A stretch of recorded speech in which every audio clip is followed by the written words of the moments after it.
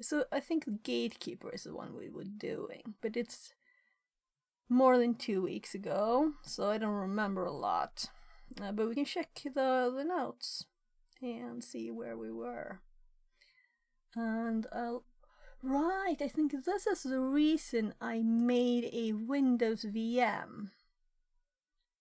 Yeah, so I'm just gonna close my mail. Very happy with my new new mail there.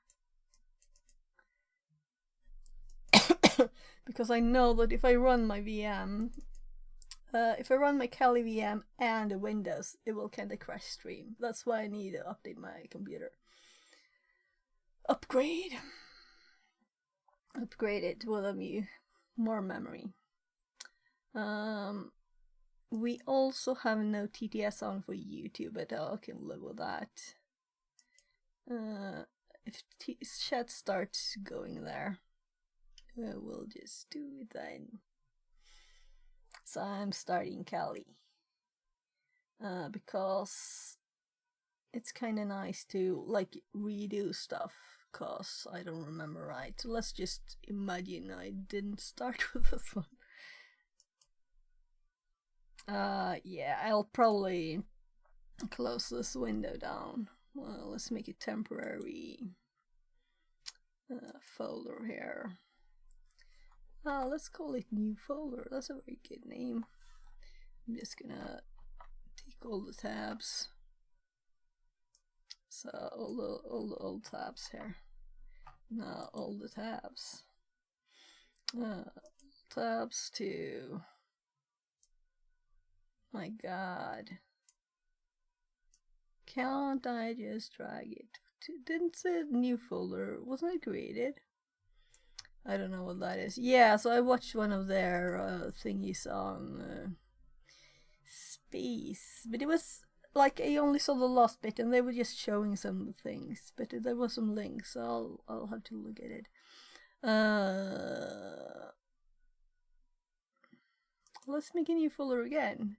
Maybe we already had a new one. Let's call it Query for query. That's a very temporary name there.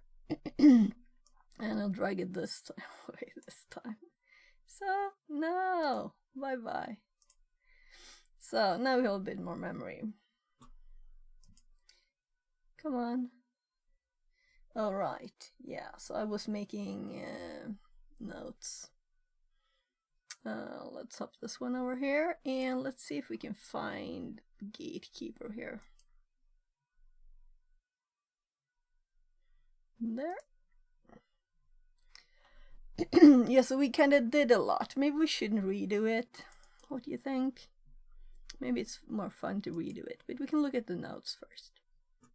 So, we got this IP. Yeah, right, let's start it so we don't have to wait. Especially if it's a Windows one. So, start.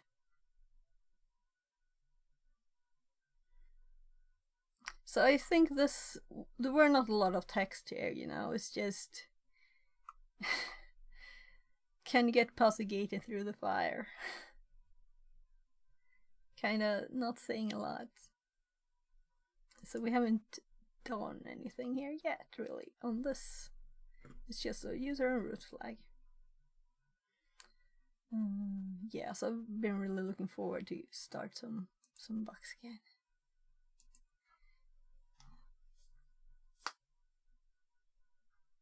So let's see, do my switch buttons work? Can I switch screens? No.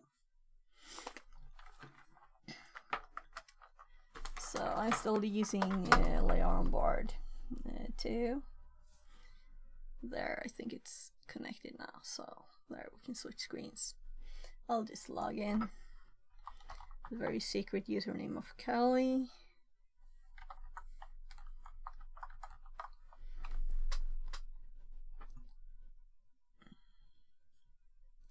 So yeah, let's check the notes. We don't have to redo stuff we've already done. So I collect all the information on my info here that I find. I might not have this time though, and this was not very useful, right? This is a scan. And, well, it's obviously called Gatekeeper. And we got this funny... The most interesting thing about this is it tells us a bit about what Nmap is doing, right? And now I really want to dig into see exactly what is Nmap really sending. So I was really thinking of just checking it out, what it does actually, you know? Checking the traffic. This hello equi thingy that it doesn't know what to do with really. We checked it out. So yeah, we tested to send here with burp a request, and we got the same back with just hello in front of every line. So we just tested netcat, and it just sends the same with hello first. So it's not like it was just, you know, interesting to see what Nmap is doing. What did we do here? Yeah, right. Yeah, so we checked shares because it has SMB, and we found the file. So we have the actual executable that is running that echoes hello. Yeah, so maybe it's good not to redo all of this. Yeah, so I just got all of it, you know. Let's see, where am I? Yeah, SMB get recursive here. And we found this Gatekeeper exe. Very nicely named for us to know that this is the thing we want, right?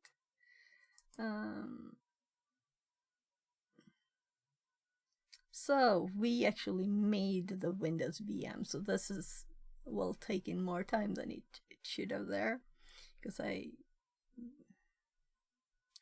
well, we had Windows installed at least on another image. Let's see. Yeah, it's running on this port as expected, and this is several weeks ago, so I have to read it for myself.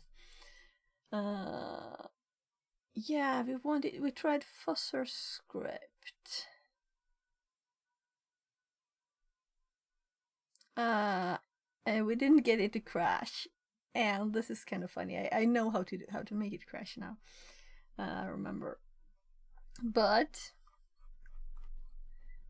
finally it actually crashed here at 105,000, though it kept saying that it's exhausted. It wasn't the crash we wanted, so we tested it again with netcat and seeing what we could do here. And with netcat we got it to crash very much earlier, though we can reconnect here, so it's during the same session. And I was like, alright, the script reconnects every time, so it's like restarting. So and it's 20 characters, okay. And we can reconnect because otherwise we couldn't test it again. So apparently well, what's this? This might not be the latest versions either. So we could start code here and look at it prettier, but yeah, right. I put a long non-repetitive string in here, the normal one. And yeah, I made it cut bits of this because it went over 5,000, you know. So this is 5,000 characters, and I kept using that at the end and just other characters up to the last bit. So that's how I tested it with the first one here, the first test here. Now here. So this is actually using the last bit of it, non-repetitive, so we would have been able to see something. And let's see. Yeah. So it's adding padding, and the padding is depending on how far we've gone. And then adding the non-repeating string. And that is the length that we want of it to make the test size. It tells a number of 5,000 and then it adds on the length we want to test with. But that's not necessary at all for this because it's 120 characters to make it crash. So, but we have this now. I guess I'll have to save it somewhere else for use some other time when we have a lot of characters. Well, that would be, I don't know. So yeah, also one of the links we closed down with the Spawn tools, I think it had also a function for this. I haven't tried that actually, but I didn't see anything that I needed from it quickly. But probably there's lots of good stuff there. I'll have to check it out more. It was from this meta CTF, the first buffer overflow one there. It said for the next one you should check out pawn tools, so that's where I got that from. That link. So whatever, very nice function name.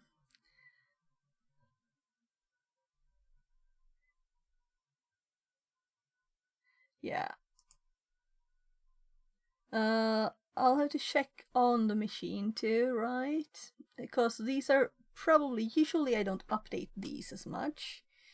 I want to redo like the last bit here because I don't remember it, right? And we don't have notes more than the retesting.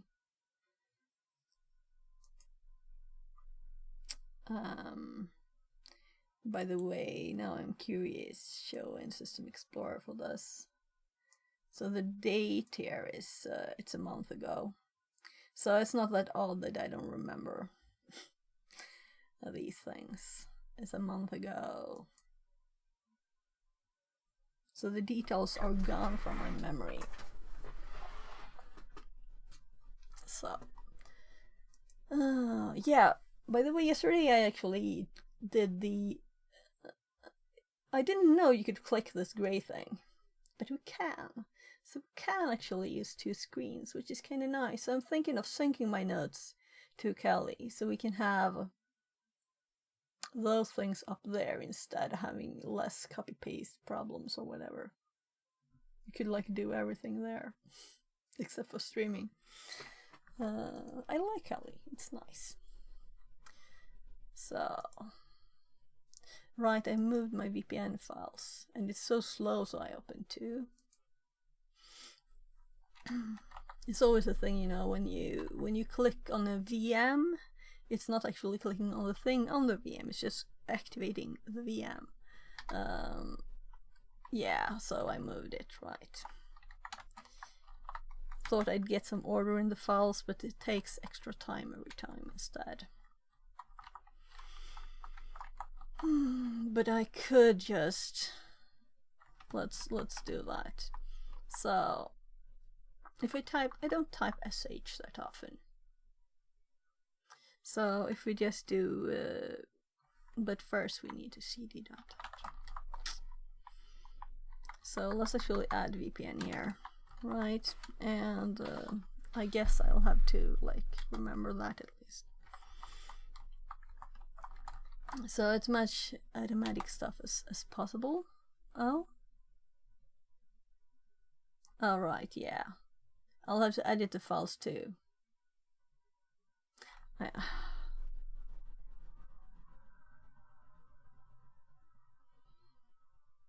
Okay, let's fix it. Why not fix it, right? Let's fix it while we're doing that. So this file should have nothing secret in it, you know, it's not like we're opening the VPN file. It's just starting it. Yeah. So So let's instead just change it and add VPN here too.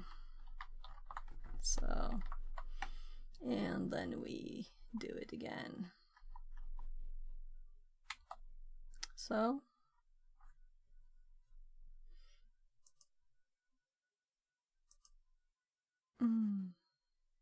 so the question is, what do I have in my history? It's mostly the meta CTF stuff now, right? So this was kind of long ago, a month ago, so it might just be gone from there.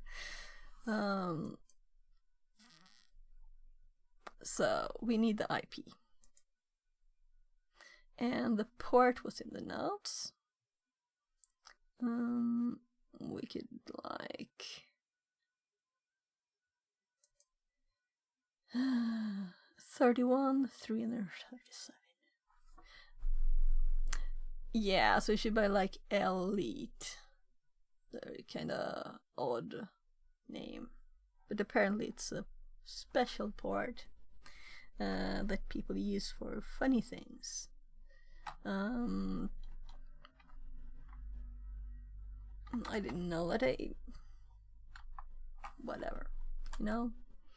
31,337.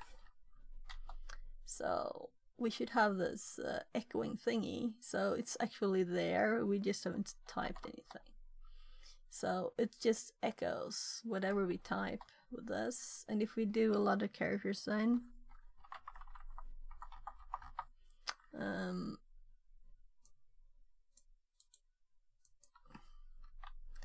20, 30, 40, 50, 60. And 1, 2, 3, 4, 5, 6, 7, 8, 9, 10, 11. 1, 2, 3, 4, 5, 6, 7, 8, 9, 10, 11, 12. And we get funny things, right? So it still works? Yeah. 1, 2, 3, 4, 5, 6, 7, 8, 9, 10, 11, 12, 13. Still working.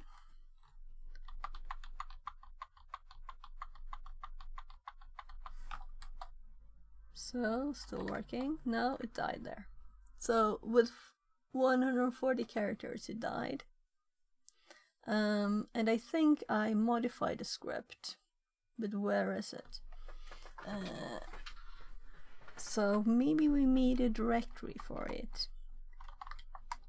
And I'm typing and nothing is happening. Not on the... Oh, look! Yeah, that's where I wanted to go. So I haven't used any directories for the MetaCTF stuff. It was like a lot of images with hidden stuff and a lot of different things. So I just did most of it in my downloads folder. Default share. So I'm just going back to the SMB here at the bottom.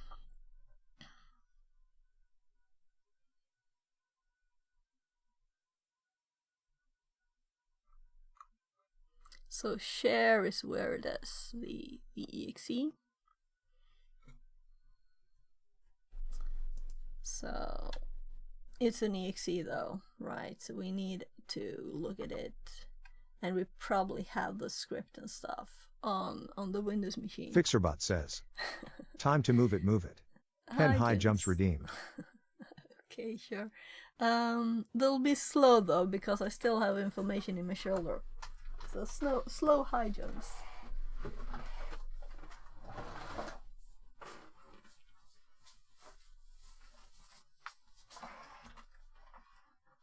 So my chair is getting stuck in the curtain.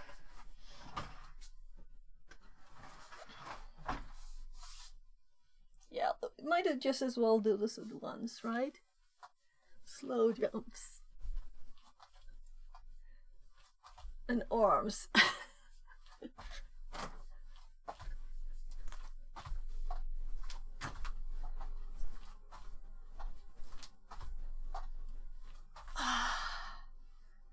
this shoulder. Well, it's good to move a bit, right? You're not helping the body mend by not moving. Reach Chris Young says. Stay motivated and keep hustling. Yeah.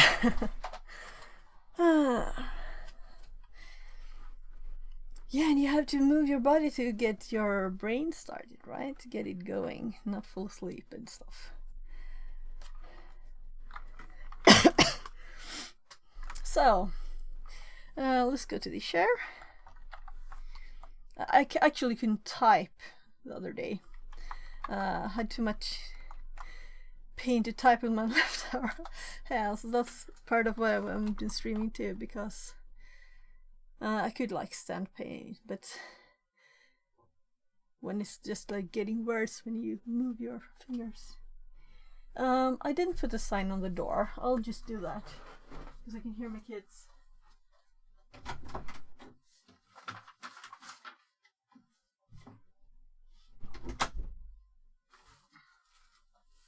So I was actually thinking of starting streaming when Neil got me started.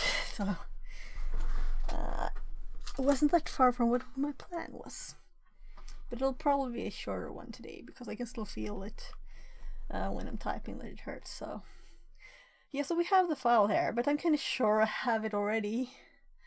Is there anything else we would want to test with Kali? Because I'm thinking we'll close Kali down actually. Or will we keep it up? We don't have anything really running yet except for the VPN. And we really want to be able to test it, the executable. So we can only do that with the VPN. I don't have the VPN on the Windows one. So we want to be able to actually exploit it here, right? So let's hope. Let's hope that stream doesn't crash. So I just closed my old Outlook down for the last time.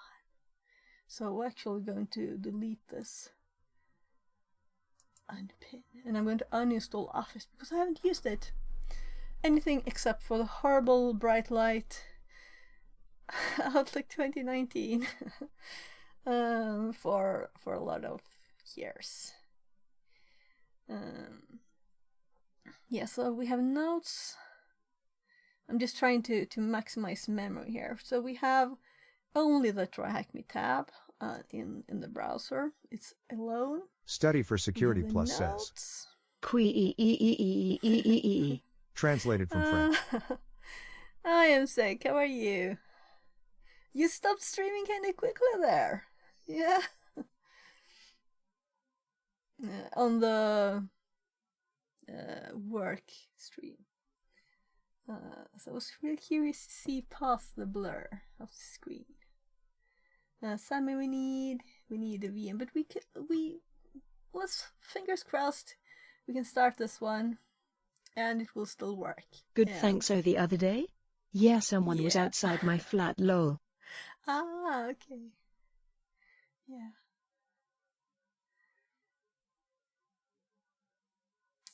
So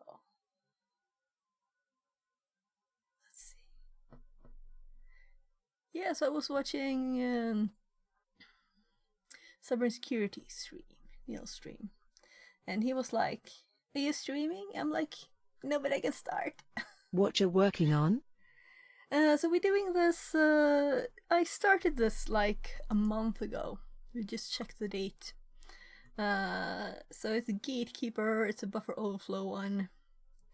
And we have a file, and we have a IP here, and a port that we can try and use it on. So I'm assuming that we can use this to get a shell on the machine, so we can get a user flag and a root flag. The meta CTF ones I did, it was just one flag, you know, you just got it from sending something correct, getting into some function or something. Yeah, so this is the fun thing with the Windows box. No, didn't want to switch. It's just black. Come on.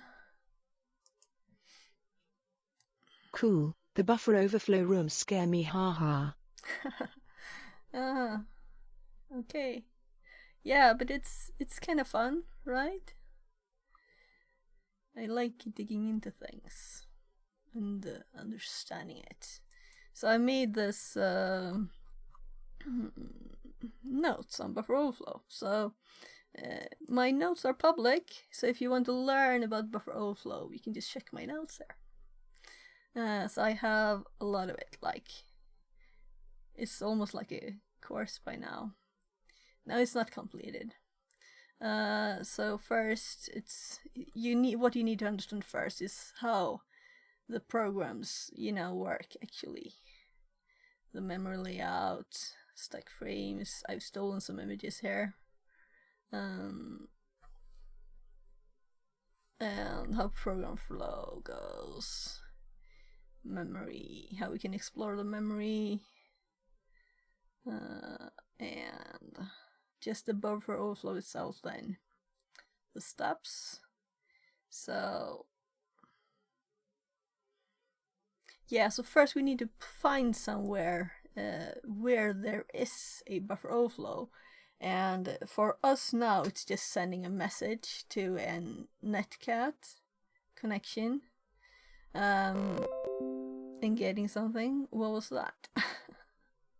Oh, it's Windows starting on the VM. It finally started. It was just black forever. And it selected this image. Okay. Come on. Yeah, I think the password is password on this. Oh, that's a boring background. Let's see. So first we've already found this, but if it were like a Windows program, you might have to try like a graphical program. You might have to try different places to find somewhere. And then we'll try to control the EIP. First finding where we can overwrite EIP simply. And I don't think we have really done that yet, so that's like the step we're on. But in my notes then we have, yeah, kind of those steps. Here's what I said, GUI programs. Is of course easier with command line stuff. Check position of save instruction pointer on stack. And the string I had was made by pattern create RB, which is a part of Metasploit. So the position we find from the string, we can check by using the pattern offset command here and the query. So there was a test, so EIP was set. And this was like a header in the Hack the Box module on this, which is free, but it didn't have any information in it. So I was like, I want that header still there, but there was no information. So I guess we can add like continuing to add data to see.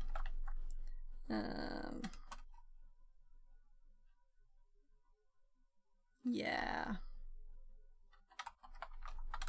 Well, it can be read after, really. So we could use actually the same amount. We can use the string again, the pattern create, to get amount of data that we have. But since this one is adding whatever we have added in here, we would have to like add extra. But it's almost the same functionality. So, and if I say something someone doesn't understand, just tell me and I'll explain it. And if you have suggestions or help information for me to learn, please say that too. So find bad characters. Yeah, so we're going to do this, so I don't have to talk a lot about it, but it's all in my file there, so far at least. That's kind of it for the notes. But this is why I want to add in Obsidian headers underneath the actual file. So maybe we will make this plugin that I want. If no one else has done it and no one else is making it, we'll have to make it ourselves. Make a plugin to put the headers underneath here. And like an option to set how many levels you want of the headers. If you want just first level headers, 2 level headers, so there's like 4 level headers, right? So I don't use really 1 level. We have the file name. And Obsidian, if you haven't used that, it is just text files. So it's just a simple text file. Oh my. I wanted to click there.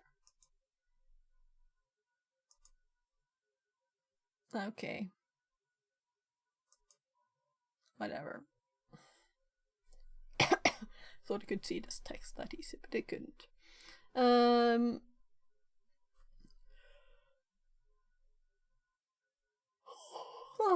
So let's hop over to this machine. So this is a machine we did before. So we created the VM for this one, right? It's slow, it only has 4 gigs of RAM. So this was for the machine before we did, and this is for the current one. So here I might have like, oh, right.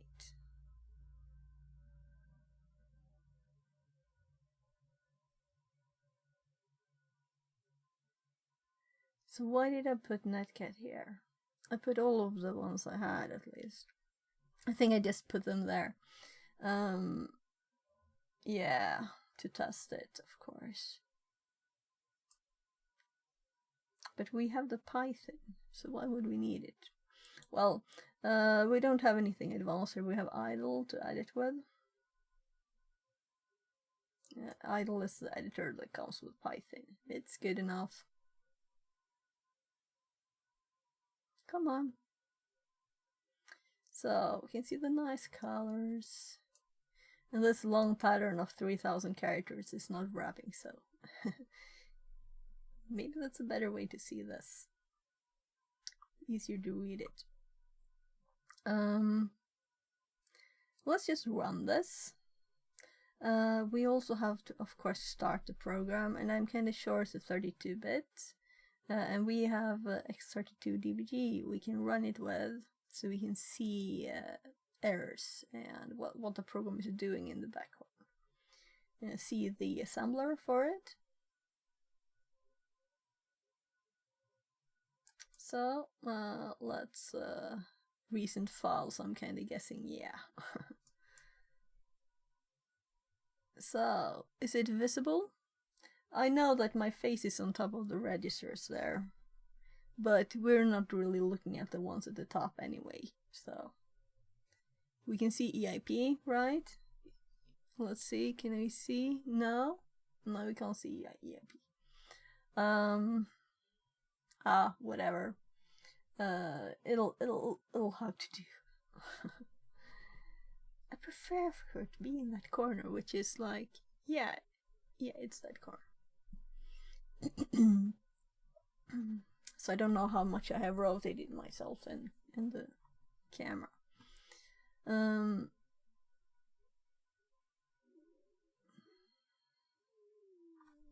going to sneeze again. And then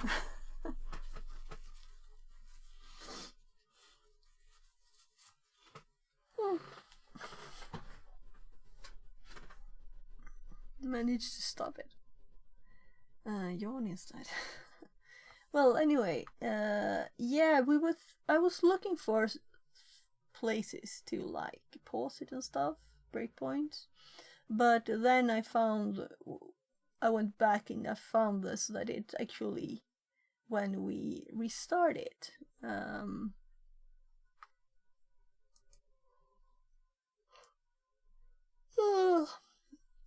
when we restarted it and run it, we could see that it actually crashed at 140, right, characters. We just tested it. So I put my The terminal is purple, of course, right? Of course. And we can see it's listening for connection. So the Gatekeeper exe is running. And we can see our little script here. Let's actually open a normal command prompt too. And let's see. So I want to see all of it.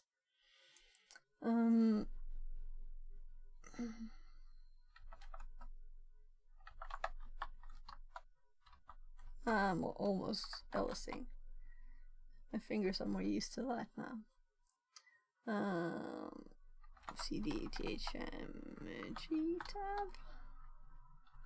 Stopping myself from LSing again.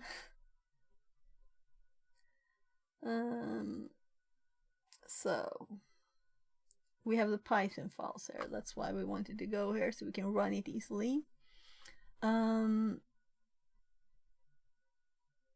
So I'm thinking the fuzzer, right? Yeah, we need to run the fuzzer. I need to check the code before we actually run it.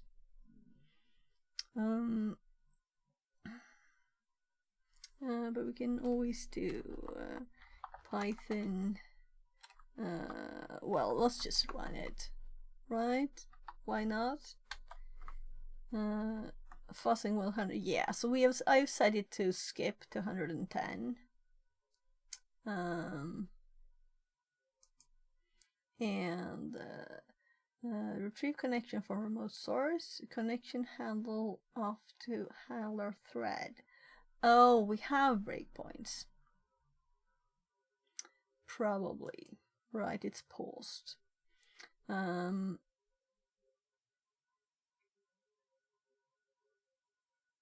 So I don't think we need those. But let's just yeah, F9 is run. So it's running again. Running. The color here is horrible. It says running. My god, I haven't eaten lunch, have I? And it's 17. I was just about to when I suddenly started streaming. So it did the receive error 111 and the send 120. And yeah, right, I added a pause here because if this pauses, this is probably where we're at. So we can see the reply here. Press enter to send data. Let's make sure this didn't pause. It's still running. Oh gosh, that tab took so much time. So fuzzing with 120, enter to receive data, and F9 again. I should probably remove the breakpoint. But it could be nice to see. So this is like a bigger program, so it's harder to look at the code and really understand what it does. So received 121, sent 130. So now we can receive because it has sent, and it sent this. And now we have some bad characters here that are not part of what we sent, right?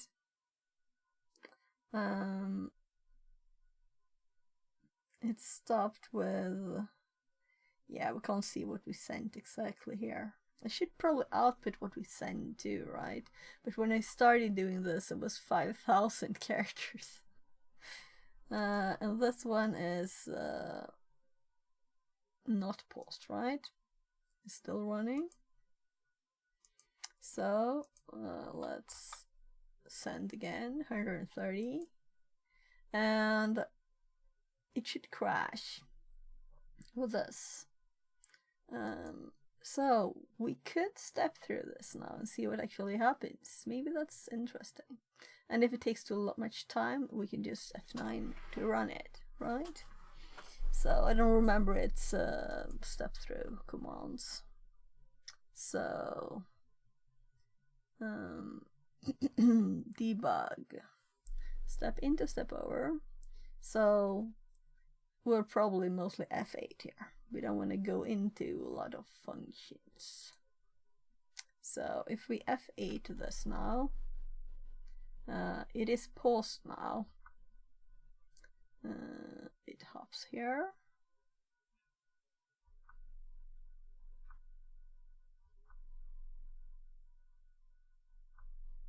So this is where you can see the stack,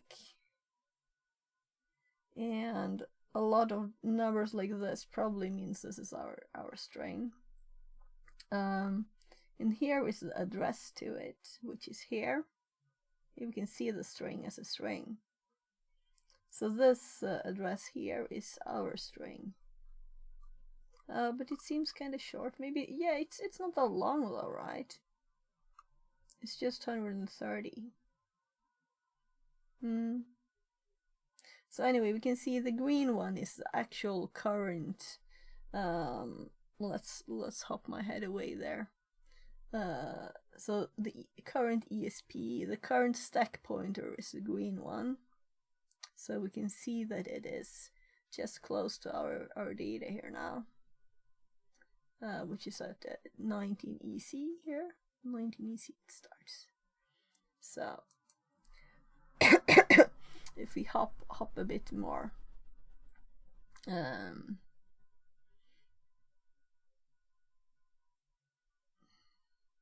so now it's calling Gatekeeper, a function in here. So maybe we'll step into this one with F7 then, and we could just do F9 and we will get to the crash. Maybe I should. Maybe this is boring for you, but I think it's a bit interesting, right? Now it's doing another call. Yeah, I'm going to go over it.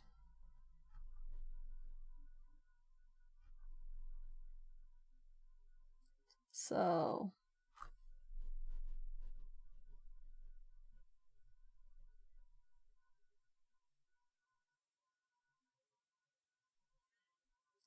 let's continue. I kind of missed a bit what it did. So now we're returned after the one I stepped into before, I think, there.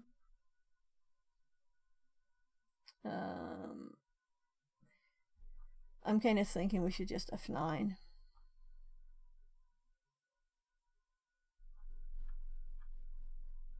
So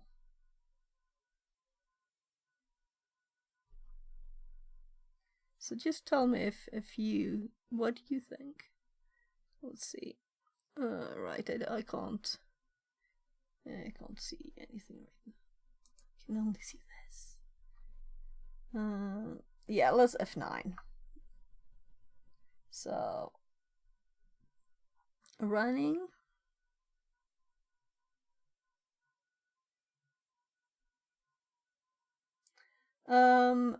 I can see now that the EIP here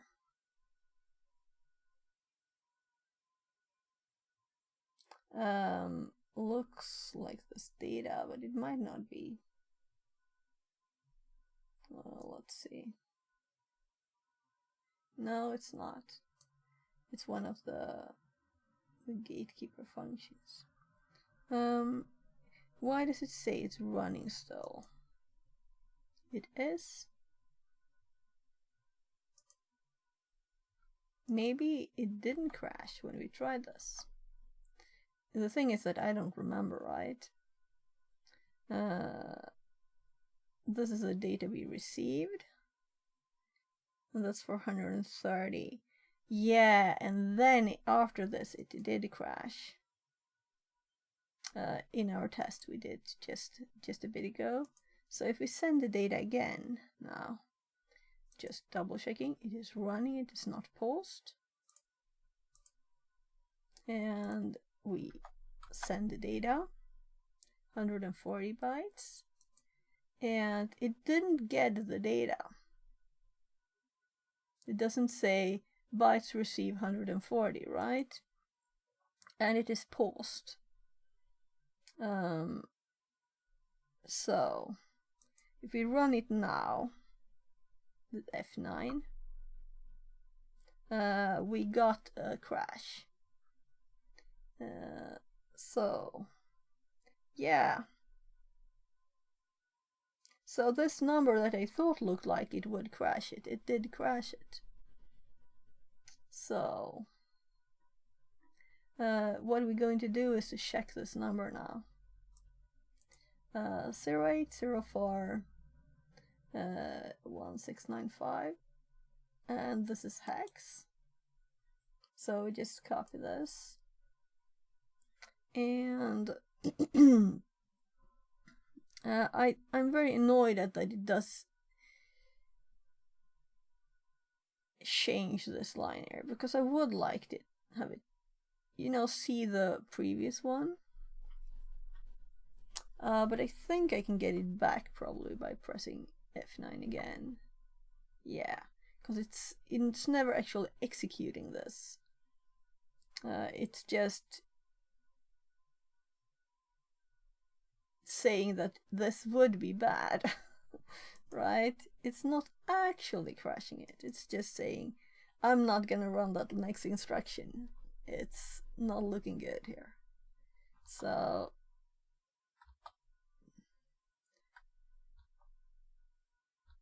this will crash, timeout.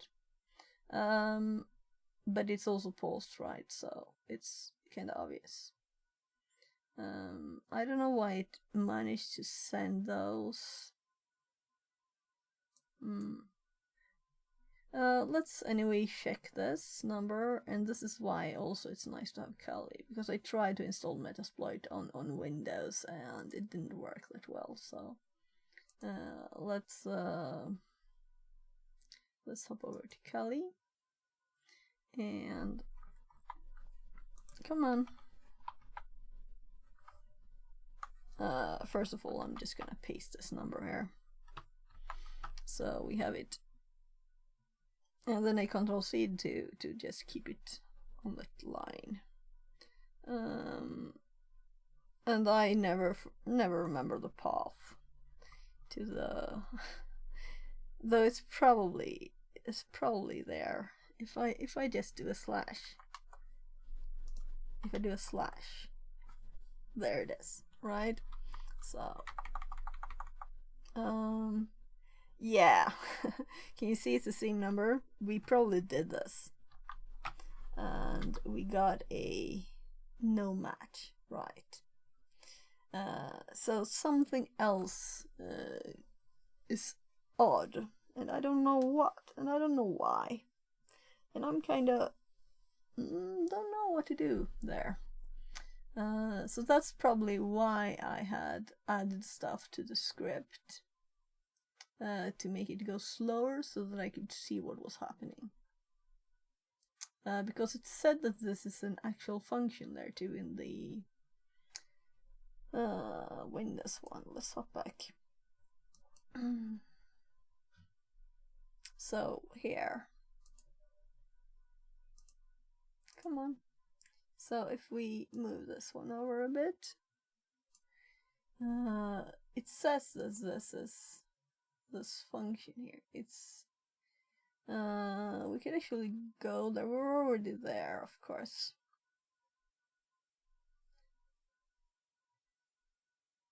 Yeah, so maybe I don't know what to do with this.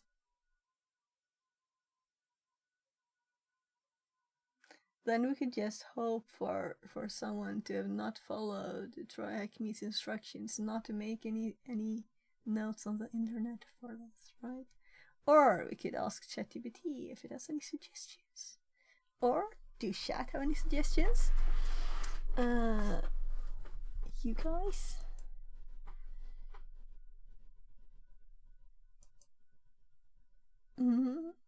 So we did get this too.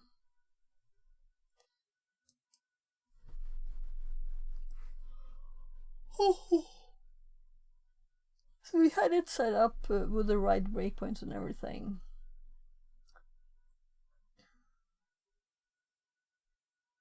But why did it crash where it crashed?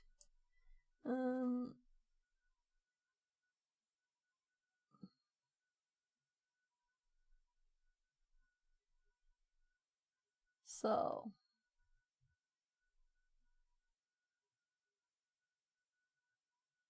as an example of how I would like it to be, right? If it were this number, for example, and we would have searched for it, we would have gotten a position in the string where we were when it died. But why did it crash on this? I don't know. I'm learning the buffer overflows. I'm not an expert on it, right? That's why we're doing the TryHackMe bit about buffer overflows. Yeah, I'm going to Google on Gatekeeper because I got to this point. It seems kind of obvious that I got to this point last time and looked a bit more into it and didn't find much. And like I would have probably remembered.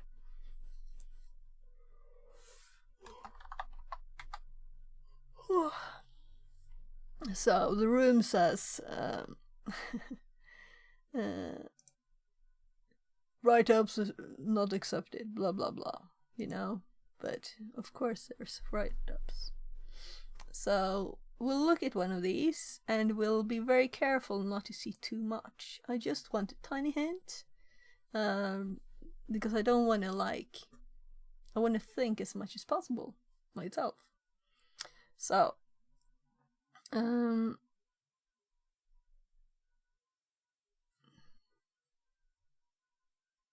so they are also end mapping. Very surprising. They're getting this, they're getting that. Okay. Yeah, just kidding. They're using SMB client. That's much slower than what I did. So now they're running the program. Let's see.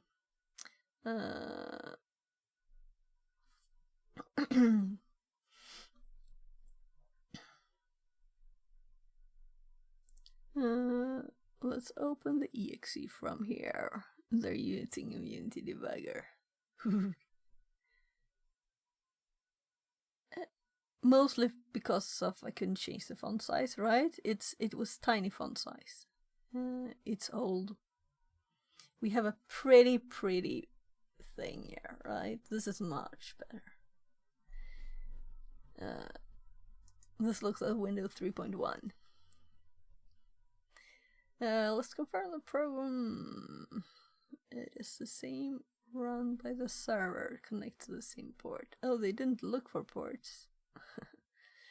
Good, it's the same program. First, all tools or script is in this link. Yeah. Tiberius, okay.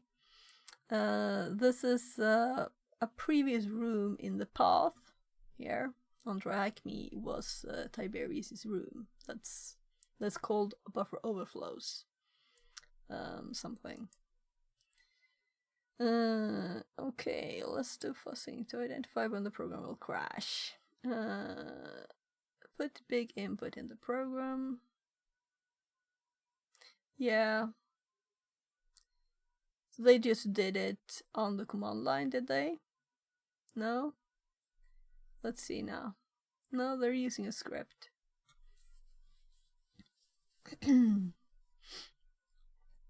Immunity Debugger, you will see the VR Mechatronic says. Hi, how is going? Hi, good. You? Except for my shoulder is still painful, but it's good. I have inflammation in the shoulder. So anti-inflammatory medication here. Let's see. Server has been crashed. Yeah. So this is what we wanted, you know? This is what we wanted. We didn't get this.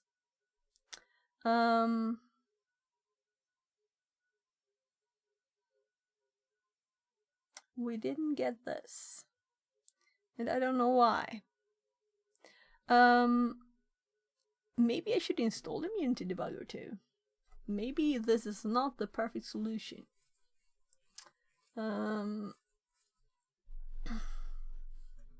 I get job interview in Singapore, so I have to call speak 2 a.m. lol. Cool Singapore. Yeah, that's a bit of a different time zone than Denmark. Yeah, cool. If you go there, there's a different climate too. Shipping company. Oh, cool. So, what would you be doing there?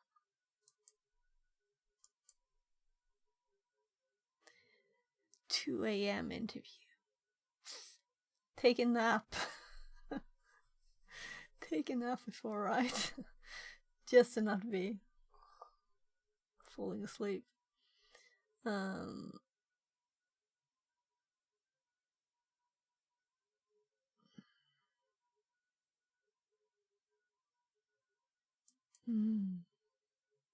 Right, it did say restart as admin here. Maybe we should try this and actually run this as admin. GPT taught me how to use TurboCAD. I made designs and they won. Oh, cool. Cool. Nice. So you would be designing things or using CAD?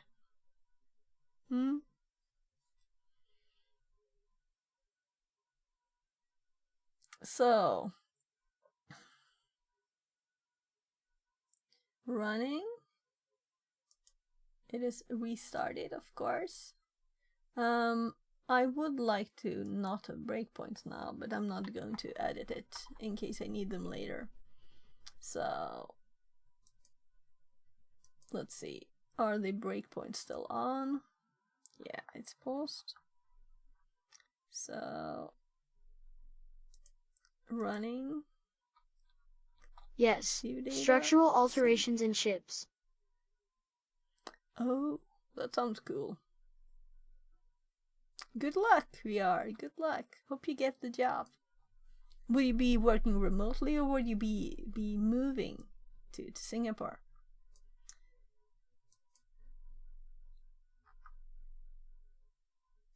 So I'm just hopping between these and pausing whatever is paused here, right? So we can see if it's paused or not here. So it is running, then it is okay to continue this. Now it is paused, then I have to unpause this program by pressing F9 on this. So it is running again. And then we click, and this should kind of be where it crashes. But it seems not to be exactly there, which is interesting. So let's see if it acts differently now when it's running as admin. If I go there, I'll have to drive on the wrong side of the street, which makes me very nervous. Whoa. Yeah. There are a lot of countries that drive on that side, right? So now we actually have not a breakpoint pause, but a crash. And this is the same EIP again, which is an actual function. So I don't know why. Exception access violation. Going to its own function. I don't get it. If I F9 this, it will just stay here. It won't actually do anything.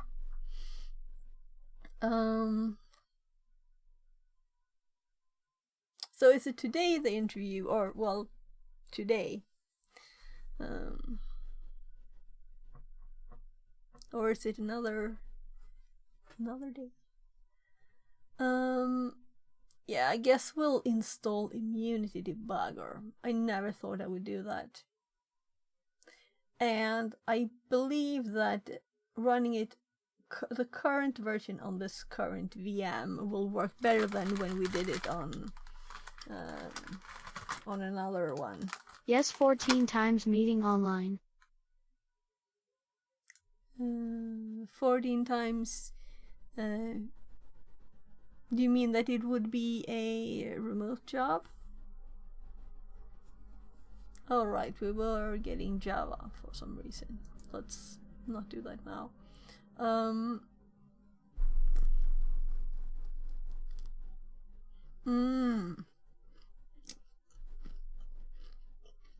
The server Metasploit, I think.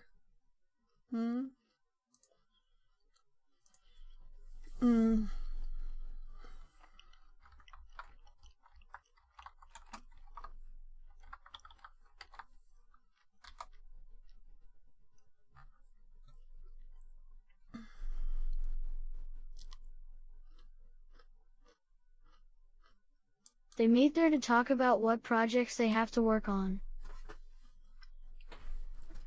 Okay.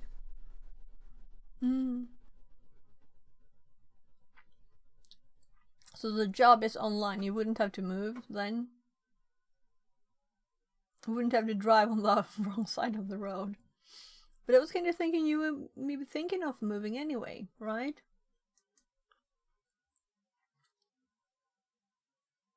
Open Firefox. Why would I want to? Why would anyone want to? So,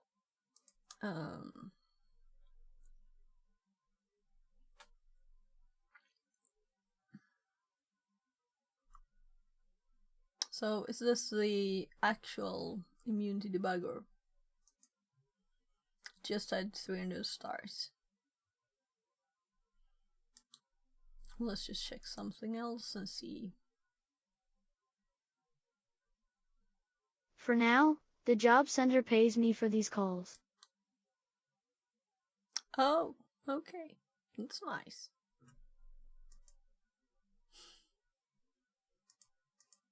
So, nice links.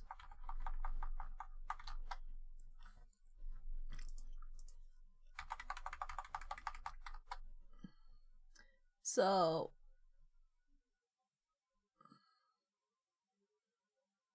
we know why the link didn't work.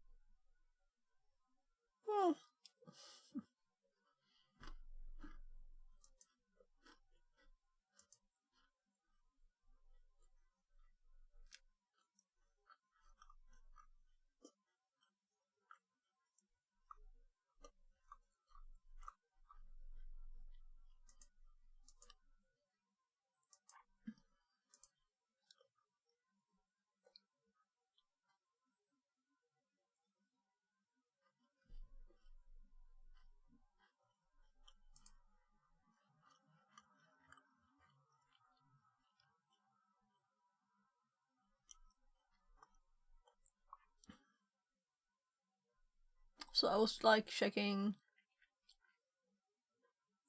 if there's any other. I've noticed, by the way, a lot of LinkedIn links on just knowledge stuff. Maybe you should write these. Maybe I should write those. This is the same GitHub. Whatever. It's probably just not that popular. What did it say on the actual text? Didn't scroll down. Repository of the releases. Copyright.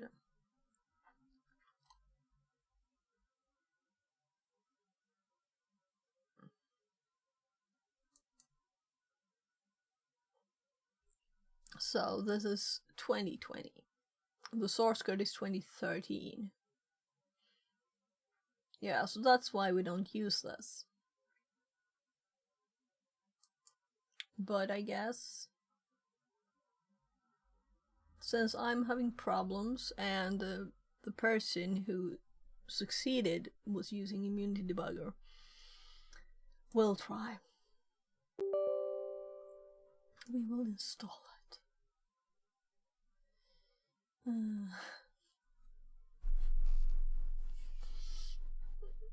Python 2.7.1 was not found on the system.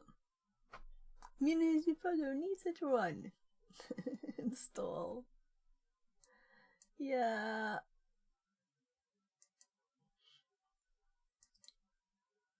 And the look of this, right? And also x86, right?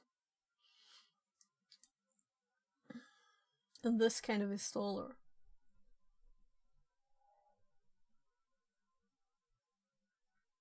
So I got a Python MSI there.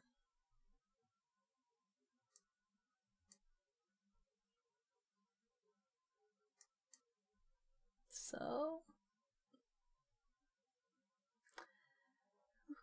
okay. And these kind of things. Okay, install it there. So how long is it since you run one of these installers? And I'm assuming they updated it. 2020 from 2013.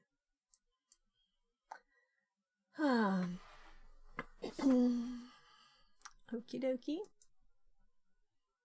So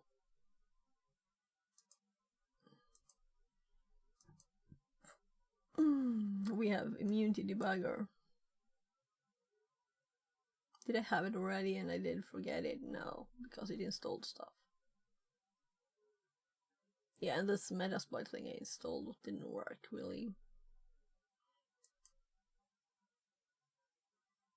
We could kind of delete those. Let's finish this thing here. So that can still be up, but this one closing.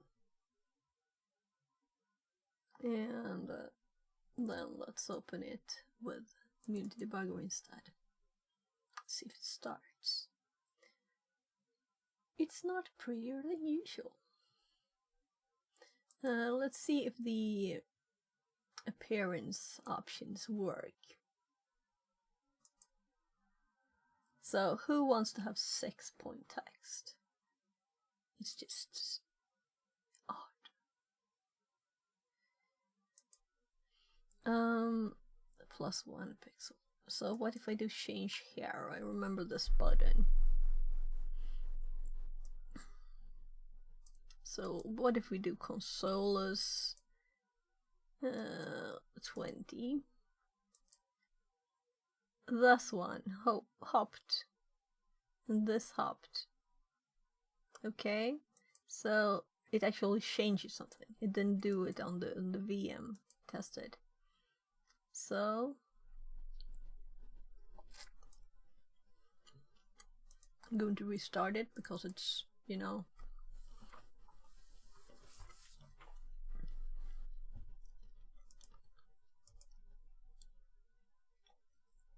well, let's see what happens if we try and actually. Oh my goodness. Desktop. Gatekeeper. It runs it. Maybe we don't have to read a lot. So, oh look, it actually has 16-point text.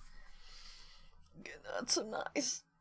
Also, when I ran it on Tiberius VM, it was like 6 points, and we had to keep zooming on stream. So I had to put it on the other screen that I can zoom on, because the zooming plugin can only work on the primary screen. And it was lots of mess. I had to zoom and unzoom and zoom and unzoom. So this is wonderful if it can do it like this. It seems to. Though it's actually paused. Study for Security Plus says. Sex Skeletor. Yeah. So I don't know if you saw when I was trying to use that other Russian. It's yeah. Here it says paused. So it says paused. I'm kind of assuming the same keys because it's kind of standard, right? Run, step over, and step into. It's the same keys. So we go F9, and it will actually start the program. And we have listening for connections. I think there are somewhere. Oh gosh, it's like just empty. It's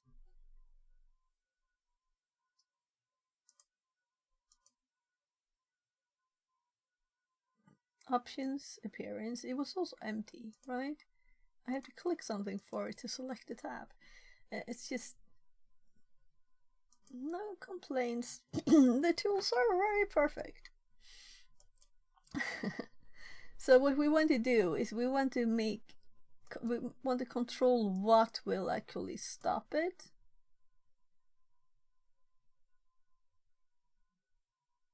So here we have brakes.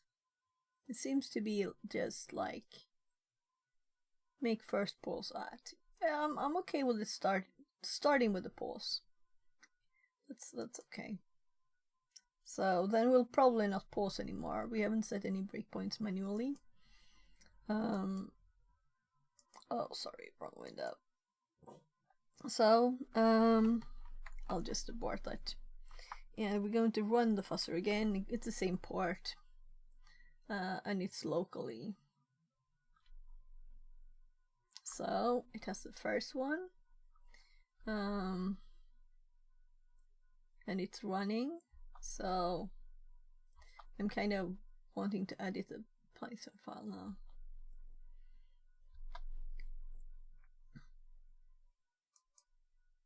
So it would be nice to see if it's the same data it sends back. So it did send 142 this time. Send 150. Not receiving. This is not the same behavior, right? It will time out there. And we have an error. We do have the same EAP, which is logical, right? It is working the same, which is what I would assume.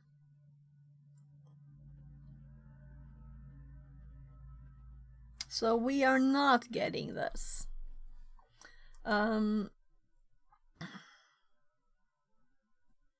So we're running the same tool now. They are getting another one.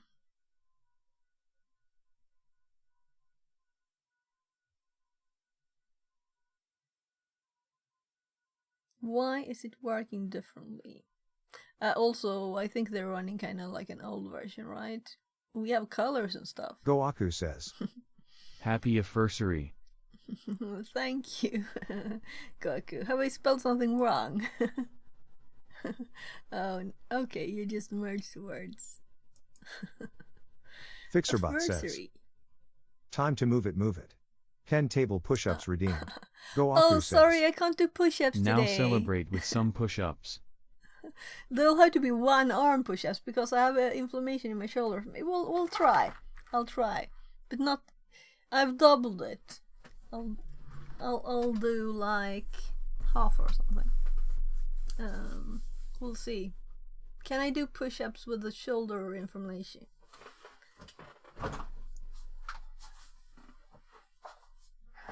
Better do it at once or I will forget, right? It is on the desk, right? So it's like easy ones. Let's see. Like mostly one arm. Ads are starting, but I can still see you. You can do it.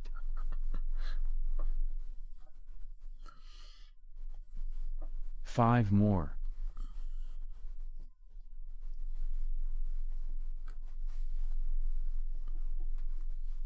Yeah, so I just used this one for balance. It was okay. It's not as much of that muscle. It's like if I had done other stuff, if I had to lift my arm like this, it would have been worse. So what cable do I have on my floor? So let's see, what is this? Our Oh, redeem's off for the anniversary. Redeems off. No, you redeemed it, right? Exercise redeems. Have I put a long time out then? So what Fixerbot happened says, with my... time to move it, move it. Ken chair sit-ups redeemed. Yeah, I should probably turn them off.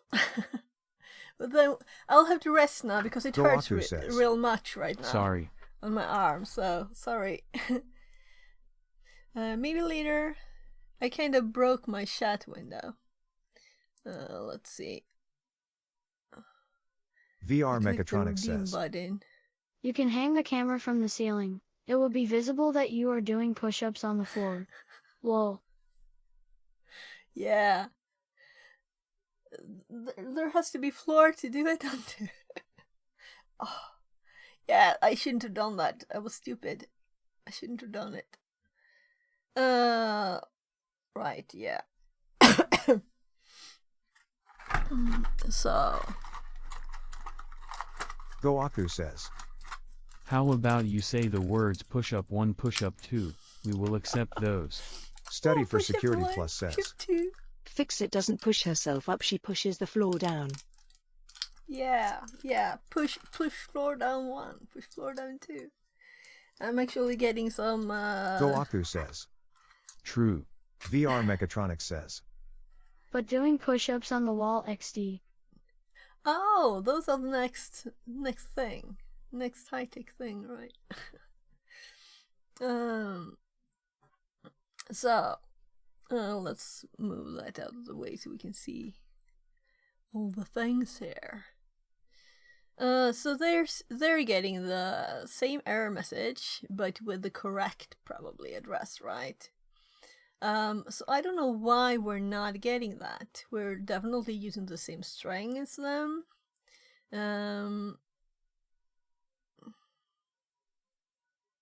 So let's see.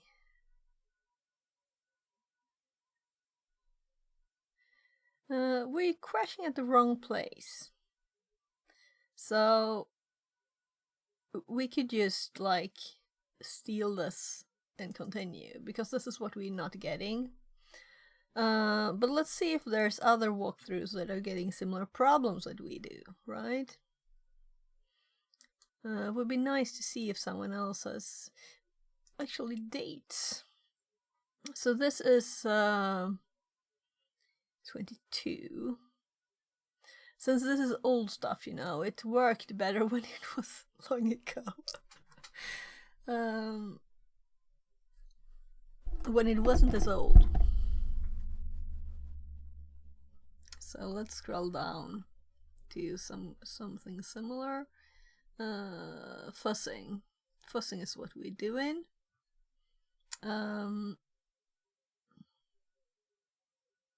Yeah, so I'm kind of thinking I have another way of doing it.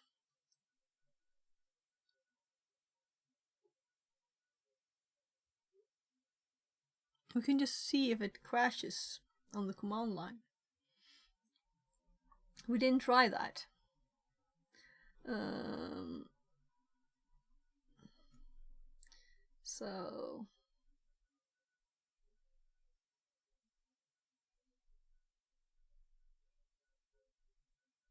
So I'm trying to see. Yeah, so they're getting... Where are they getting the offset? Just a sec, my kid's knocking on the door.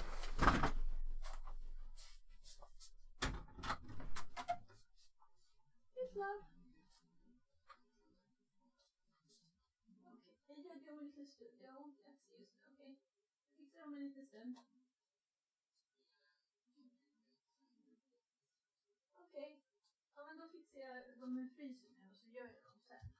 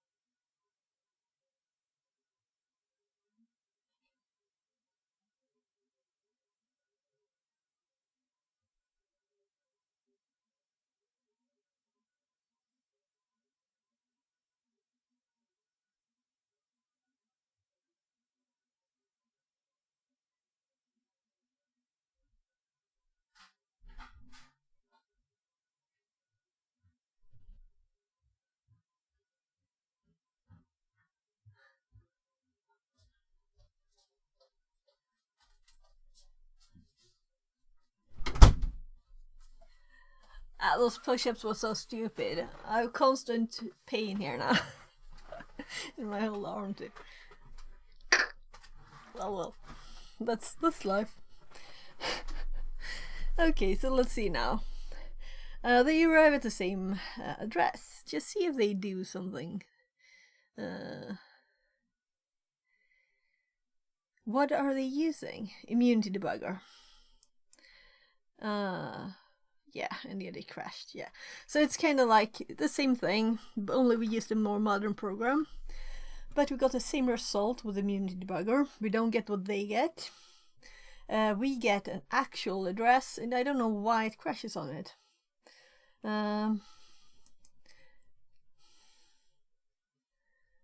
So, probably the reason is that I have security features enabled in Windows that I shouldn't have, when I think about it. That's probably why. So let's actually look into that. I think the easiest way to do that is ChatGPT, because I've only done it for Linux, and we need to add stuff to our notes too. So, new. Okay, so we have Canvas now. Oh, my arm. Yeah, so I'll actually... So the doctor told me I should eat these at lunchtime, and this is kind of lunchtime, so...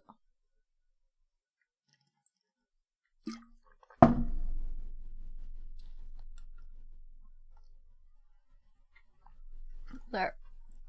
So...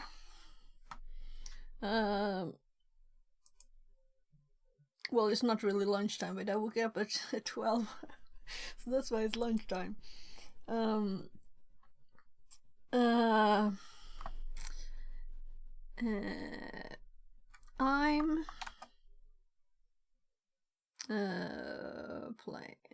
exploring buffer overflow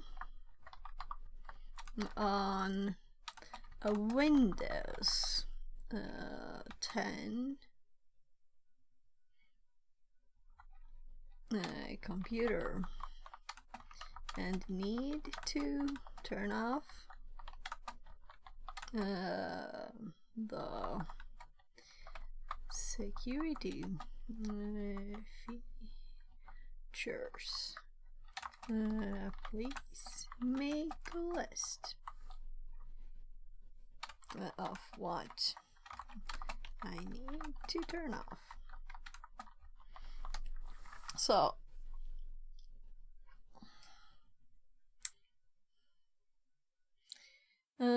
we have like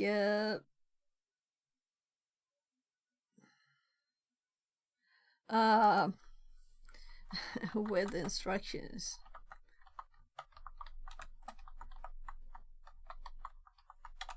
Please.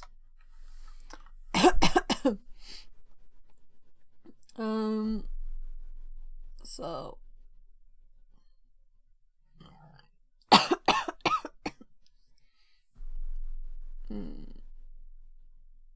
so I think I have a few of these in my notes, but let's check.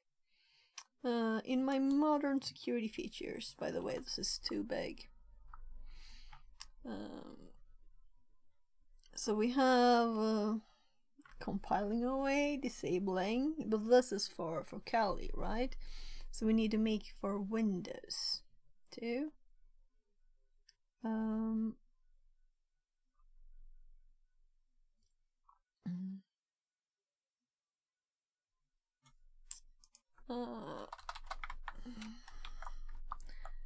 I'll have to change a few things in this file too. So 3 security in Windows for testing. There. So let's see what it says.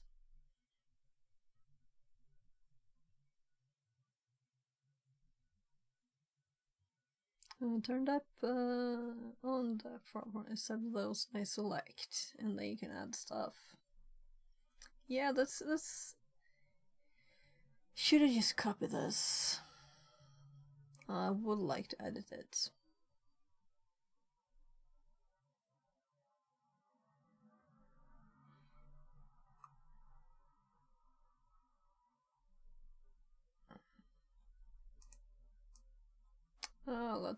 Let's do a copy first, and then we'll read it and edit it in the notes. I'm kind of thinking of doing a new file for it too. Oh, let's just paste. That's me not using my left arm, by the way.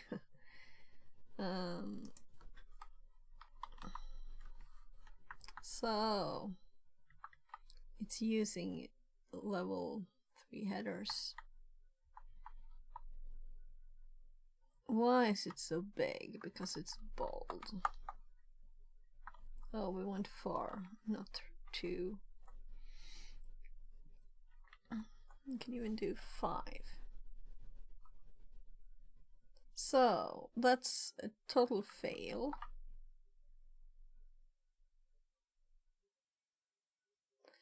I've had problems with my copying lately. If I copy all of this, I'm just undoing, and let's paste it here. It stops at the here. Why?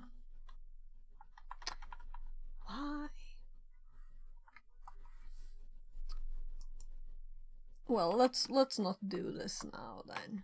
Let's just do this. And I can mess with that later. Because I won't be streaming forever.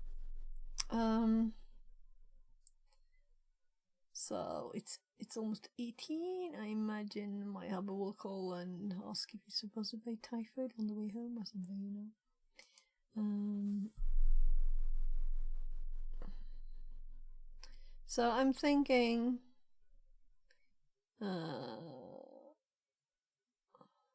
run, it says bash here too. Set current NX. It's actually supposed to be this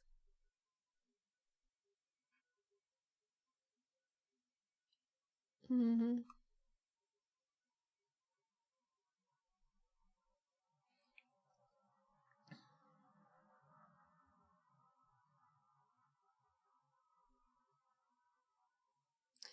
So I don't remember if I did any of these. I remember actually looking at it though. So I might have checked in Reddit. Let's do it. Slow machine. And I'm up in that corner again.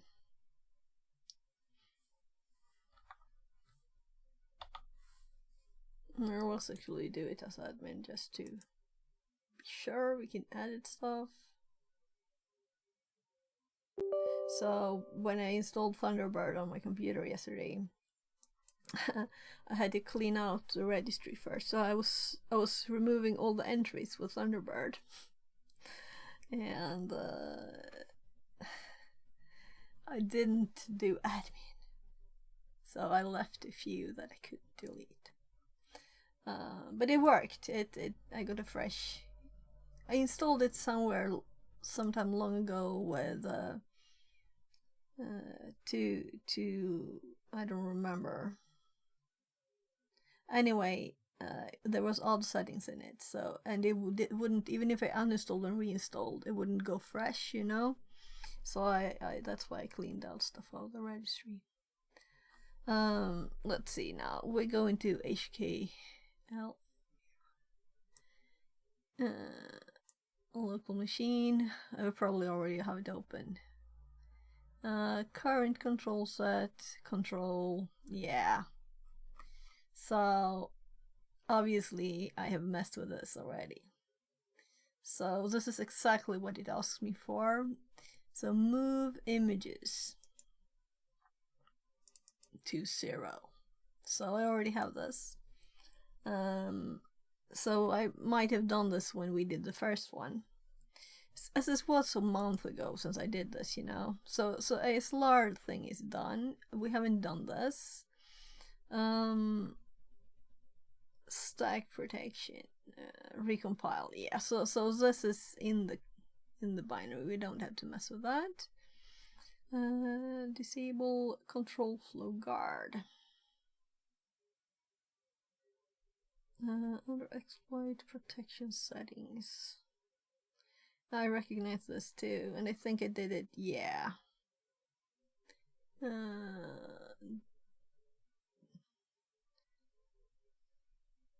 Session manager kernel.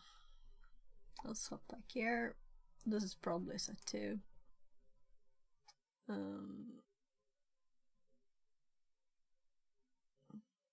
Let's just. I don't think so. We don't have disable CFG. Control flow guard. This might be the one that we need, because it's a control flow that's stopping. So let's make a new D word, and it is disable. This is me typing with one hand. CFG. Shouldn't have done push-ups. There, and we want to set it to 1. It's true. So disable CFG. Let's actually export that one. That's why I had on my desktop reg files, because I did this the same thing too when I messed with this last time. So here, ASLR off. So this one is CFG off.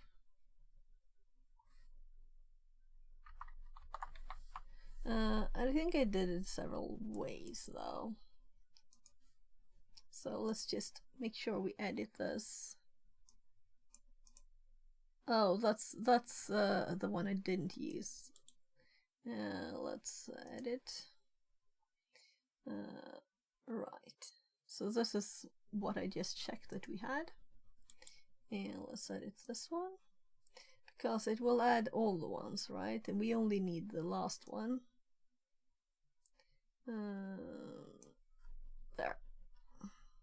So the other ones, they don't have anything to do with this. Disable CFG CVD off. So save. So if we were to do this on another computer, we could just run our reg files here. And what was this?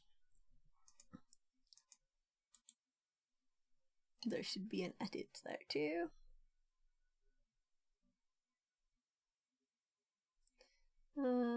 Move images.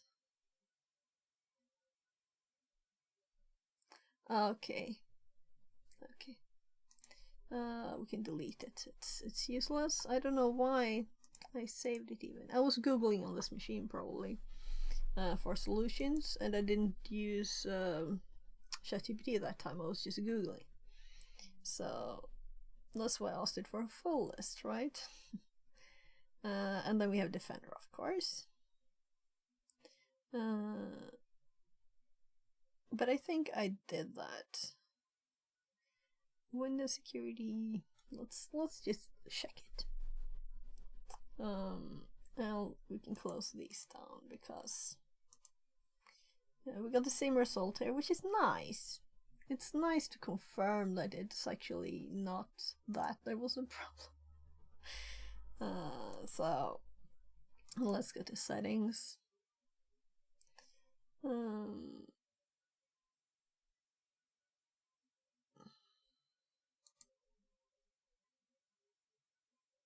It's slow.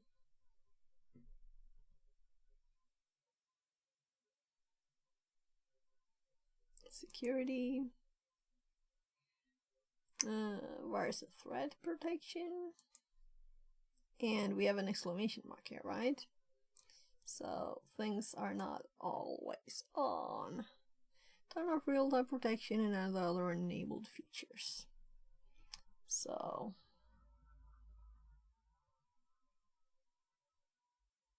this is just updates. Ransomware is to have backup. So I think this is the whole thing. So I think it's off as it's supposed to be. Hi, Tatia, welcome back in. Yeah, so now we can really do stuff, hopefully. We have made sure that this is disabled. This is we just disabled this.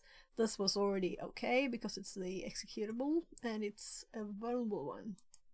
And this we already had done, but we double checked our setting. So this is what I'm not sure if we did, but all changes I've done, I've made a snapshot of the VM. So we should have a nice list here of what I've done. ESLR and more of. So let's actually go to the snapshot manager and see what more comments I wrote there. Reg and Win settings. I'm not sure about, I don't think there's a command line thing here, right? But instead of thinking, did we do it? Let's do it. Let's see if we did do it, right? So we have a simple script to run. The pauses are still in here. I'm a bit annoying. I could disable the breakpoint. Yeah, I want to edit the script. I want to turn off my pauses. And I'm like, what programming language am I in? So there. So the pauses are gone. We're just saving it. The arrow didn't change to an arrow even in the corner there. And we'll have to load the file before we can remove the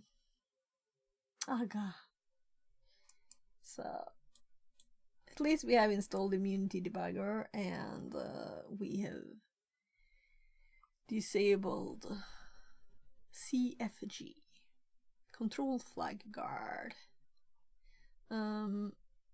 this is what we've changed now before we run it. So I want to remove the breakpoint too.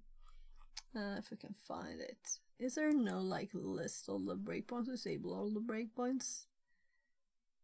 I want R2 instead of this.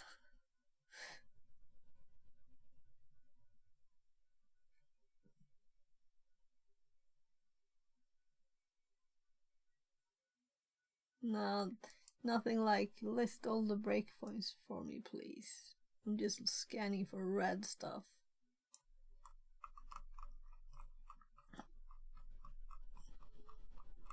And it's also like disabling the breakpoint. We're not gonna remove it, we're just gonna...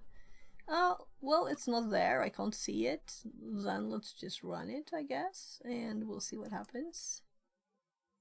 So it is running currently. It is listening for connections. And let's run the fuzzer. If it pauses, it will be a problem because it will time out. So we found our breakpoint.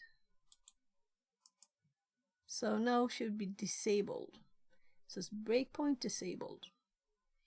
Oh gosh.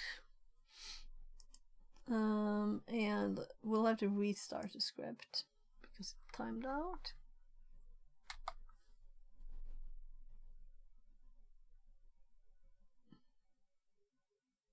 Yeah, so it's still not running. It's still paused. How about unpausing it too?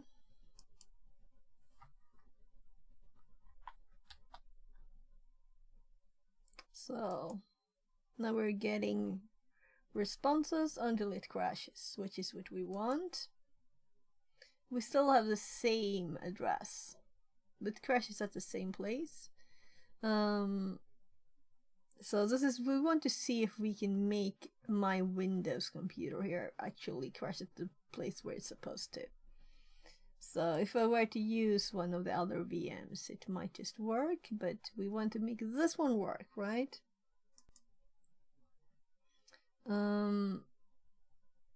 What else do we have? We have this bcd edit command. So that I just copied. And let's see, what does it say? Command prompt as administrator. So let's do that.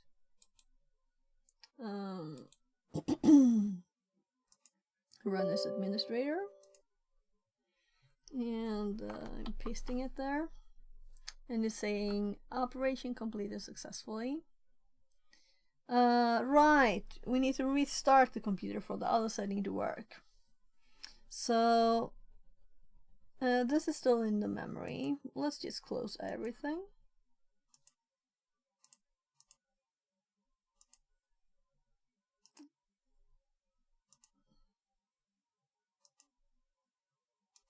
And restart it.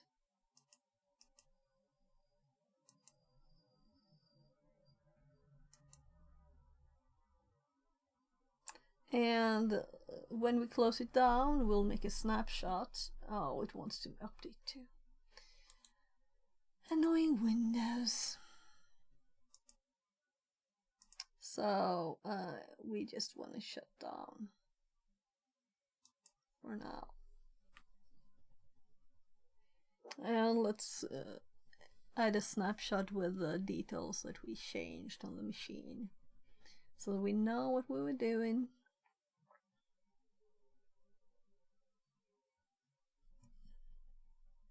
Let me see if I can fix my chat duck. So, chat. Nah, it's just broken. There. Oh, I can see chat again. There. So, let's make a snapshot now.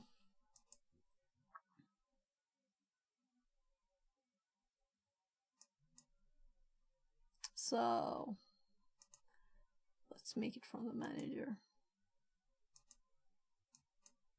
so you can see what the other ones were called and stuff. So Um, um, I'm just gonna copy the key.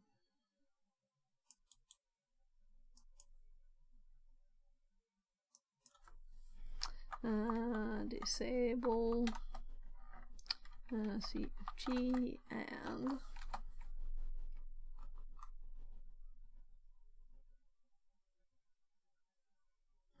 well, it says it does all that.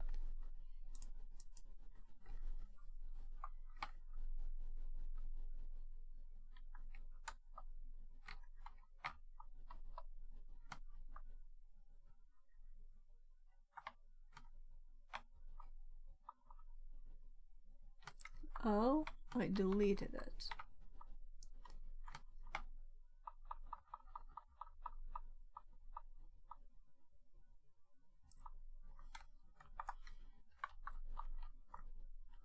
That can't be very hard to read. There. Ah, whatever. So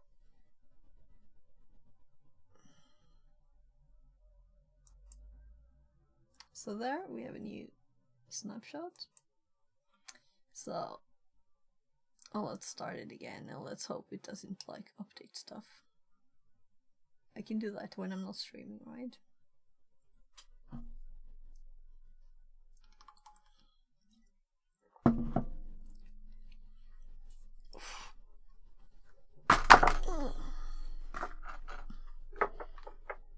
Yeah, so the actual reason I went into Facebook was Facebook Market, because I found someone selling screens that my kid could use, kind of good price.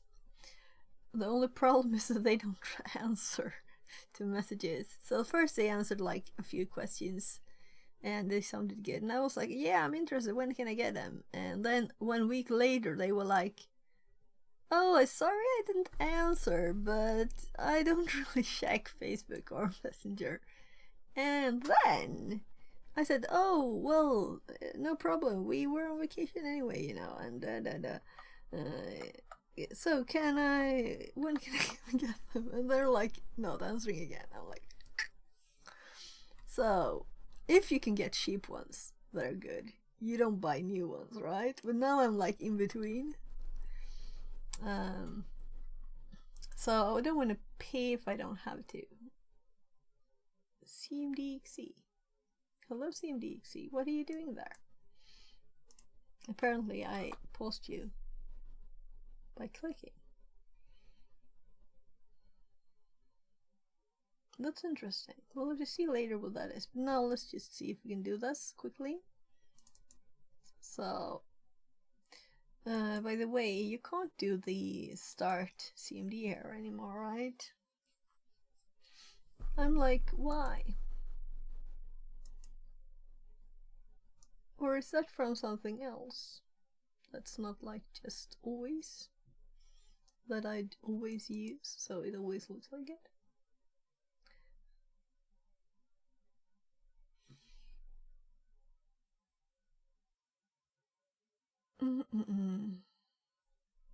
So let's just open recent, our very familiar file by now, right? So CD desktop,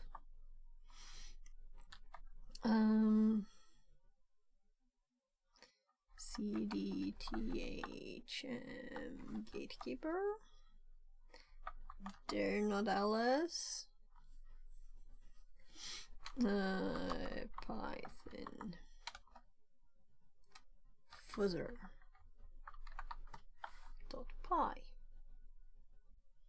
and let's make sure it's started. There's no pause, it is running.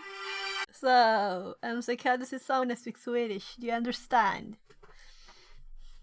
You know, ordering food is not like a very complex thing, and a lot of the words are very similar to English. So stark is strong. Chickling is chicken. It's not like... It's not the same word, but similar. I'm just gonna message my hubby because he needs to know like how many minutes. Or he'll be stressed about it. I just about made out the thank you and goodbye at the end, haha. Okay. So yeah, so I asked him what was like medium strong kinda. So we getting too different. So I have to type that to my hubby too. VR Mechatronics says. Amazing. GPT-4 still thinking what you say XD.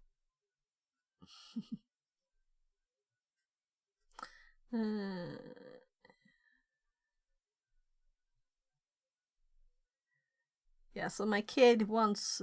He's okay with stronger food than I am. He's 14 and a big boy. I don't want it that strong. I want to taste it. I'm mostly like a lot of taste, not like chili drowning it out, so you can't taste anything. So the last time I got this big chili chunks like all over, all in the food, and that's too much for me. So there, he'll be messaged. We can finish this. So they have a lot of sushi and stuff. Lots of stuff on the menu here. Sashimi rolls. New product. Spring rolls. So.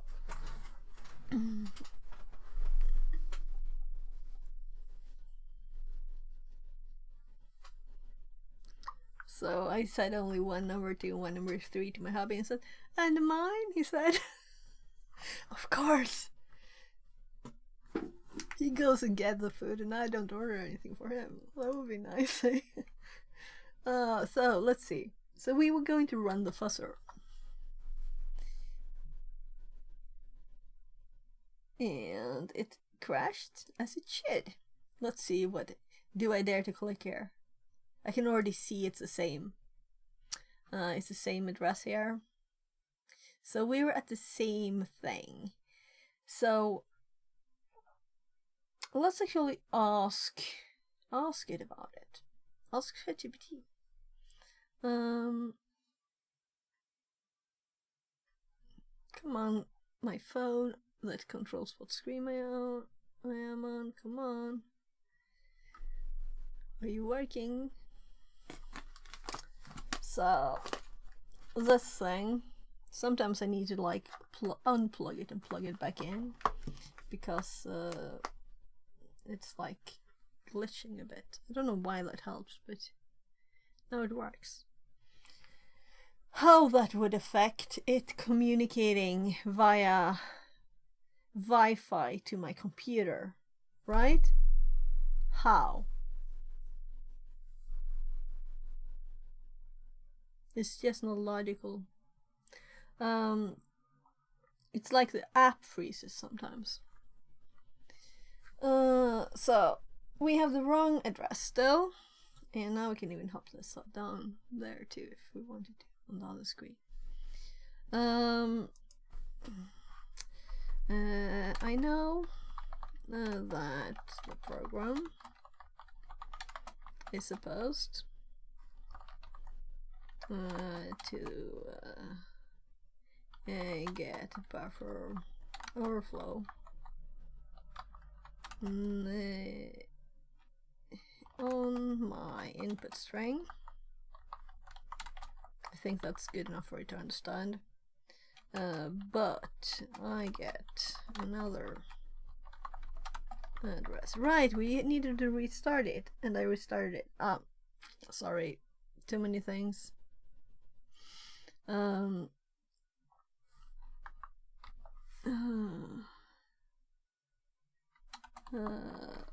That's an actual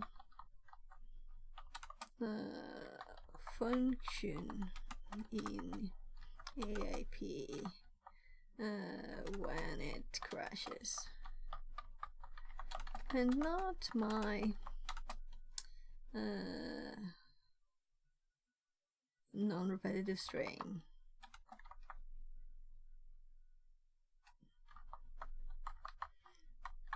So I think it will understand, though I can't spell crashes, whatever, or suppose. Right, we were not at the bottom. And this is me. I have in my remember thingy that it's supposed to give me answers that are 3 to, like, not more than 10 lines, I think it says. If the program is crashing with a valid function address in EIP instead of your input overriding, it's likely due to the following. SEH is structured exception handling. Windows uses SSH to handle crashes, and your overflow may be overriding the SSH handler address instead of the return address. The crash causes the OS to direct execution to the overridden SSH handler. Function pointer indirect jump. Jug Pearl says. You're trying to control the EAP? Yeah, and I've done the same thing as other people. I've checked what they've done. And I even installed this old Immunity debugger instead of my x64 or 32 DBG. And I get the wrong address, so I'm thinking there's something that's in my machine configuration that's like messing it up. So I'm trying to make this VM good. So we have a lot of changes made. Let's see here on the snapshot names. Well, this is what we did now. Last month we did ASLR and stuff. So let's see if you have suggestions. I'd love some suggestions. If I go to ChatGPT, chat is very welcome to help too. Function pointer indirect jump. I was reading here, right? Maybe already doing SSH handler. The crash causes the OS to redirect execution. Might use a function pointer. Are you sure you're putting the correct byte? Have you used x64 red byte array and compare? I'm kind of sure that I'm putting the right stuff in there. Let's do this again, and so it's not currently running, so we don't have, but if we look at here, you can see the string. So I have to scroll. It's supposed to be green, right? We're back to... I'll just have to read the text. So what is it? Oh my, we're very far away from the place. So can I like follow in dump? So here we can see the string that it is there. Nah, wrong thing to move. Come on, I want to move this. There. So we can see the string is here. But the value here in EIP, let's move my head again. It's here. 0804 1695, and then it says Gatekeeper in the address, and we can also see here that we're in this is where EIP is. So this should just do this instruction. I don't know why it's... Let's see what it actually does. Move EDX, and let's move this one. Try to make EAP value be all A or B to see if you're controlling it. No, I know that it's not getting the values I want. It's not getting my string there. So, but what I was thinking about doing was doing it with outside of the debugger. That's what I was thinking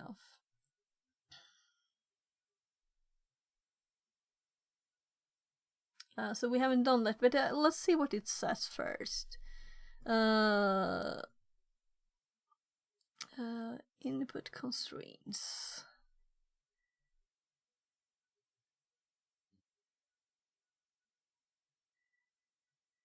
Local returns. Yeah, the data is all in there, so it's not like that. Check for X-chain in immunity debugger. It thinks we're using that. If your input fully reaches the vulnerable buffer, it crashes and dies. The cyclic pattern to ensure precise control over EIP. Yeah.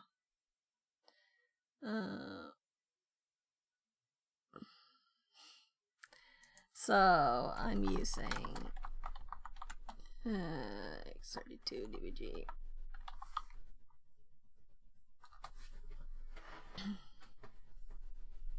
Great choice. It has opinions. I'm just kidding. Does it usually say like I'm an AI? No, I'm an LLM. I don't have opinions. If you ask it for an opinion. Yeah, we had breakpoints before. It didn't help. Let's just do it in the command line first. So let's just close this. And let's, instead of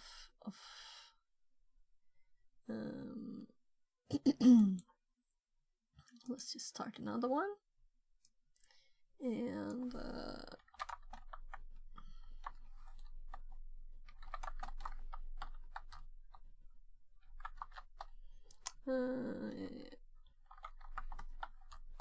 so it's listening for connection, the same as before. Only it's not purple. It's not purple now. And we run our fuzzer again. And it just stops. After 141. Although we did get another error here now, I think. We got a timeout before. But that's probably because it was like pausing, right? So it didn't actually have an error.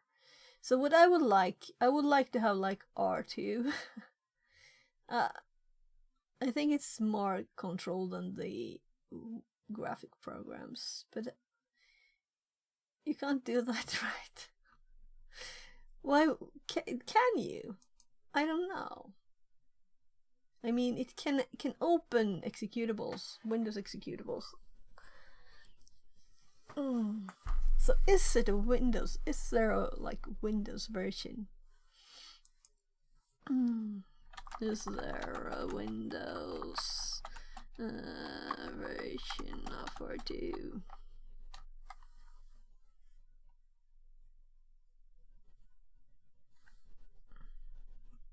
Oh, we got a new Firefox version.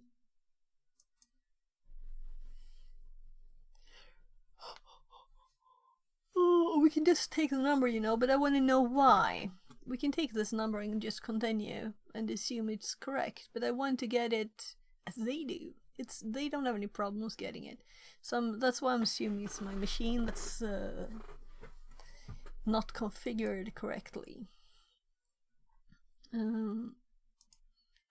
Yes, Windows version. I kinda thought it might be so. So we can run R2. I'm happy.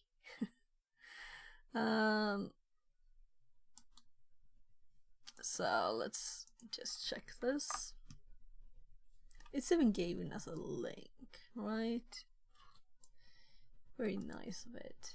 We just installed Immunity Debugger there. Let's actually close these tabs. We want to save memory. So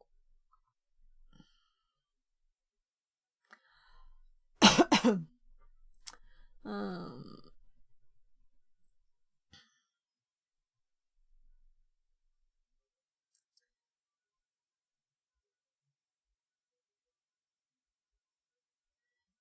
there's V32 and V62 versions here.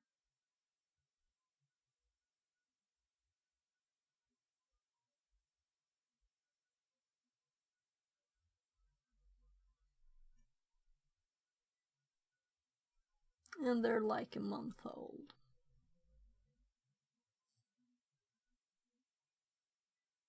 So let's get both, assuming that we will have 64-bit stuff in the future.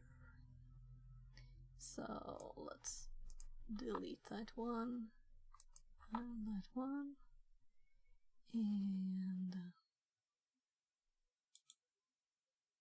let's just extract it, I guess. This is just a kinda new VM.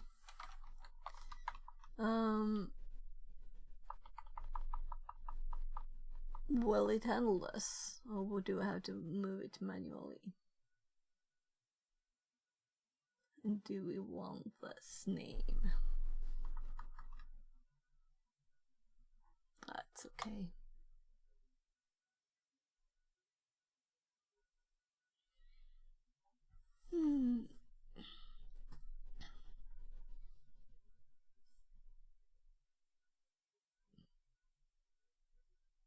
So my first problem with this one was that it was not crashing at all, because I didn't send a new line, and it only crashes when a new line is there. So this is really much better than it used to be, I think. Huh? So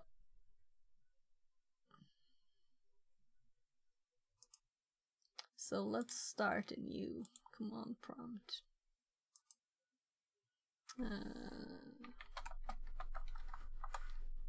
Oh my god.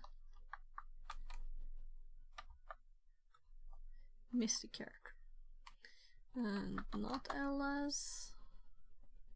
And let's go to the... Yeah, so they were using Immunity Debugger, and it is only 32 bits. And I've been assuming it is 32 bits. So I think we can continue safely assuming.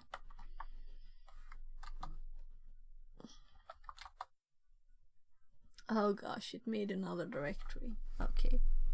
Since I have this up here, let's use GUI. And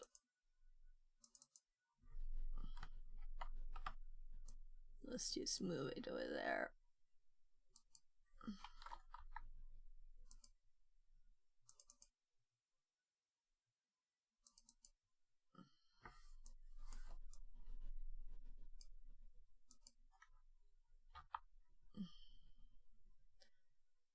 And let's go to the 32-bit and just check here.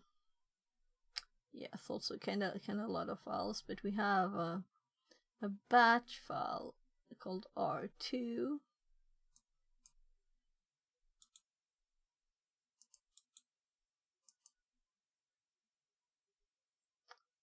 Okay, so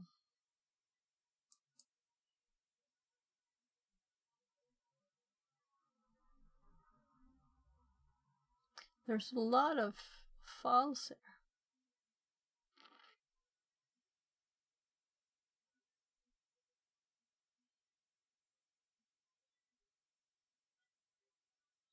So I'm assuming that this one is built the same way, and we can't like just make paths to both, because it would be a problem with the same file twice, right? Let's rename these R2.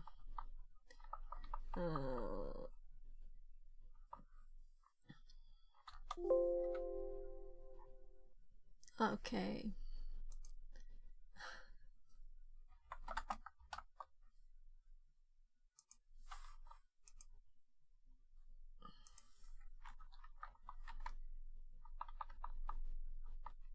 I want to make it easy to type. It's that easy to type. But it needs also to be like easy to use.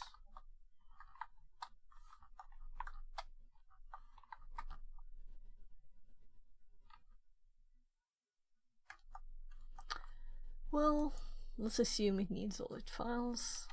CD R2 tab. So let's go to bin and let's run R2 just to see. So I'm assuming the same commands, right? So if we were to use like D, A, and then let's find the path for our file. Users. What on earth is this? Ha! I had the right first letter.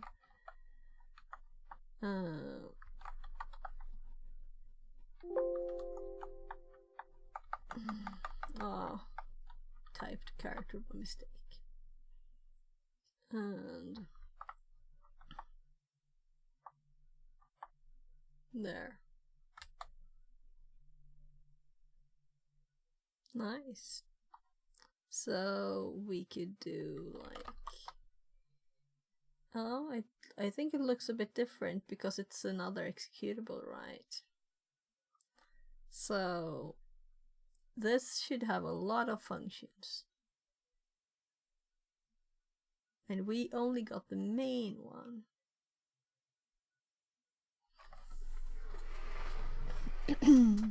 So I don't remember enough of R2 to just go for it. We have to get my notes. There's no reason to disassemble stuff because it's so much code. But we can get data when it crashes by just starting it. But I don't remember the start command. DC. So let's DC it. So what we would get now is data from it when it's running. And we can see what it's doing. This is nice. This is the first time I'm running this in Windows. So I can see that it's not really running, right? Why is it paused? How did I DB to list the breakpoints? No breakpoints. But why would it have stopped? Now it is actually running. So let's now have this one like down here. Oh, wrong one.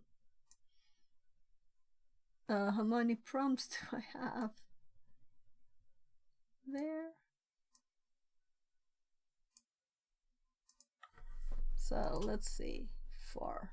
Kinda thought so. So that. Let's close that one too. We need only the script. And if we put this one here and this one up here, then we should be able to like see all the things.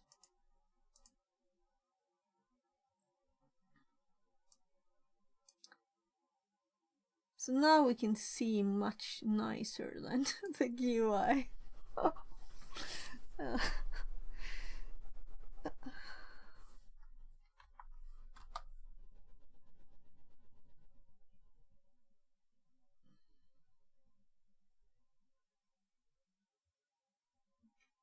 So, fatal exception in thread. Used DCE continue into exception. Thank you. Loading library created thread. Fatal exception. Exception. So Let's just do DR here to list the registers. So we can see here now that we have the same EIP that we have stopped on before. So DCE now. And let's do again DR.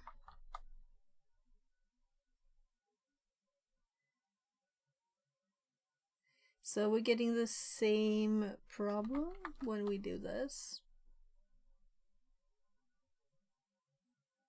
Oh, I don't think we can DR now, can we? Yeah. And we actually got it to crash, finally.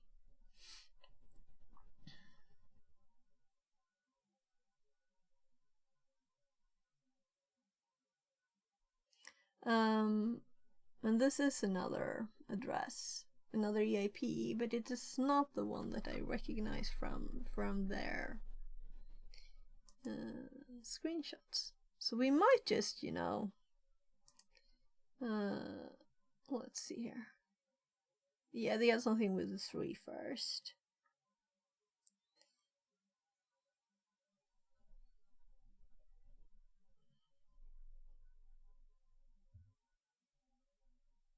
So I could also here look at the stack and stuff, you know. We can do that here too.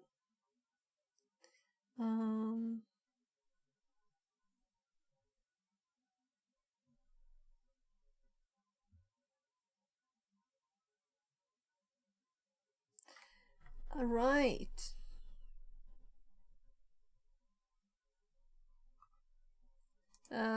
The good thing with text, we could kind of quite easily send this now to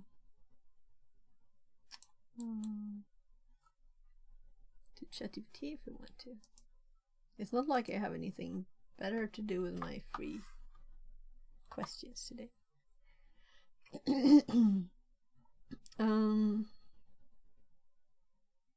So, well, let's see what it actually answered. I was just looking for a yes or no. And then it kept on. How do I make it actually listen to what I've asked it to remember?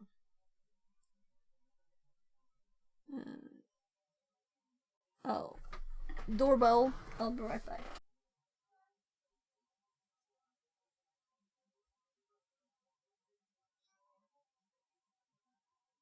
Booze Modular says. Hey oop. Fix it just flying by while setting up another machine and dropped in to say happy Twitchiversary, wishing you all the best and may you have loads of groovy fun from now to the next one yet. Fix it 42 wave go to Modi Totoro 23 Calcifer's bark.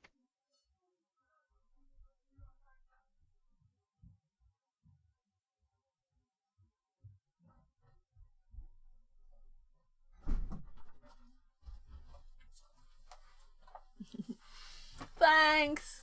Thanks, Miss Modular! Thank you!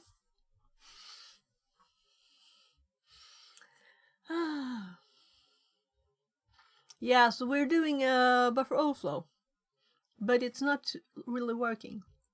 I'll just go and get my food, and then I'll be back again. So have a great day and good luck with setting up another machine. Thank you again. So yummy. I have 2 sorts of Thai food here. Number 2 and number 3. So let's see here. So that's Thai basil and that's Szechuan. And I couldn't. They're like both as strong, and none of them are like killing my mouth. So I split even with my kid. So half of both. Only he don't eat veggies, so I get all the veggies. So it's not really an even split, but he got a bit more chicken though.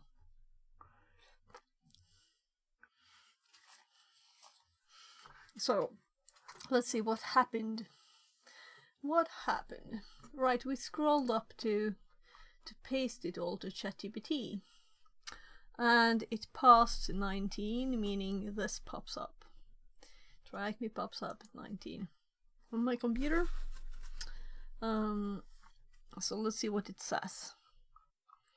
Here we sent this. From the output, here's a breakdown of what's happening.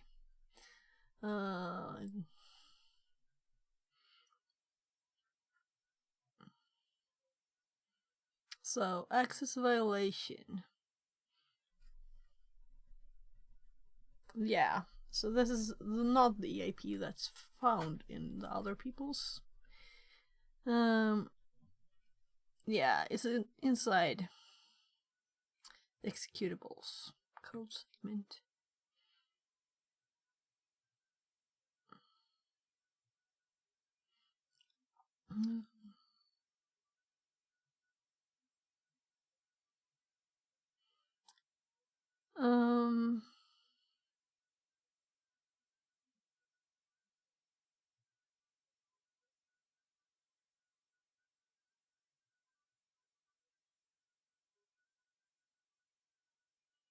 Yeah, right. I'm not even thinking straight. I'm not even thinking straight. The 8.3. Is that not it? No, ED. I think the stack pointer is kinda pointing it close to our address. I'm just not remembering perfectly, but I think it was ED at the end. But this might not be. And we can't see it right now, this is second at least. We have to type a command. After continuing DCE, that means exception wasn't handled by an ACA channeler.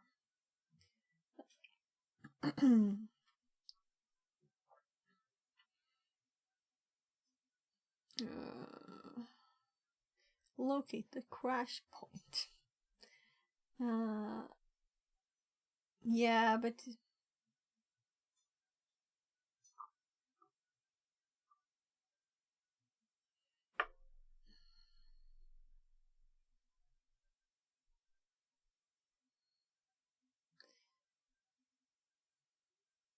look for vulnerable instructions. Why? I don't have control over the program.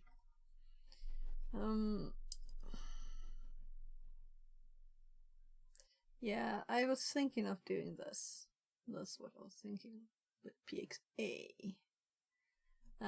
Look for your input or suspicious values in memory that could indicate overflow. We kinda know it's an overflow, right?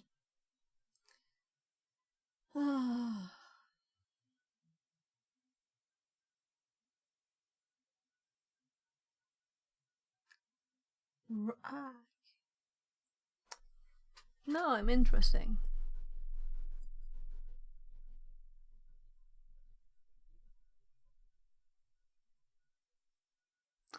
So, R2 has its own pattern creation and pattern querying tool.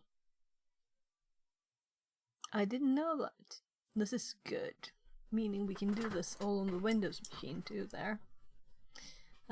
This is very good. This is a random bits of information that's wonderful.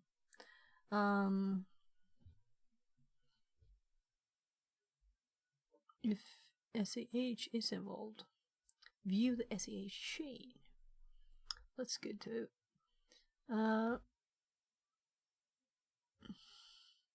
This is nice. Much better with text, right? If you're dealing with a computer helping you. But if you have any suggestions. So that's a basil. So if I take a... there's no onion in the other one. Oops. So I actually have pants I inherited from my kids.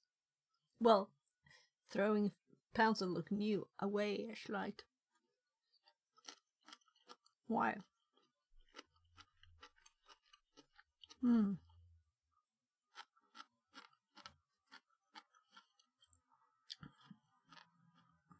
Hot, but I'm not dying. And that's a Sichuan one.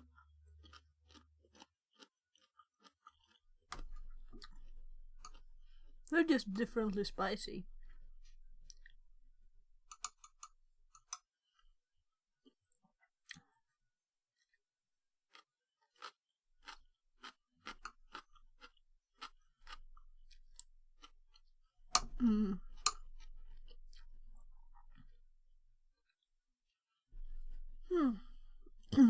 I will never finish this. Too much. So let's do some commands. Let's start with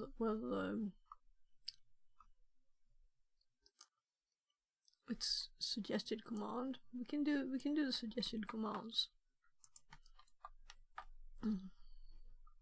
So this is just I'm assuming 10 instructions. Yeah, and we already looked at this. Damn.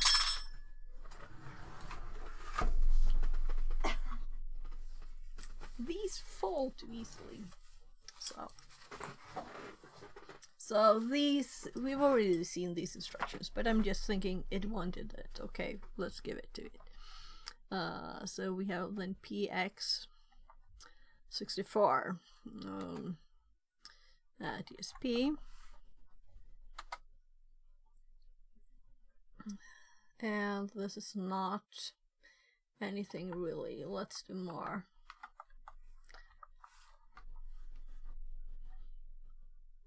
So, not our stuff there.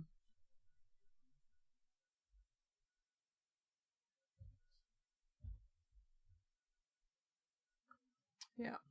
Then let's do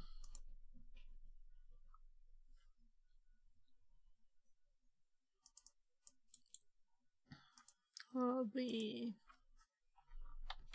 command to print the SEH, which doesn't work when it's not running, maybe.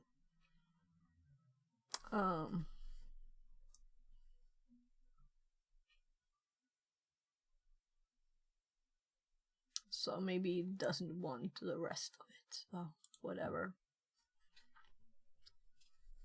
I can cut it away because I guess that sending it more stuff is not really useful.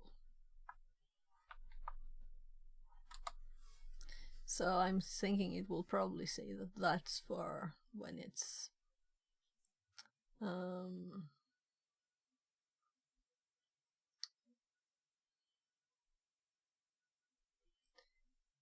suggesting access violation when trying to read from.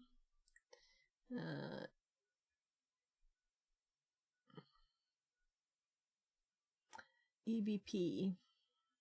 I didn't actually read it that good, did I?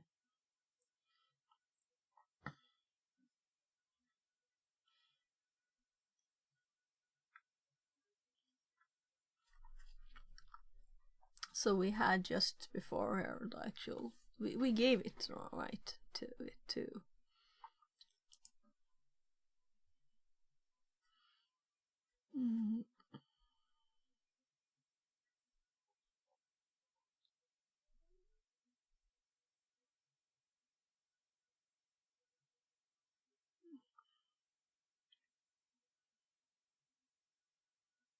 So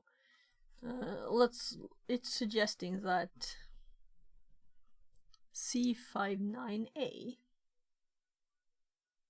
I did not see C59A in this. Oh, here. It's the very start. So let's test its suggestion, right? We can test it easily. Because if it is a part of our Our string, it would have a position in it. If I wasn't eating and holding these in one hand, I would try the new tool here. So I don't think this is it. Nah. So hi. Hi, great lord. Makes me think Robert Jordan. So let's actually give it this. I can have both. So now it knows it's not part of our data.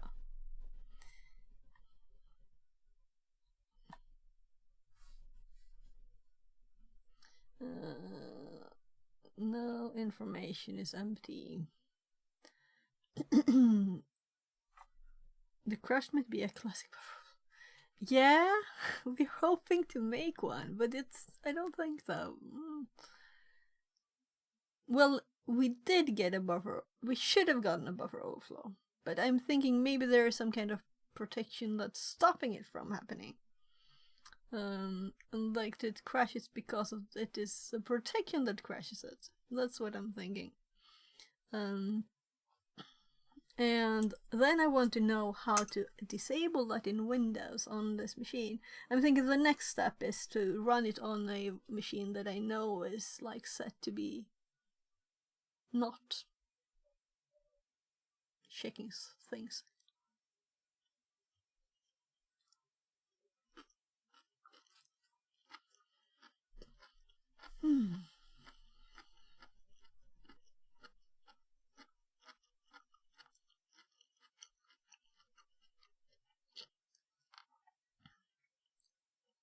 Oh well, we don't need to do this. I just gave it here.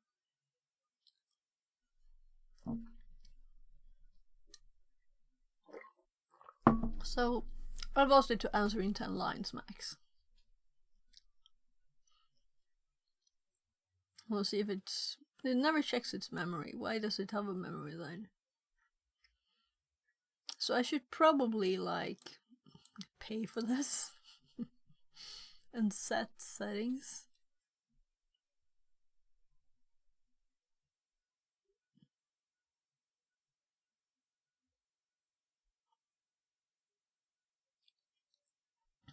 Oh, thank you very much. Wait a sec. I'll turn on TTS for YouTube. I just was saving memory, so let's turn it on. There. Now you will be heard. So I'll just make sure the TTS for Twitch works too. So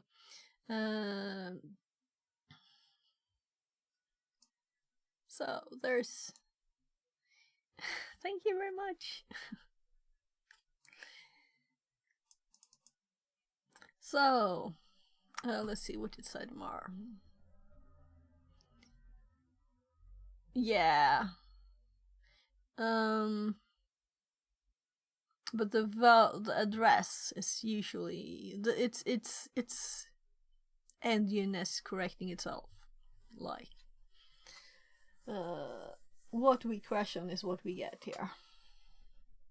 We're not trying to enter an address. Input location. Oh, now it's using pattern create. I thought that it was suggesting us to use RAG just now. We wanna play with this new thing.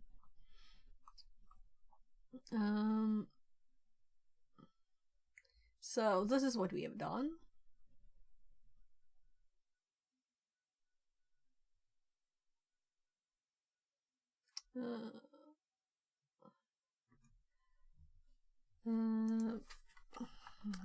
Pattern create was used.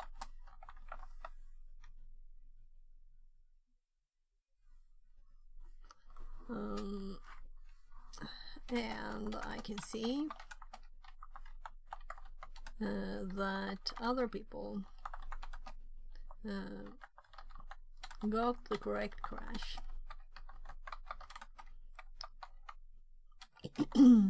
So I think the problem is my Windows VM. And my kid's knocking again. Yes, love? Ja, precis, sitter du och äter? Okej, jag hämtar med mat sen. Klura på vad du vill ha tills jag kommer, okej? Great Lord says welcome, thumbs up.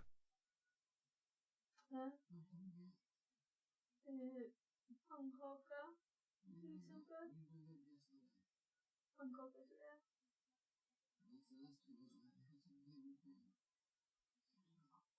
Jag vet inte gubben. Jag tror det var yoghurtmacka och pannkaka du åt igår bara. Jag måste gå och äta klart oss, okej?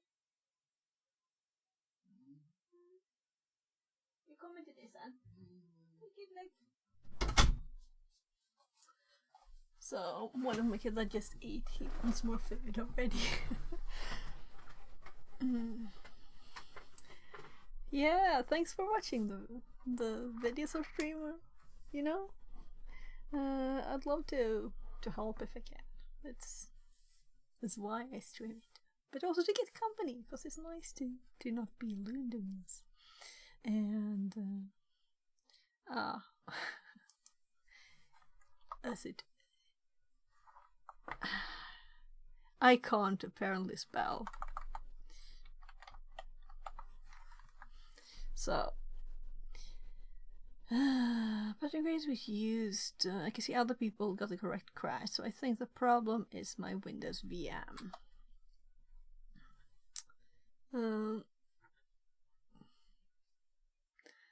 And then it repeats it as always.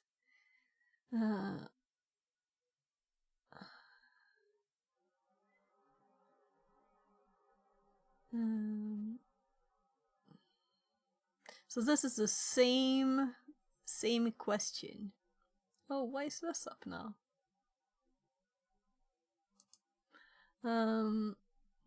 So this is the same question here that we started with asking for these and got these.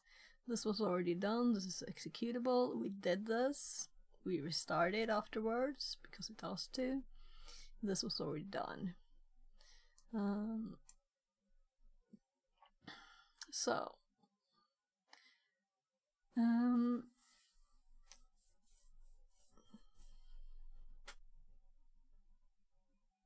So a lot of other BC edit commands.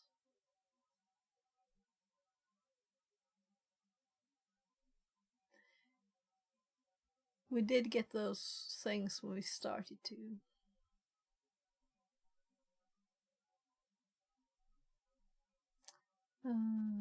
Well, the binary is not like we can affect it. CFF Explorer to inspect the binary security properties. I think we did this. Maybe I just did it on one of the MetaCTF thingies. Something. Not exactly this, but something else to explore the properties. Oh, sorry. Strong Thai food. The tummy rumbles. Or maybe it just wants me to continue eating.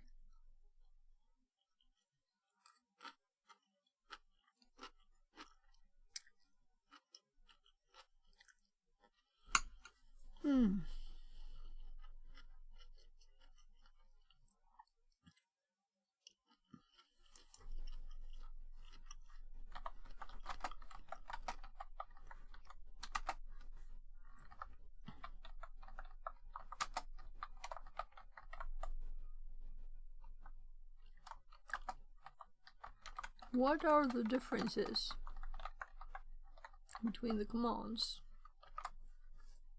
Let's see what it says more. Yeah, it's the same binary.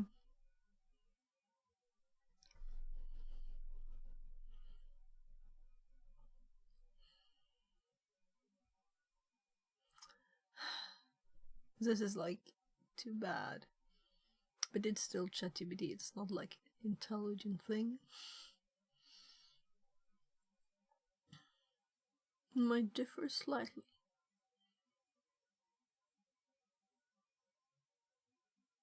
WinDBG. Simpler debugger. Please explain how this would be done with WinDBG and where to get it, because I have never used it. I think I've heard it, maybe.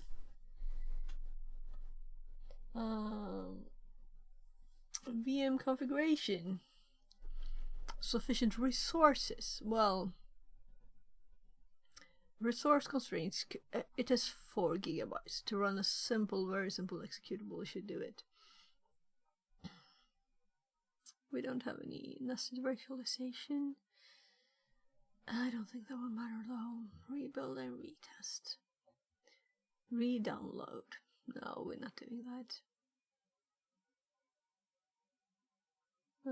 After verifying the environment, just really designed to crash predictably. We're probably trying another VM instead, but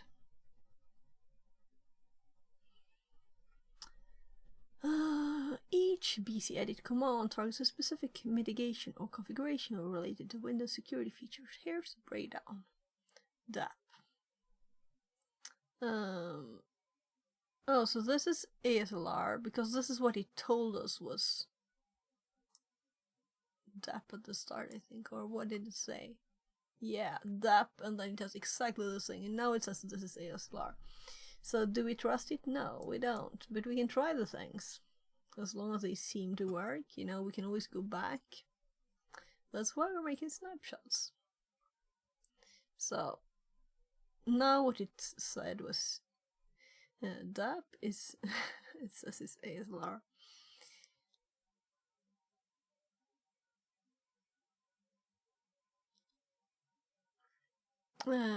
Prevents sales from verifying digital signature from drives and binaries. Okay, I don't think that matters here. Because then it wouldn't run it, right?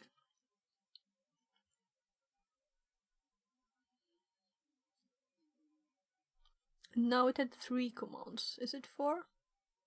1, 2, 3. And right here it had 4.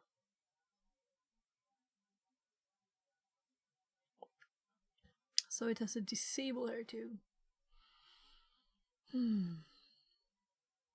So I don't expect this consistency.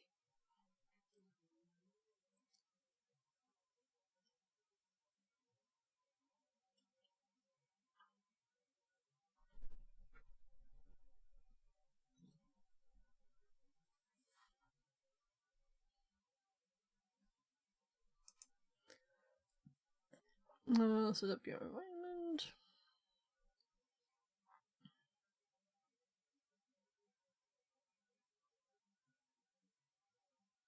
Okay, so it has its own commands, and we're getting them here. I don't think I will do that now. What I'm thinking is still that it's our machine, right? We have a screenshot from the same program with a different message. And they kind of did the same thing as we did before.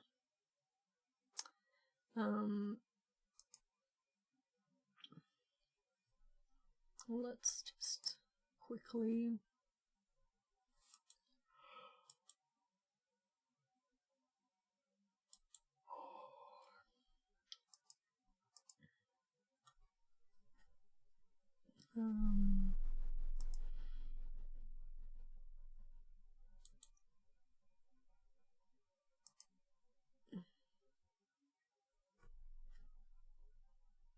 so very similar.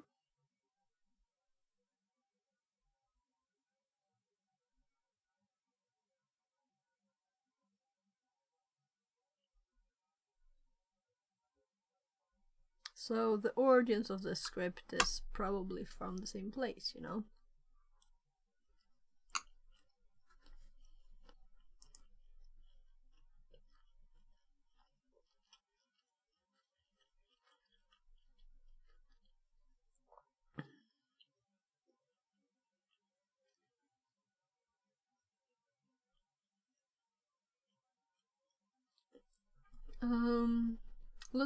Let's add a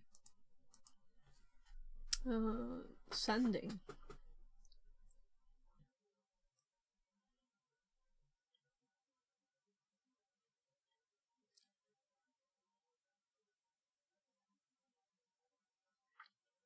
So this is just string here with sending and \n.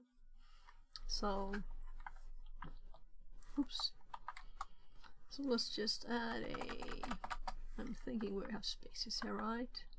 Yeah. A print of string and add a bit of information before sending. Right, now we can compare what we receive with what we send to. Now let's also add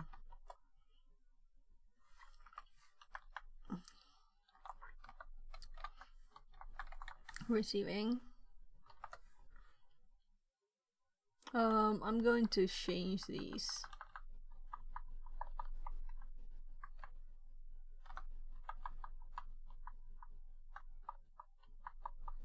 There. I think that's... Oh, I made the same chart as they did. They will be aligned.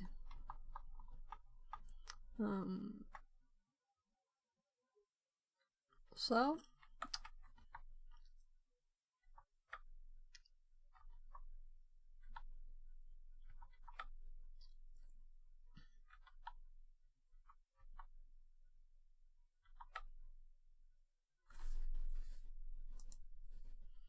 I could use a mouse, right? Let's just, if we DC this one, it's saying finished. How did I restart it? I know I can, I just don't remember how.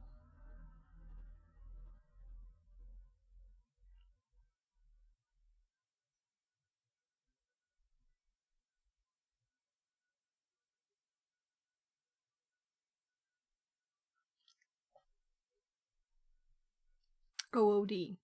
OOD. Right. So, OOD. OOD to restart it. And DC. DC again. So, it is running. And then we run our fuzzer. And this time the fuzzer will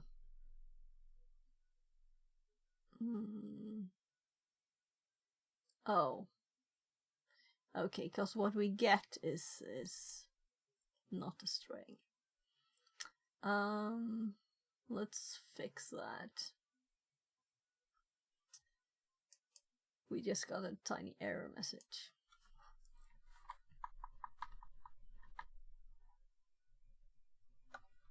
It's just str, is it?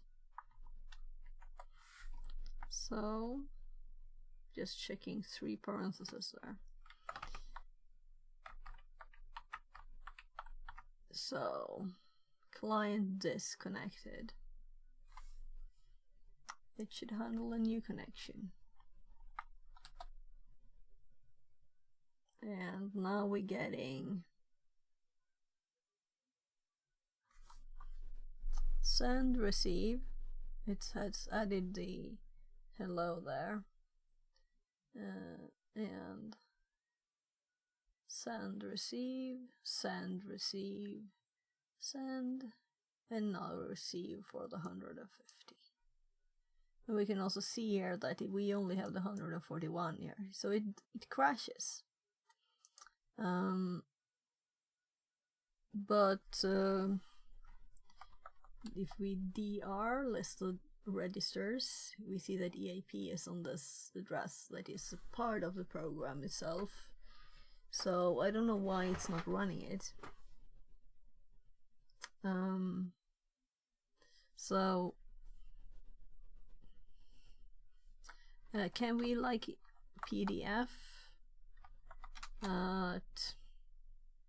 We could just do the other thing.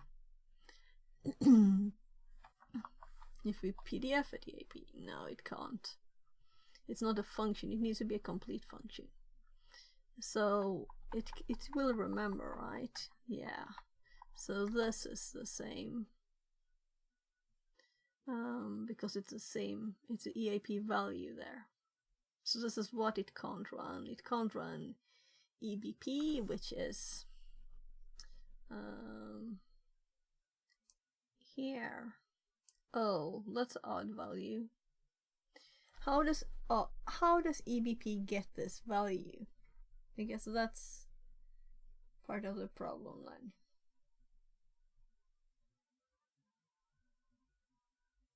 Because this is not anything I have inputted. Because this is what we input.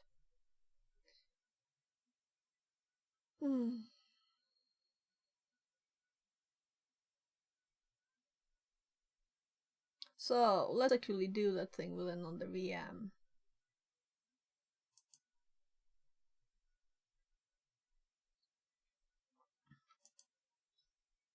What else do we have?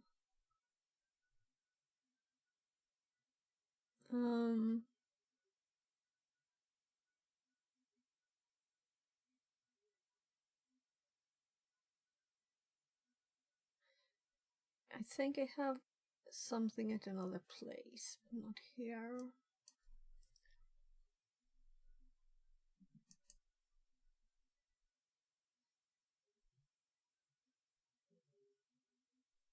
So I cleaned out stuff from my downloads directory yesterday, including a VM. That would have been good, I think.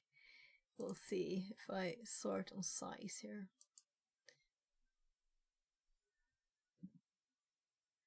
Yeah. Only big files are streams.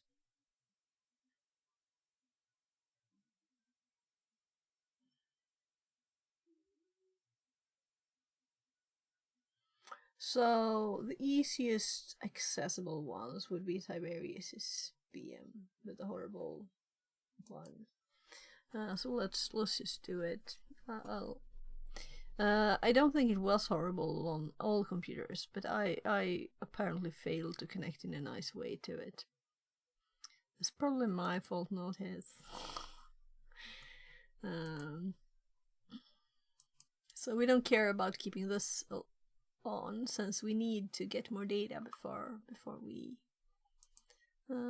get anything from there. So the room that we want is buffer overflow prep, and the VM in here we can use for our testing purposes. So this is a Windows VM where we test things, and this is just repeating the same thing 10 times. So it got a bit repetitive. So this is a Windows machine. It will take some time to start, so I have the opportunity to eat a bit.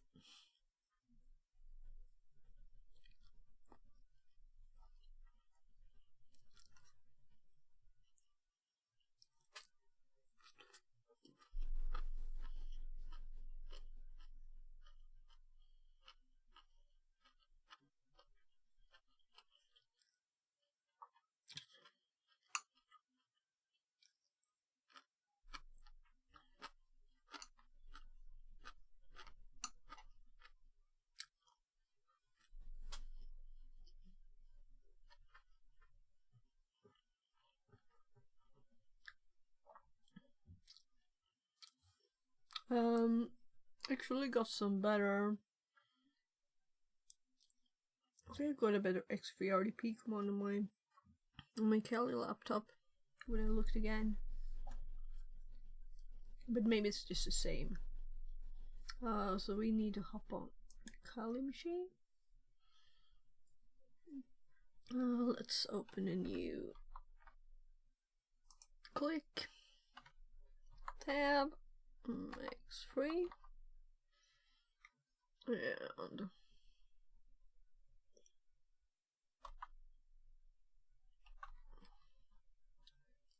so I think this one is, yeah, the credits are admin password. That's very nice. Why force people to type this thing? Thank you, Tiberius. This is much better. Though, I won't see anything. So scale, I don't think it works. Well, let's just run it. It's okay if it's tiny.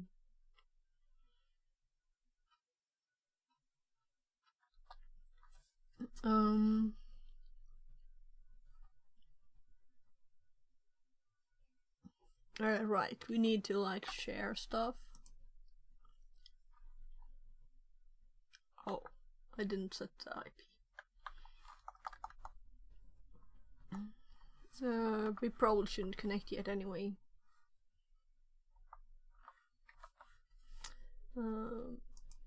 So finally I get to use LSS. Right, so we're here, but this is okay. We can do Python 3. Oh. Yeah, so on my machine it is the same.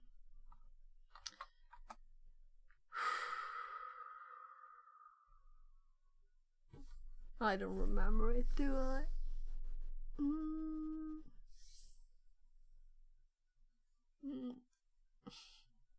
So this is always in my history, so I'm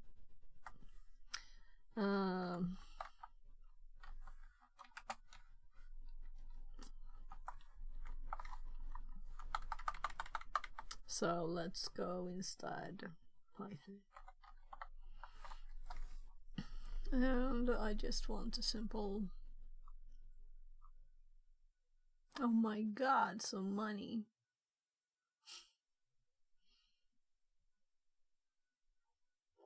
So long ago that it's not in the history anymore.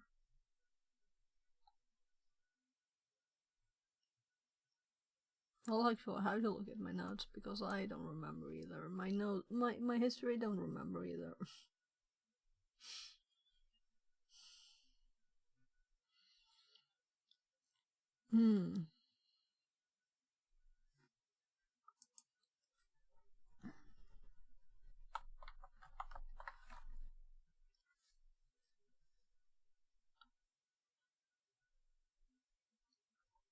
So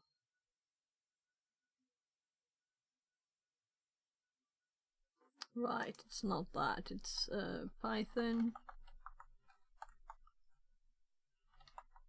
3 M.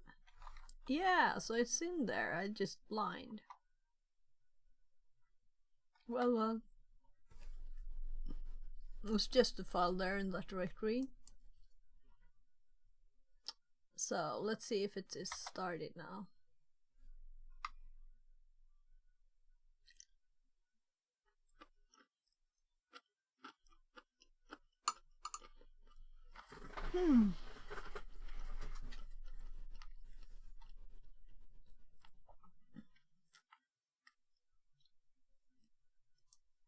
So we can see my IP. Well, I guess we can. Right, this is also an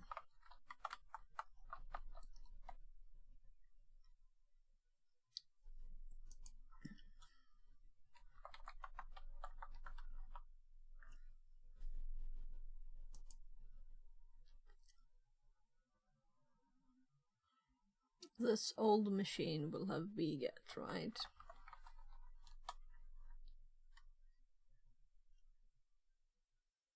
No.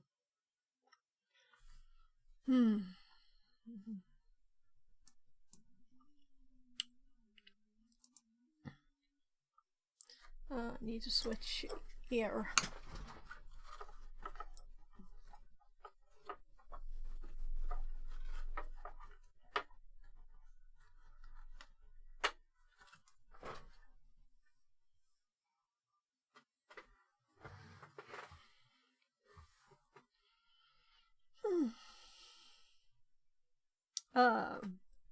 Yeah, you can come along here.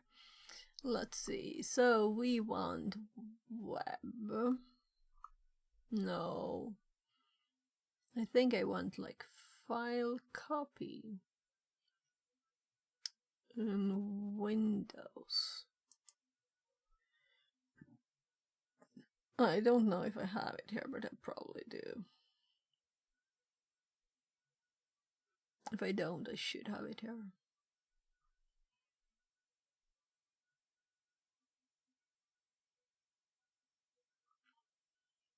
What's the commandlet name? Let's search instead for download. Because I think I have like some file called that.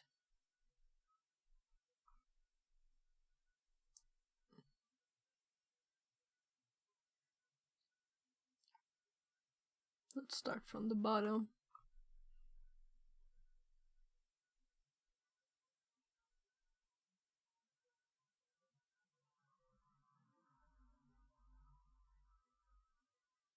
So we're getting a lot of vgets.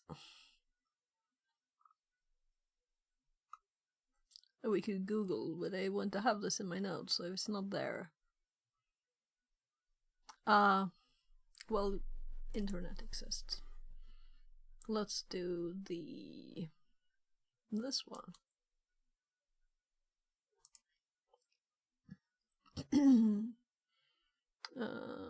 I don't think it has a logical name. I should remember it.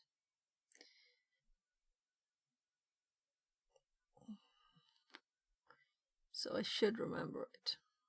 What on earth it is called. So probably purple, right? And I don't think it's... If I search for download, I don't think I will get it.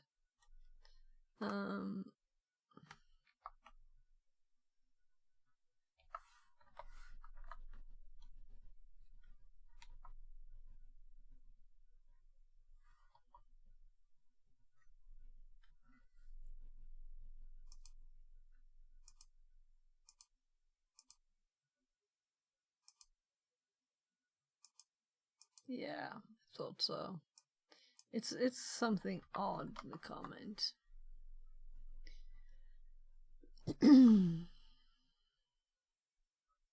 So I should... Yeah, right. So this is a very stable machine. Yes. So my god. So let's Google for reals. I was just trying not to cheat here. Download file. PowerShell.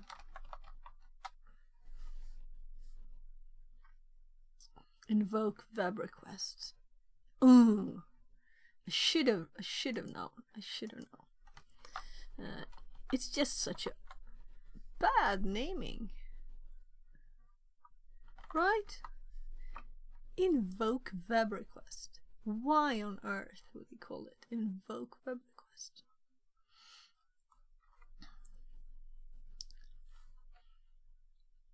I would probably not even have found it in the list.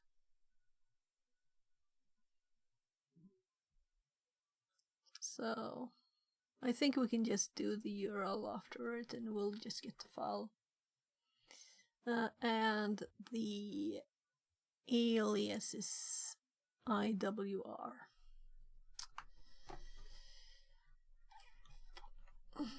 So I'll have to connect again. So IWR and HTTP and 10.21.31.111 and what's the machine's name?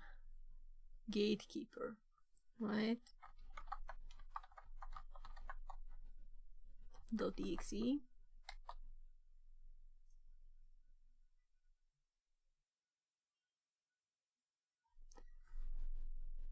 Okay.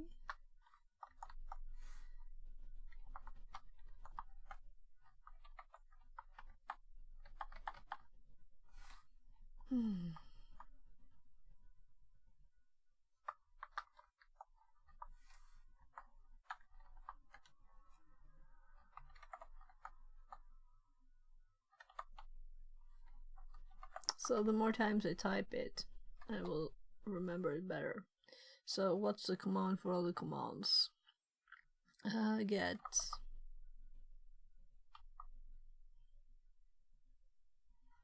let's try commands, just because that would be logical. There should be help too, right? Fixerbot says. New follower Medi Ryazaki 1. Less than 3. Welcome in, thanks for the follow. When I'm messing up here. So what on earth? Get help? Yeah, I just want to list them. There's a list thingy. I know there's a list thingy. Get command. Oh, I had an S on it. Of course. So.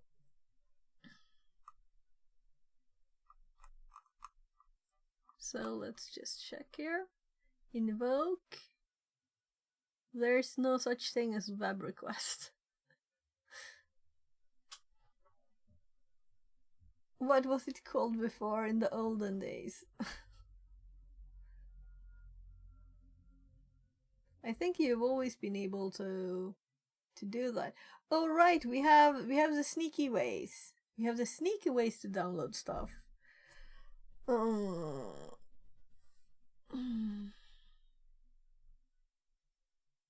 With the key thingies. Very old, like first generation PowerShell. Let's just go to the browser. Let's do this. Come on.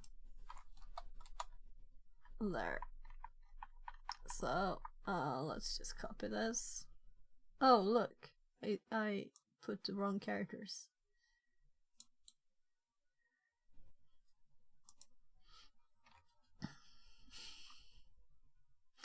We have Internet Explorer. Yeah, let's put another T instead of 2 P's. And we don't want to do this. Hello, Microsoft. Diagnose your connection. 10.21.31. This is why I wanted to do it the other way. Okay. Download file. Command line. Windows XP.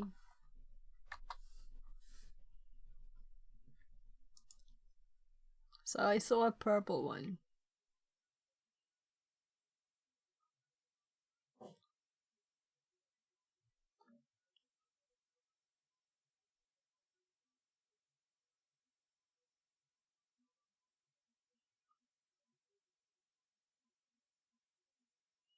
Download the file. New object. Well, sure.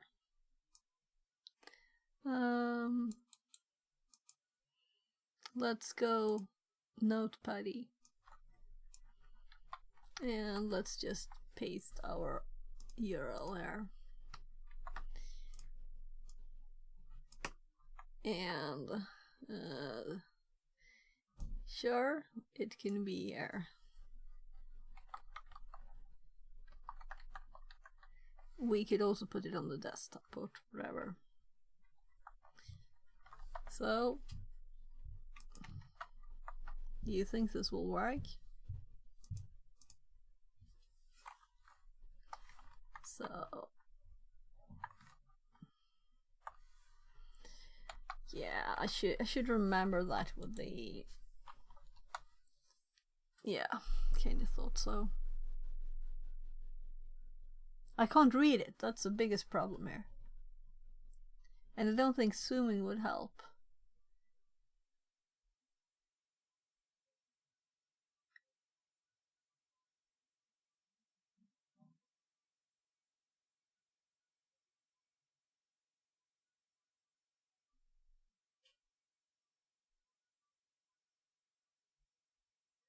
Web client request. I could read that there. So it actually did the first line at least.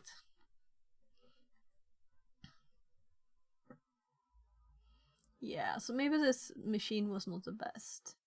Let's do this and let's actually skip this bit.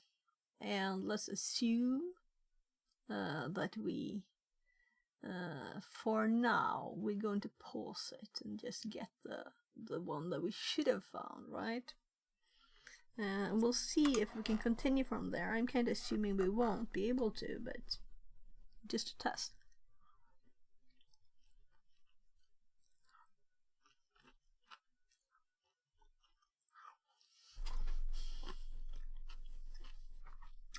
I didn't want this to work.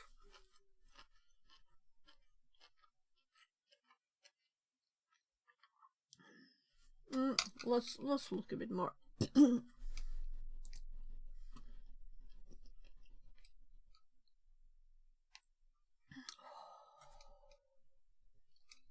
Was it Windows XP, by the way?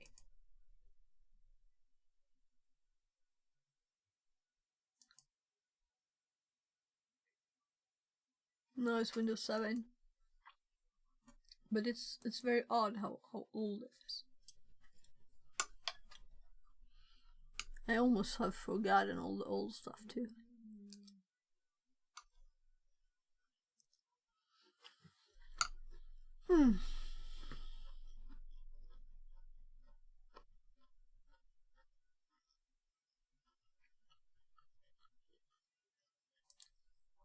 I didn't even try if like curl and stuff works. No curl. No actual wget in the command line.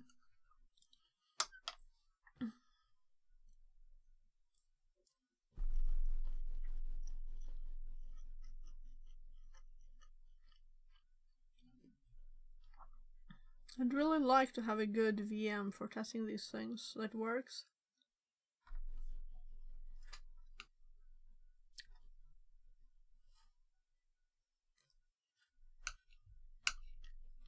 So we did also download images for it.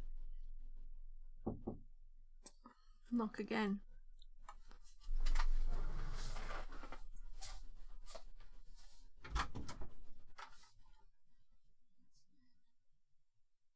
Men blir pappa om hjälp då? Eller gör själv? Jag sitter där och äter gubben. Pannkaka eller något annat? Vad säger du? Okej. Vill du att jag ska hjälpa dig med det snart då? Okej.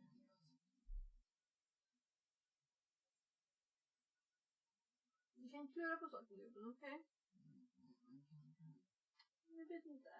Jag kommer om en stund. Även om jag inte blir klar med det jag gör. Okay. Good luck. Yeah, so my kid's thinking of what to eat. He doesn't think of anything at all.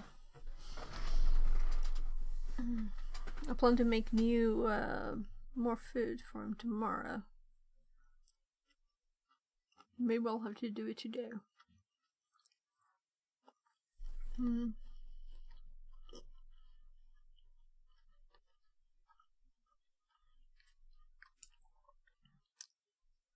Any suggestions?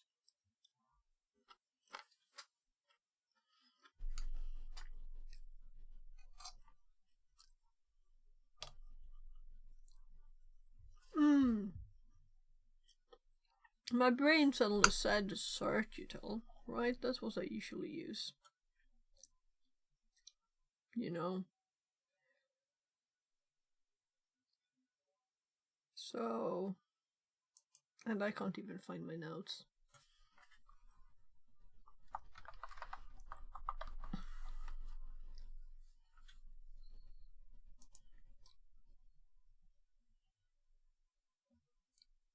So here's how we certutal download stuff.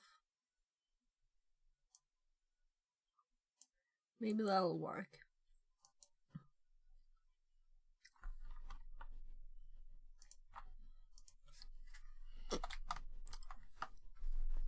So let's just get that.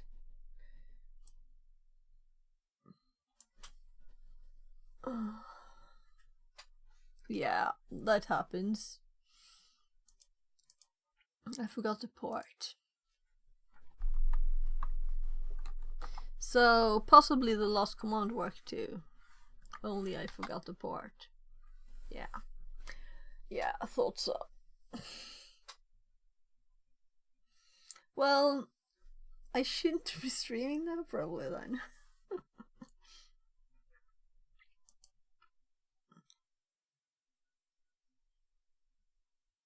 So let's put it on the desktop.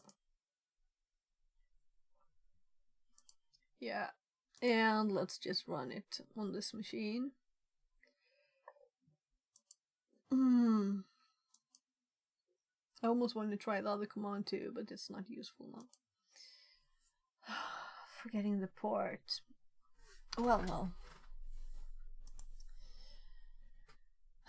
It has immunity debugger, this machine. And let's again actually.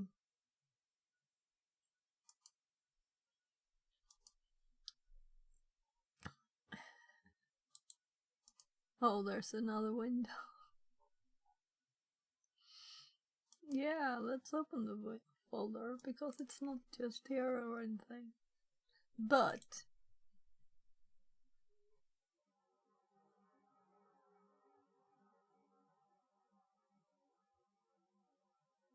I was like, isn't there a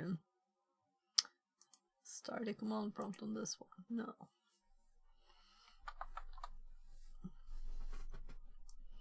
So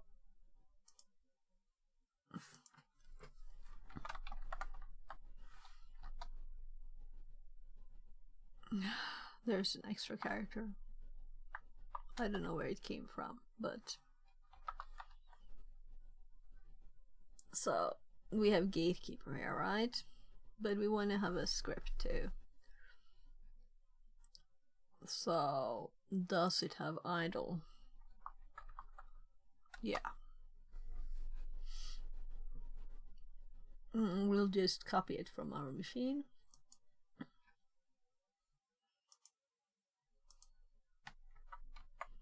So it's the same thingy.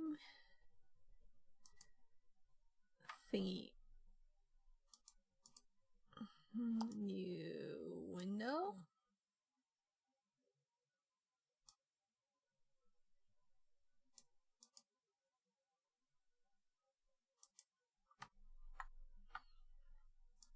File, save as. Yeah, Python 27, but we had to install.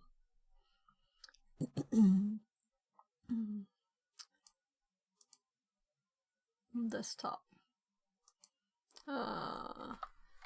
FuzzPy.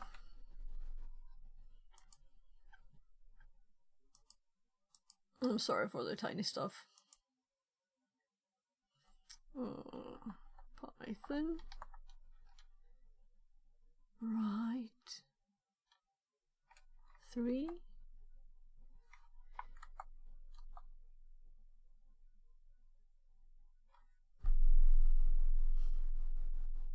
I'm just tired by now.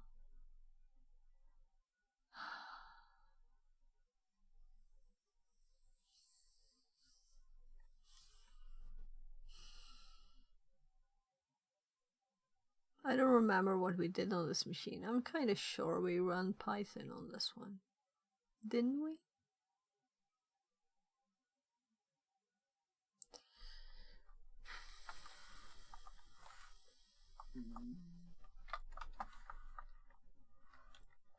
Yeah, I can do both slashes.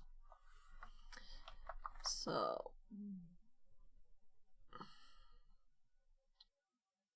we're not running Python 2.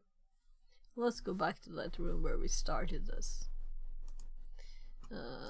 box here. We opened this only to start this. Isn't this using Python? Yeah, it's using Python 3 from the Kali machine. Okay. Okay, we can do that. We can do this. It's okay. So on the Kali machine we have our script and we run it to this machine. We just have to use our script. So couldn't they have had Python on there? Whatever. So now they don't have Python. So we don't need this window. And we don't need that, and we don't need really much at all. We just need immunity debugger, which is not readable. And we just need to open on the desktop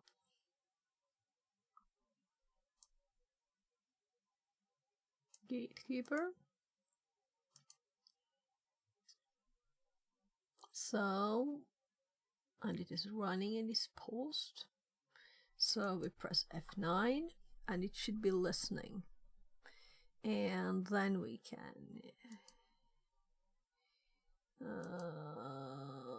close this one because the file is there.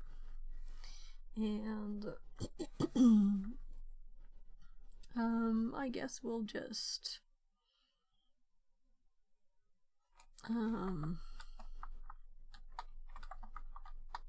we'll be using it from this machine anyway, right? So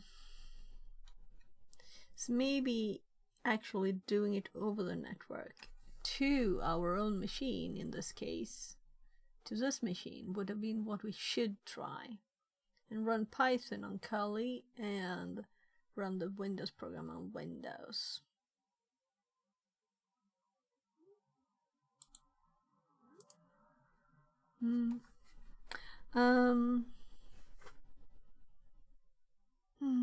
I'm getting tired and I need to fix food for my kids soon. This was supposed to be a very short stream and it's 4 hours.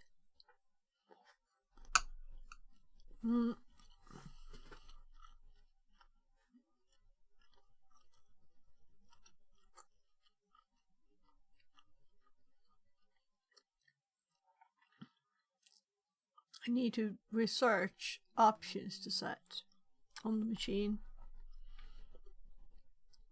with other tools than ChatGPT.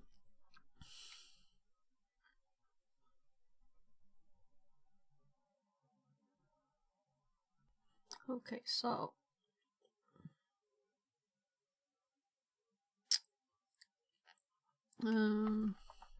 mousepad fuzzer.py. Well, I've never done this before. Exactly the same what I was going to type. And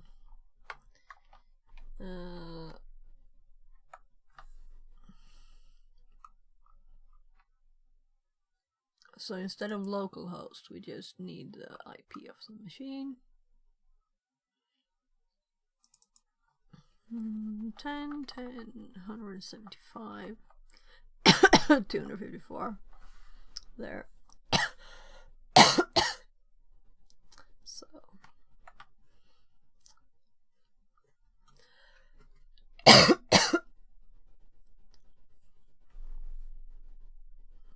Strong food. That's the only problem.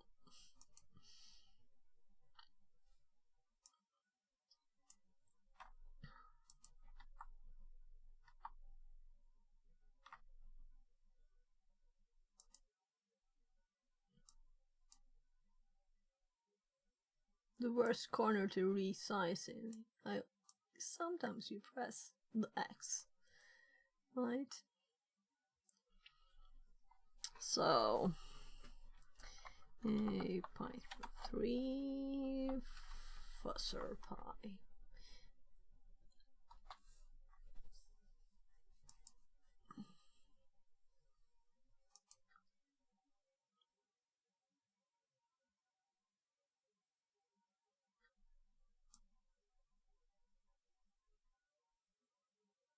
Yeah, we do have the same address, the same thing. So maybe not main machine. But very interesting. Very interesting. So maybe my machine is okay. And there's something else that I'm doing or that's happening that's different. That's very interesting. Very good to know. So, did I do something odd?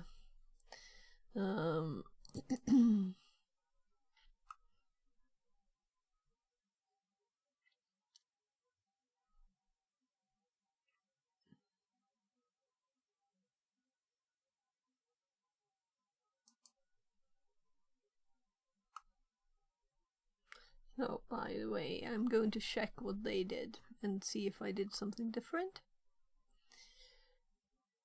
Though this is also 2 years ago. Or more. I think that one was 2 years ago.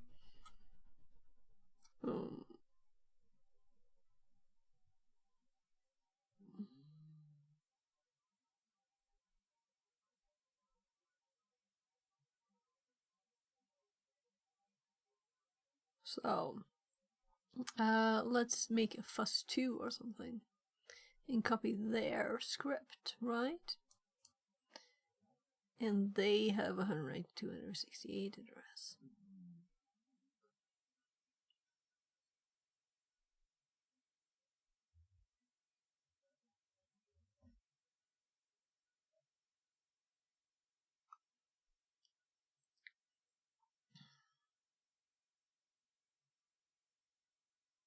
Was it what they did? Let's do it. Let's do it. So if it's something stupid, you know, then I'm going to be so tired. So this is a more basic script. It's the same IP.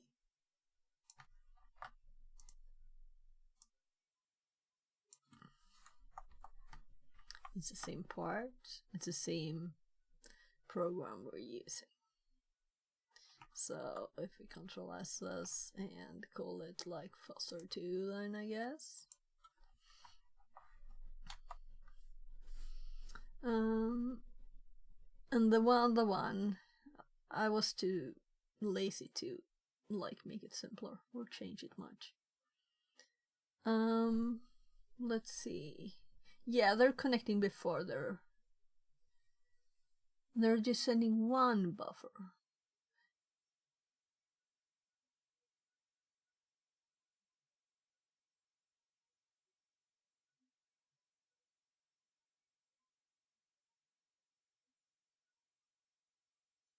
Yeah, so okay, so this is just nothing.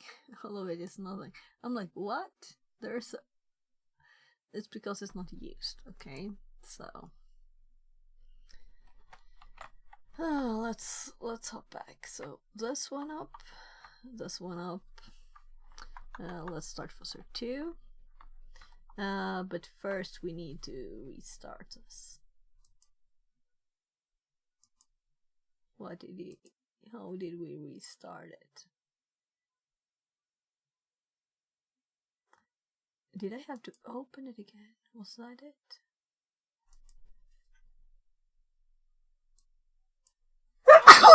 I don't think so. Maybe. No. Well, whatever. We need F9. that's up. Let's run this. Yeah, so their script failed.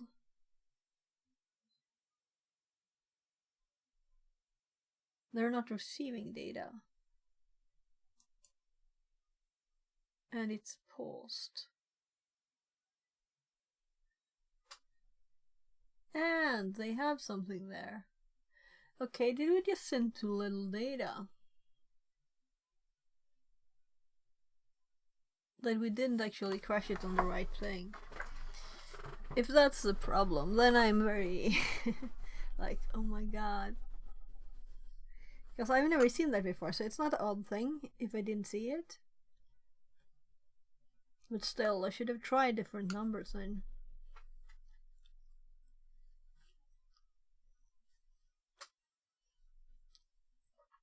We have a new thing to test.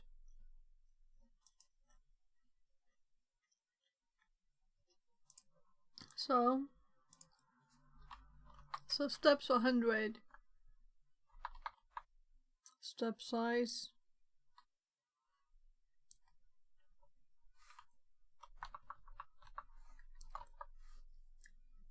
It's supposed to be 0. They just send one thing. Whatever.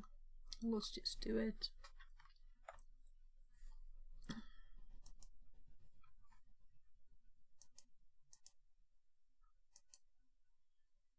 Yeah. We can use R2. We can continue with R2. It's easier. So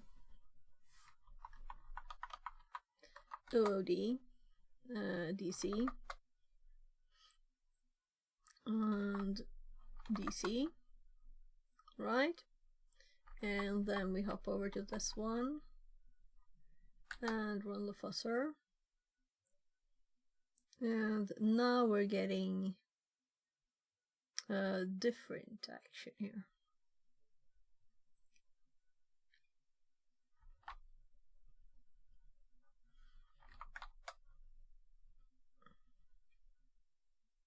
Yeah.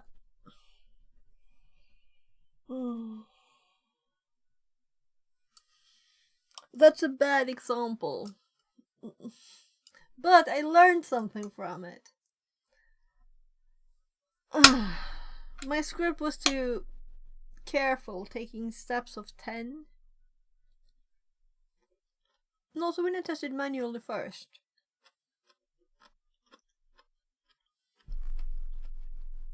But the example script did 100 steps. So when I now did 100 steps, we hopped over the other crash and got to the new crash.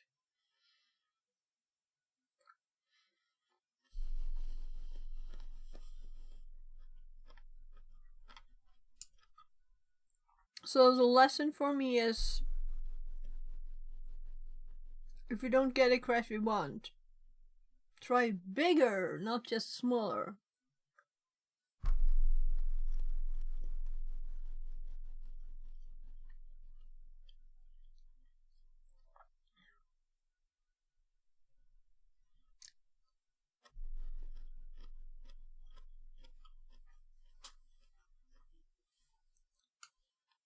And also it would have crashed the first send, so we could have it try something, reconnecting. It would have been okay. I changed how the function works, or how the loop works, because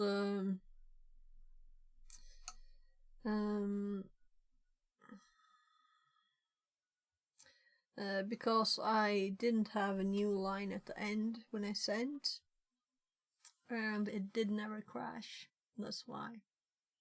So that was a good lesson. I'll have to make like a do this buffer overflow. I have start here files for different problems to solve.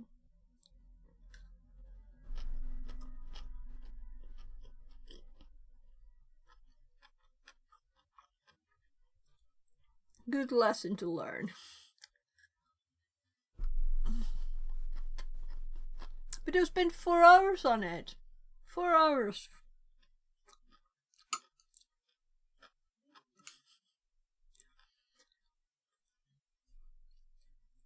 Almost 4 hours.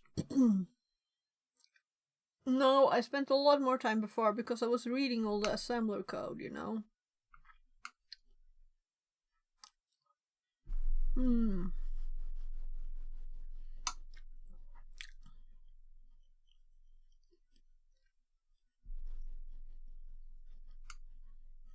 Well, knowledge gained.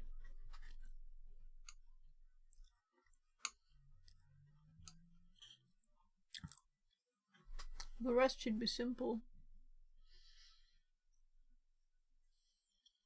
Do we want to do it now? I'm thinking I might stream tomorrow. I usually don't stream in the weekends, but I haven't been streaming for so long, and I feel better now.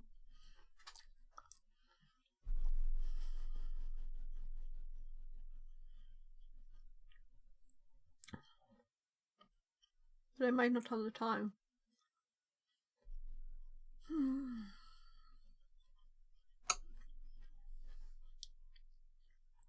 This is what I want you to see. So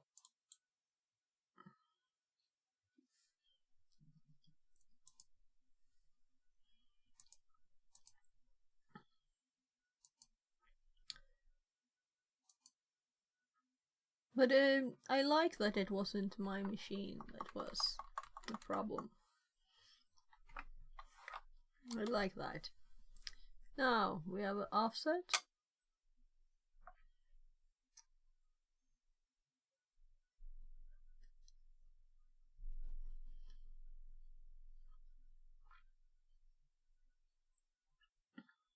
So I'm very curious what...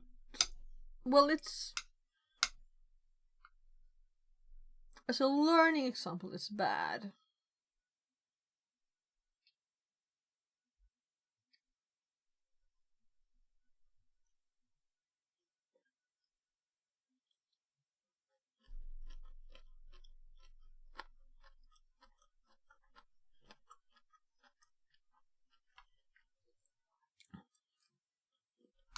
I should go and make some pancakes for my kid.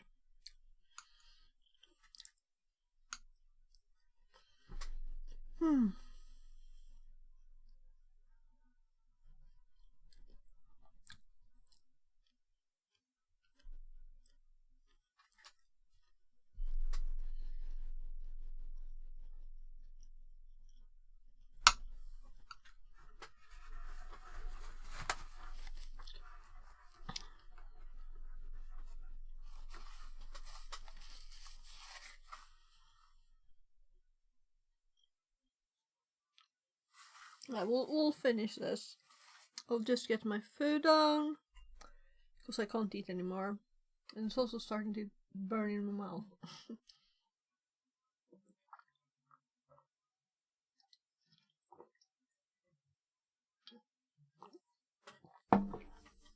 So 3 minutes break, 5 minutes break. Then we will do the rest of the buffer overflow. So, if anyone don't know what happened, I was getting a buffer overflow, or I was getting a crash from, well, it's still a buffer overflow because it couldn't handle the amount of text, but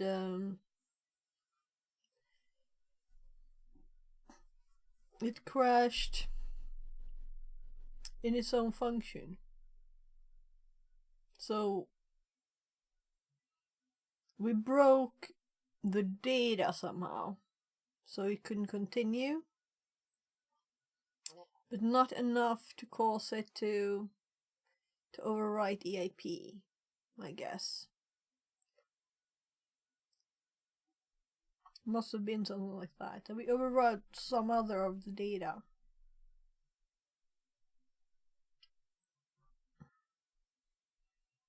So my lesson is that if we don't, even if we get a crash, and we don't get to EAP, we have to continue still to increase it until we get to EAP. And now we did. With 146. So also we confirmed that our machine actually worked, which is nice. That it was not an error in my machine that I thought it might be, but it actually worked here.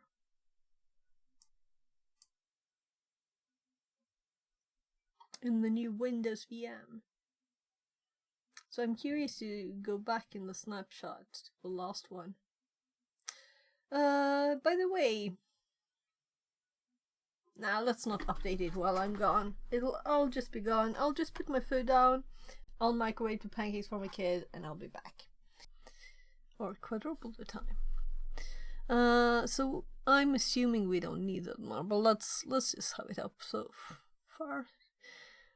We don't need really this anymore. Let's keep it on there anyway. For now, in case we want to test something, we don't want to transfer the file again. Yeah, you're right. Everything took time for me, right? I forgot the port. And this reminded me, oh my god, the port. But this would have probably worked too. Though, what was new for me, let's make a new file. If I don't already have it. Called like just... Where could I put such a thing? It's not a web exploration, definitely. Not network. It's a type of connection. But it's also something that... Yeah, Windows. So...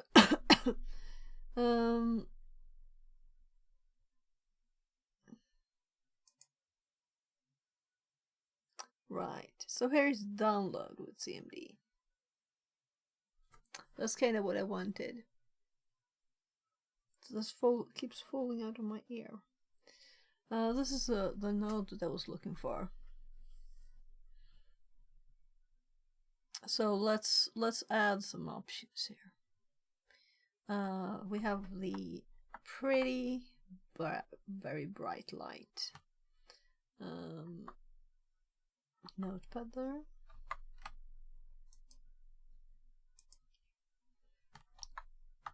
So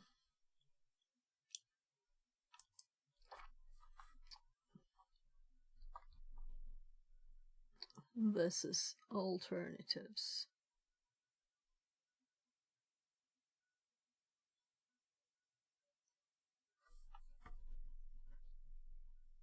Right, I was copying this from... No, this is this. So I was going to edit it. So I've got like bamboo pieces in my teeth.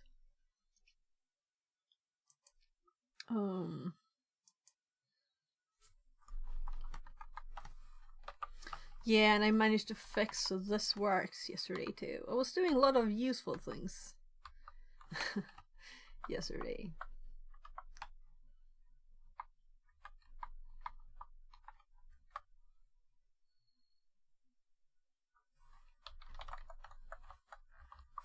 So it's PowerShell, this new object.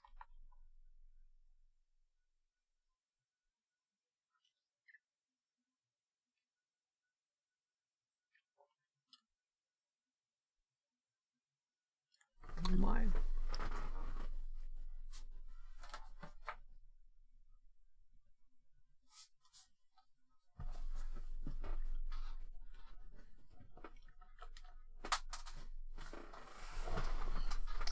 That'll have to do.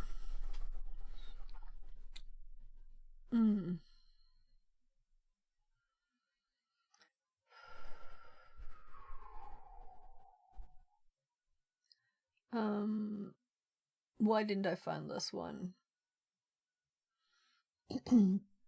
Because I had bad sorting, I think.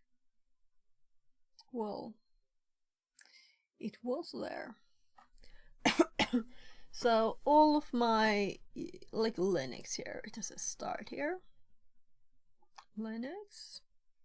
Web has a start here. Web. And Windows has one, and so on. So why not do a start here for buffer overflow?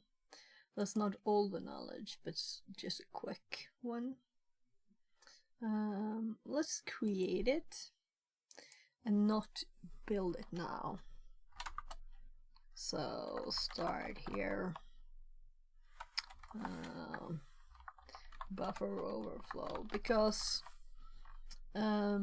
there's so much knowledge data in my regular one. What happened?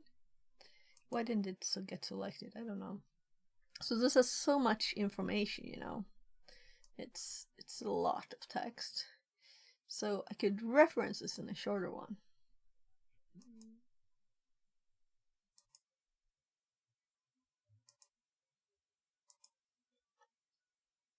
Yeah, let's just start here, Windows. R2, that's why we open a new tab. I was thinking why. Oh, this is good to have up still.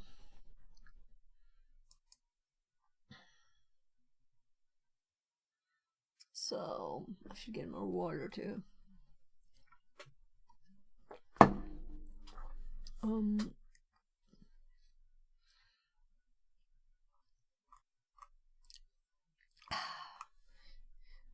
Or should we do it now?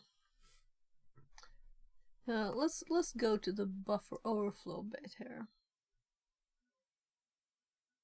Where is it?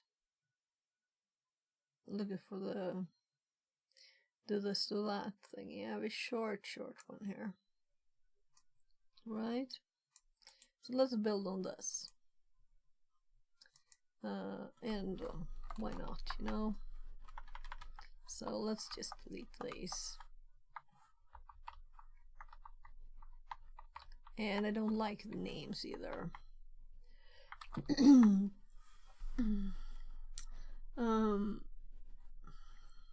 I do feel like I'm doing double work.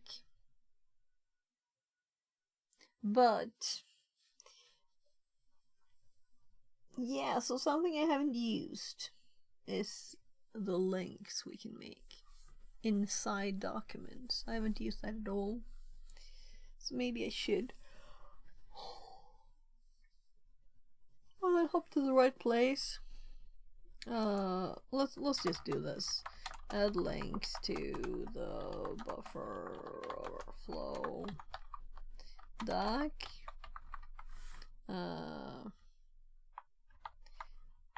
Make sure your instructions here. So we're skipping it for today.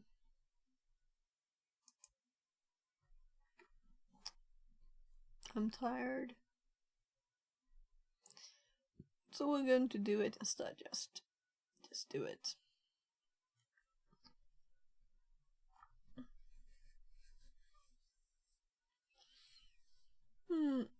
Did I have any notes on this? Right, we made box notes for it.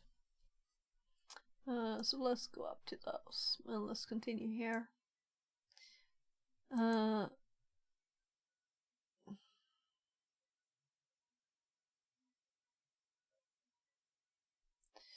There was a reason why I was thinking that, because we need to add the fact we just learned, the knowledge I gained from these hours of trying to find what the problem was.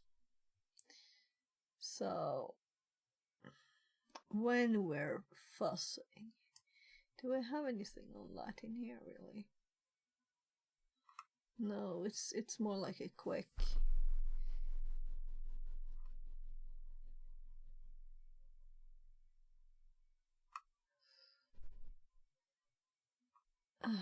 my back hurts. I mean, it's something odd with the shoulder inflammation thingy.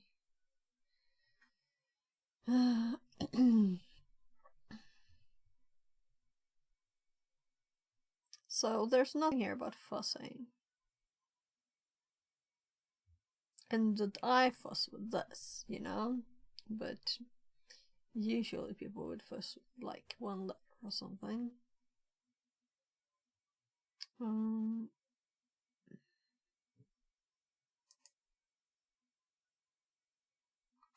So even earlier.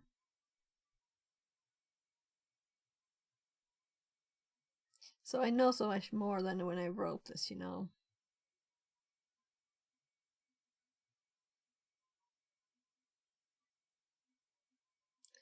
Look for open parts when the program is running, and okay. So fields.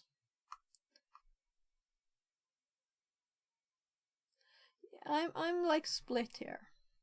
I'm split because I don't want to abandon this file and just write another one. At the same time, I'm not pleased with this, and I don't want to. Let's keep it. Stay in this one. Is there a buffer? We need to find an input to test for overflow and for GUI programs. Then test input file. What? Oh, input file. Check position of saved instruction. Yeah, so there's a leap here. There's no fussing.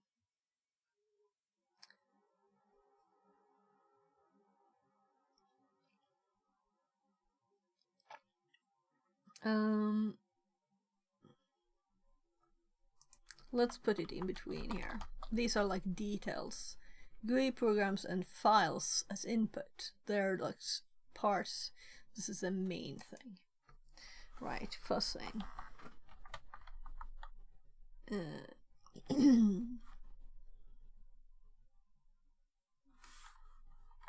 So, what level?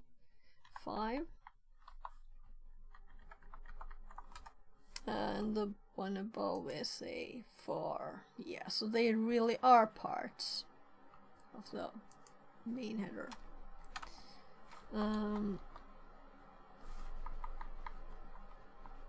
It just looks bigger because it's capital letters. That's my air cleaner. Why did it start? Well,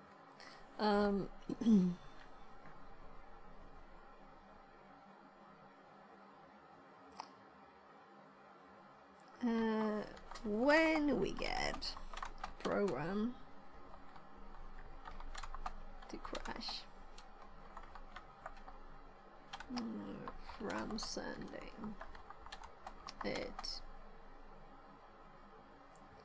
a more input than it can handle.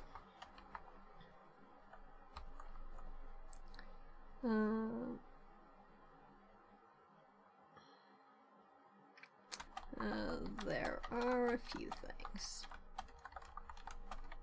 we need to think about.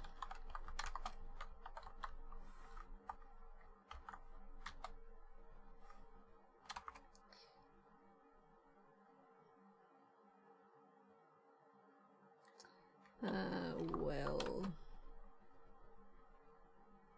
the crash. First, our goal is to get control over EIP. Well, it's EIP now. It's okay. We don't have to do all of them, right? Instruction pointer over the instruction. Solve the problem. Let's do capital I and P. Our goal is to get control over the instruction pointer.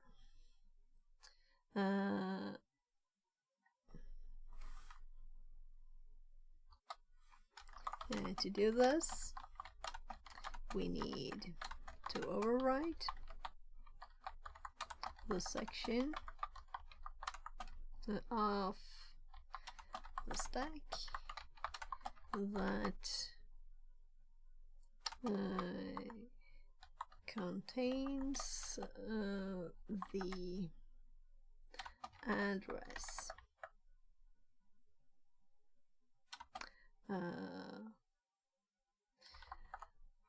the next return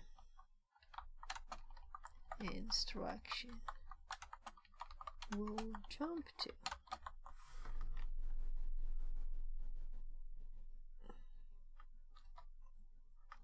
A crash. Well, I don't know if point form is best here. I don't like it. I was thinking more other stuff when I started typing.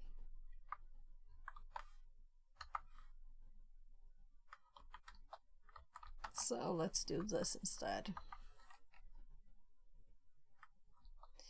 A crash does not automatically mean we overwrote the IP, the instruction pointer. This is what happened now. We might have overridden something else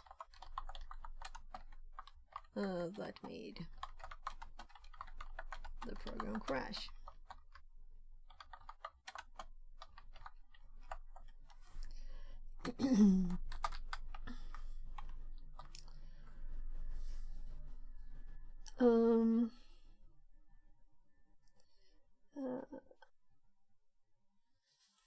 When get a crash, this is where we would need the point list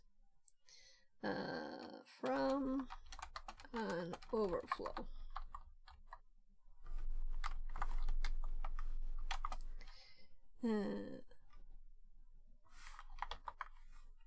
Check. Did we overwrite EIP?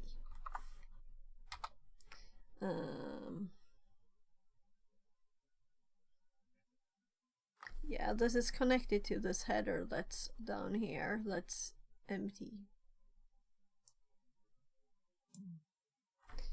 So let's just delete it and move it up or down or whatever up and down is.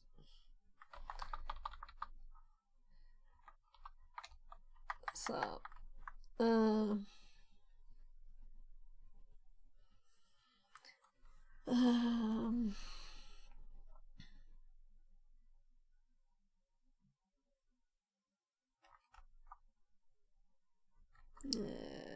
we might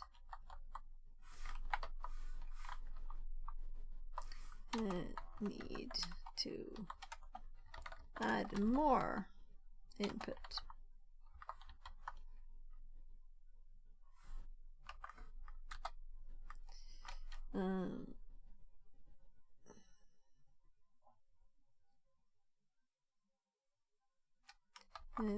Could we have overridden EIP with less data?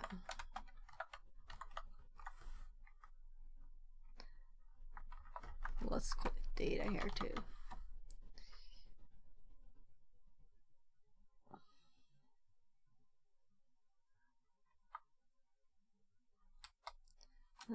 Then we have this. How much space do we have for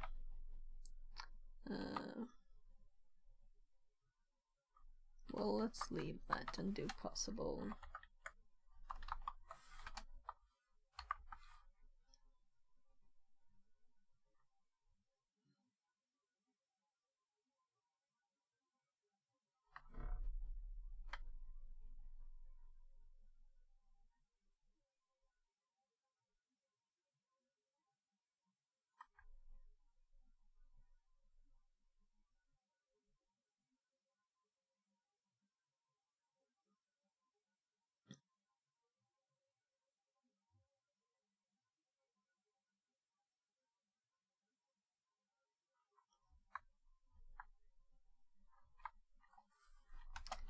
If we input more data, we'll eventually get another type of crash again. Oh, I don't want a spelling mistake here, at least.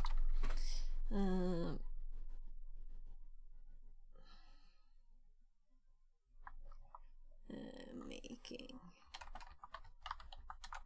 us lose the control over EAP.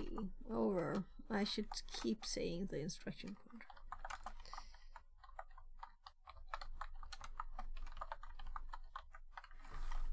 So, fuzzing. When we get a program to crash from sending it more inputs than it can handle, there are a few things we need to think about. Our goal is to get control over the instruction pointer.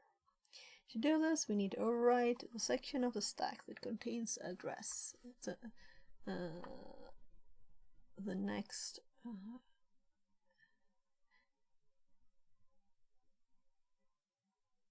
that contains the address.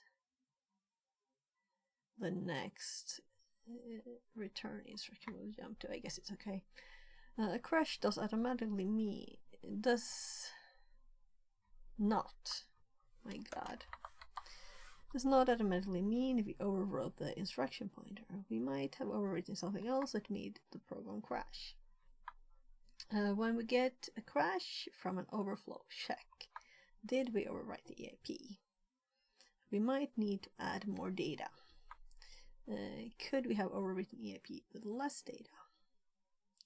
Let's put those in the same line. We just need two here. Too little and too much, right? How much space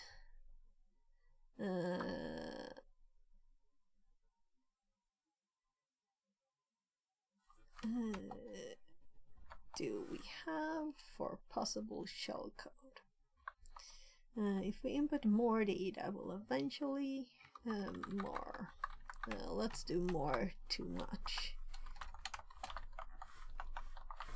data. We'll eventually get another type of crash again. Crash. Let's just not do again. Making us lose the control of the instruction pointer.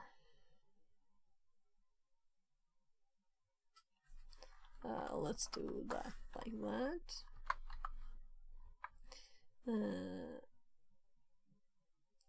So we usually run Python scripts to test input automatically.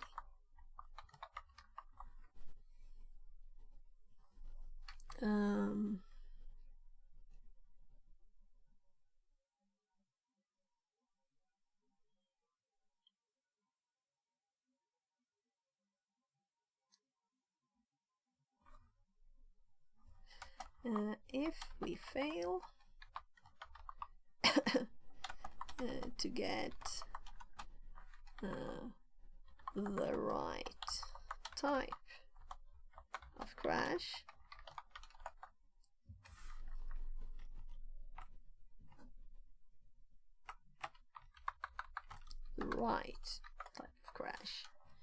We need to try both. We might need to try both.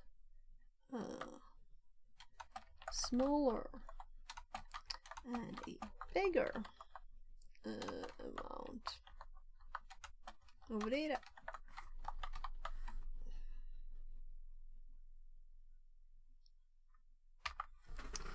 So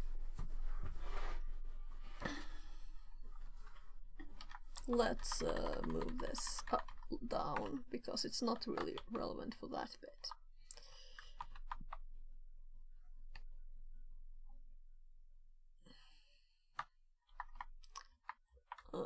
That's still relevant a bit. Let's put an example here. Why not?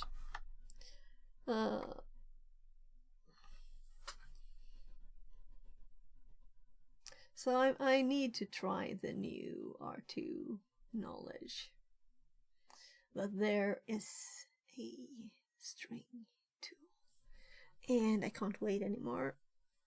Let's queue this thing and dare this, and what did it call it? Maybe it's not here. Maybe it just was thinking things up. Let's look again. So it was ChatGPT that mentioned this.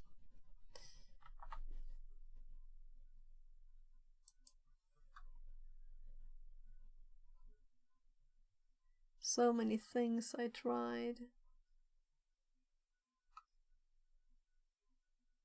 when it was just too little data. RAG. Where is RAG 2?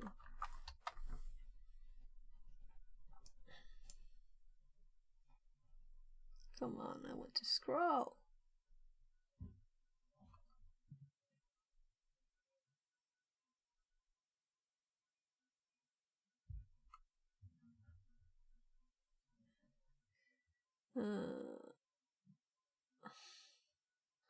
Yeah, so I'm on Windows.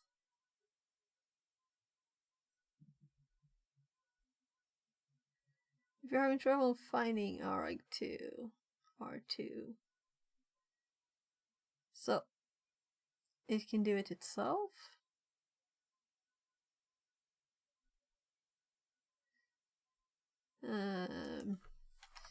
I installed the Windows version as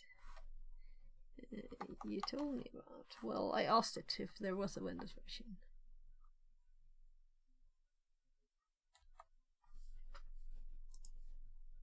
Maybe. Yeah, it's there. I got confused by there being a one before, you know. I thought we had scrolled to the top, and I didn't. So it is there. I'm just blind. So we have RAG. So RAG2. Let's let's help.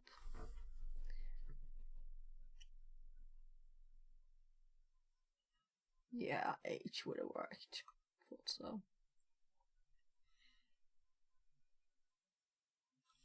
Yeah, we need to add this to the notes.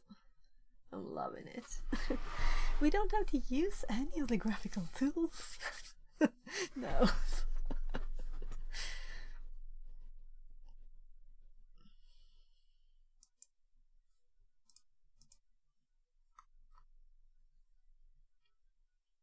So R2 exists for Windows 2.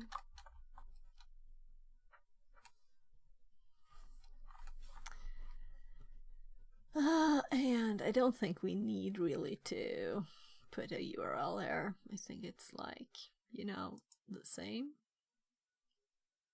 So we just went to releases and we downloaded these two. So same URL. I'm just happy.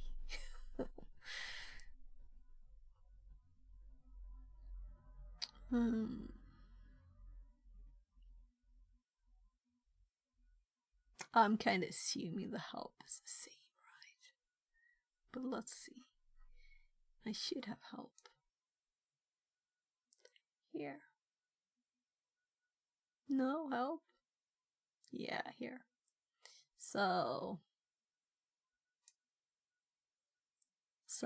the 0 and the 2 are not, and the dashes and equals and stuff are not in the Windows help. It's a bit different. So let's add it here. Windows.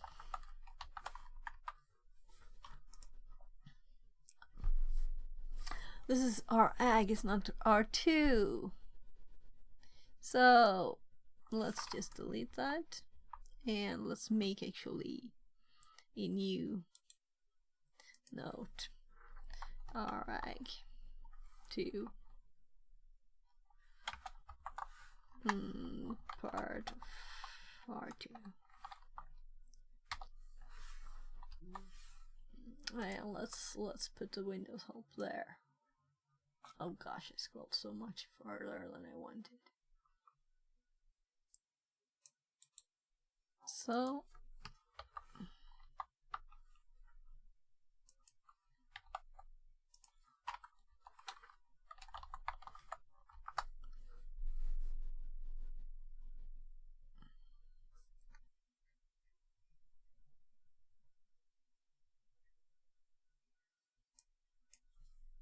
I think I got that thing in my teeth.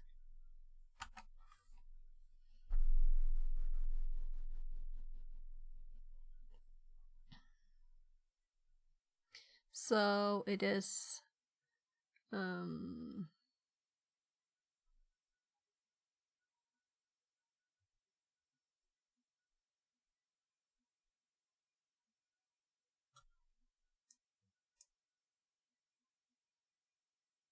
Q is one of what it used. I don't remember the other. I kinda assumed L, but it was not, I think. So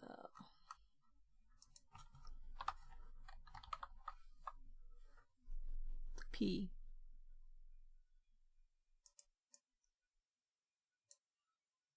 Can we copy this? That's a good thing to know because I had problems with this before. Yeah, we didn't get all of it. I don't know what's happened. This is a problem. It didn't get this bit. Why not?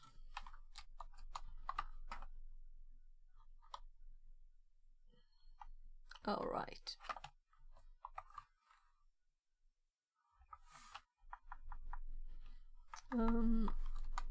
It sees it as a tag and breaks the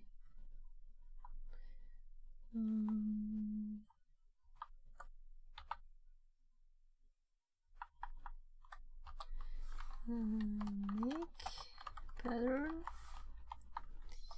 query. So this is very interesting to me because I've been using the Metasploit once and the path is horrible for them. Let's try it once and see if I have these just at the prompt without the path. RA2 Q, and let's put the same one here.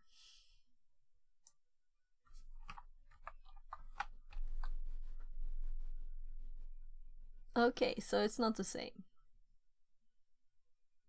obviously.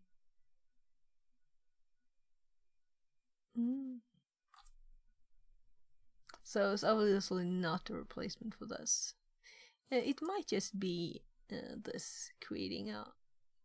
Let's try the P one, right? Because that's the one that's supposed to create a pattern. And it might not be the same too, right? So let's put the number here, 300.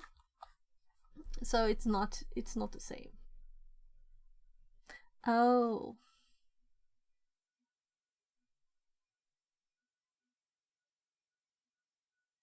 As you can see,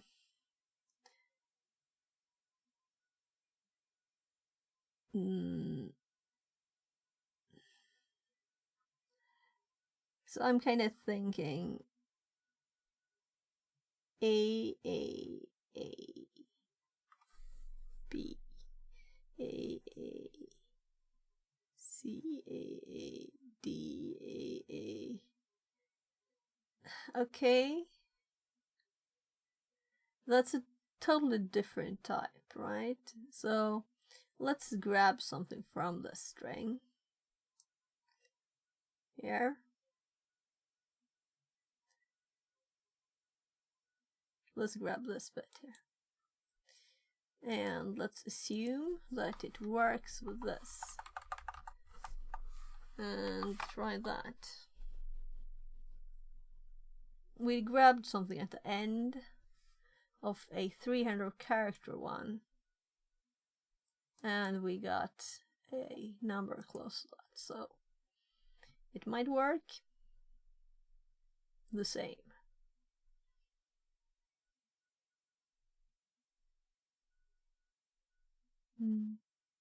And it also does both, right? So what if we flip it? So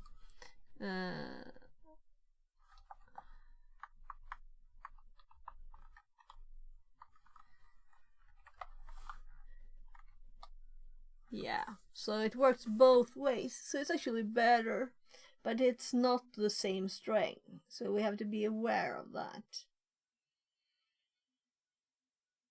And if we only had like a few characters, it wouldn't work.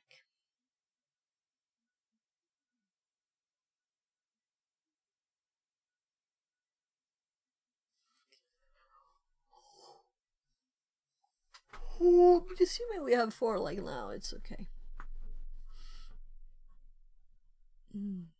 Meaning like the max should be something 7,000 there. Interesting, very interesting. Let's actually put these in the notes.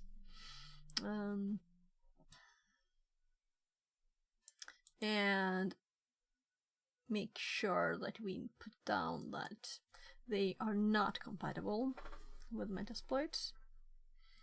I kind of like Metasploits, they're prettier. Let's cyberchef it too. With first notes.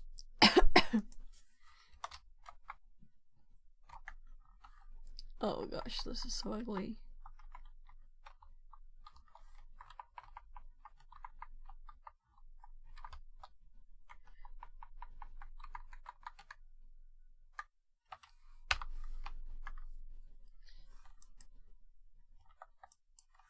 So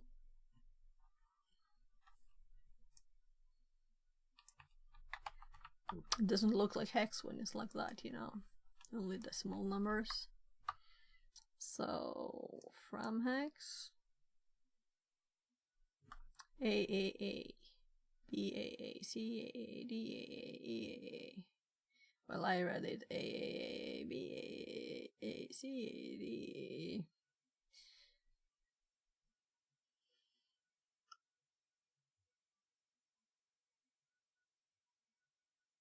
And let's start with the lowercase here, A C A, and then it goes A 5 6 7 8 9. Yeah, I didn't see the numbers actually.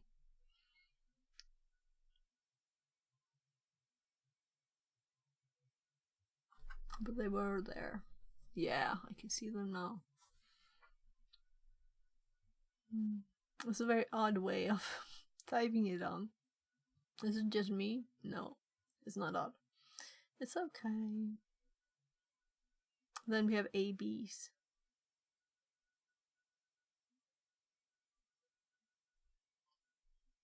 So comparing to the Metasploit one, I'm sure I had it in here.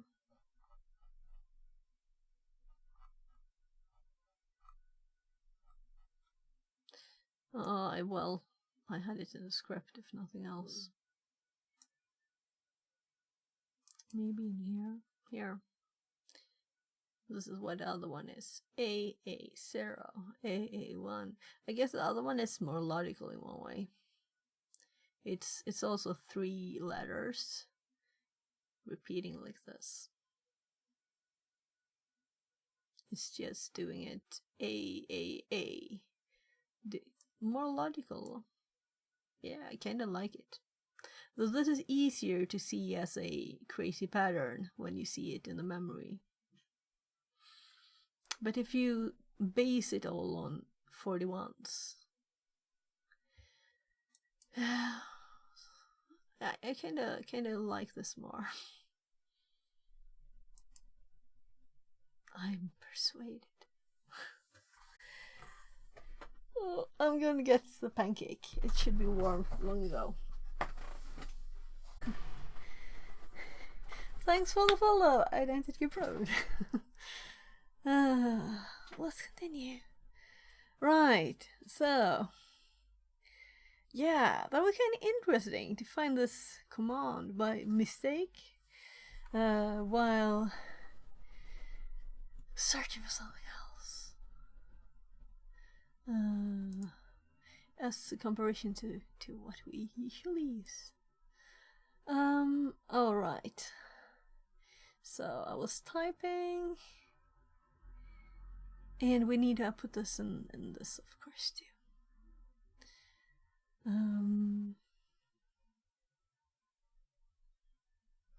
Yeah. So this document is a bit long now, but here's what we're doing. Why do we have a queue? So let's Python. Maybe like do the one I just had up. This is the quite updated script. We don't need this complicated one though. Let's take the one we used, the basic one.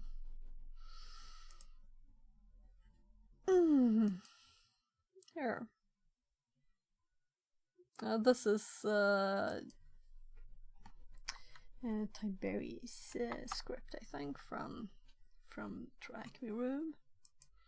Let's make it even more simple.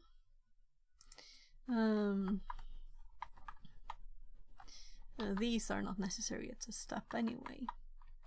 So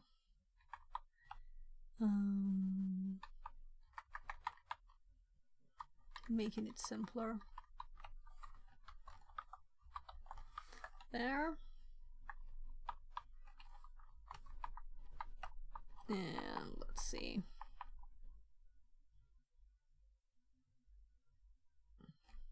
We could also make this shorter.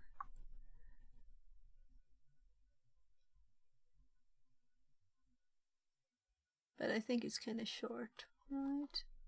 Sending evil buffer.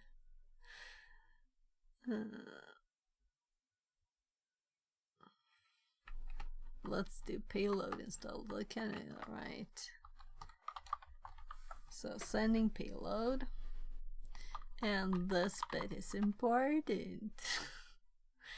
I spent some time on this one, having problems for not doing that. With a more advanced script.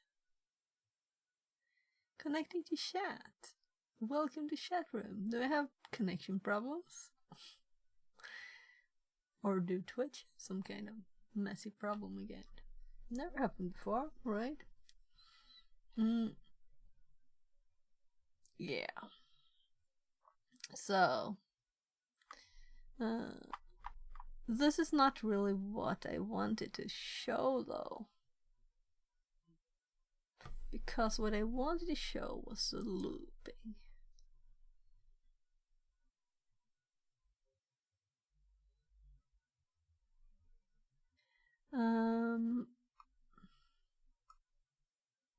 Yeah, I'm taking my script instead. And I'm cutting that down instead. Sorry. This is more for the what do we not need here? I don't think we use time, do I use time? Oh no, just a time. Oh, this is why. I'm just sleeping a bit there. And we don't need all of this. Let's just drop the bit after there.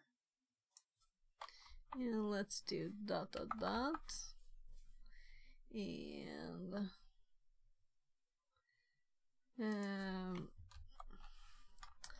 here's one. I'm kind of thinking the 5000 bit is overdoing it. Well, I'm kind of thinking also that if it's useful to have it in the notes. This is not useful, right? Let's undo everything. But I'd rather delete it all. And I'm going to make a link instead. An example here. And we have it here, right? Fuzzer. So it's in the same directory. Fuzzer.py. And I don't think it can do a link for come on. I don't think it can do this. It could. Good. Good. That's nice. So we have a link for FuzzerPy there.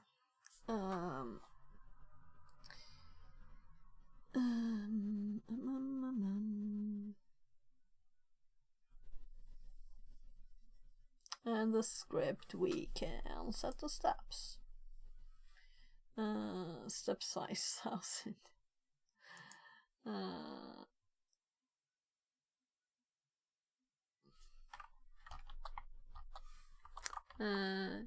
In the script, we can set the size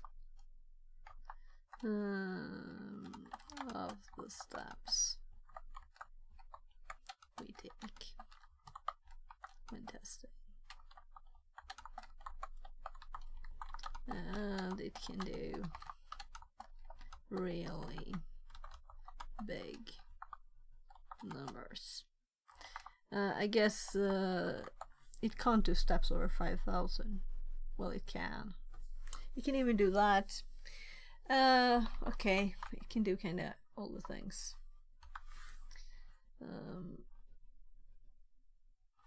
So continue to add data.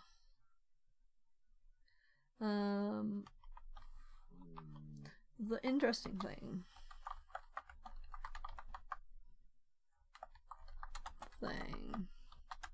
is to check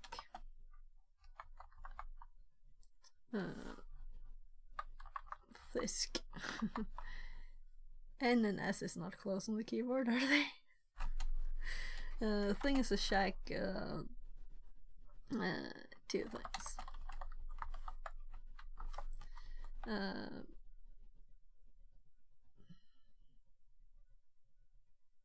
Well, let's skip the two things. Did the program crash?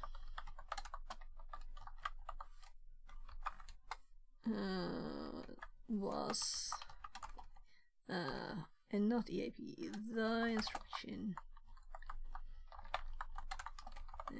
pointer overridden. did all data.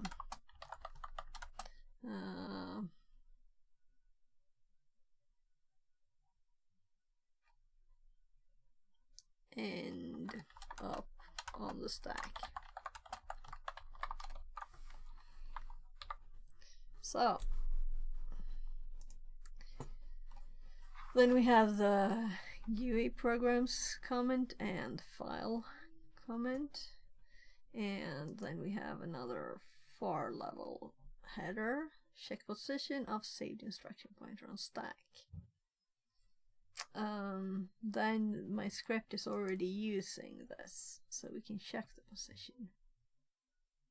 So we skipping a step there, kinda, and we kinda talking about it already too. But yeah, this is what we're doing now. We're going to do the next step. So the problem I had just a while ago was actually doing too little data. And that's why we added this section, because I didn't mention it already in my notes. So now we have a new section here on the fuzzing bit, pointing out that we can have too much, too little data. We might need to add more data.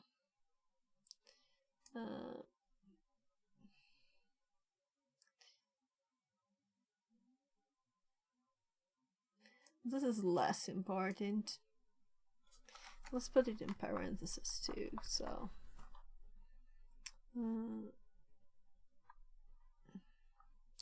I'm okay with using parentheses there. I kind of avoid them otherwise, but might just remove those lines later. I'll have to read through everything and check that, you know, the number of things I've reordered in this document so far, it's a lot.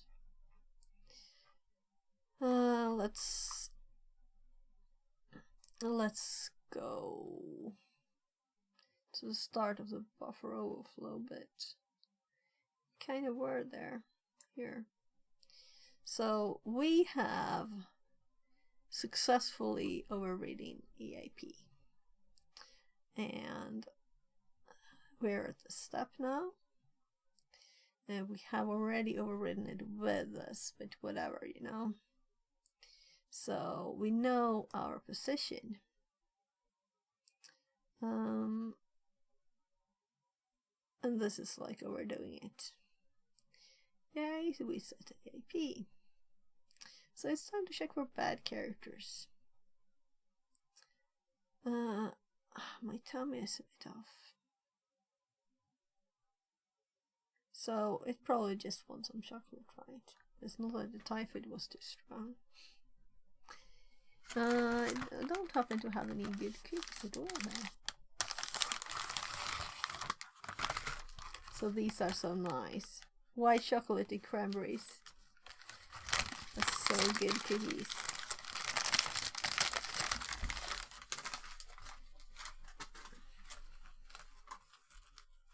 Just the last one. But it's Friday, right? I'll eat it in a bit. This is more interesting than eating cookies. Yeah, I know, I'm crazy. I know.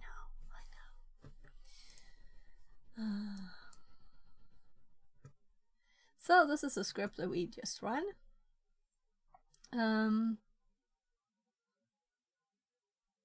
If I just think for a bit, we need to, our goal is to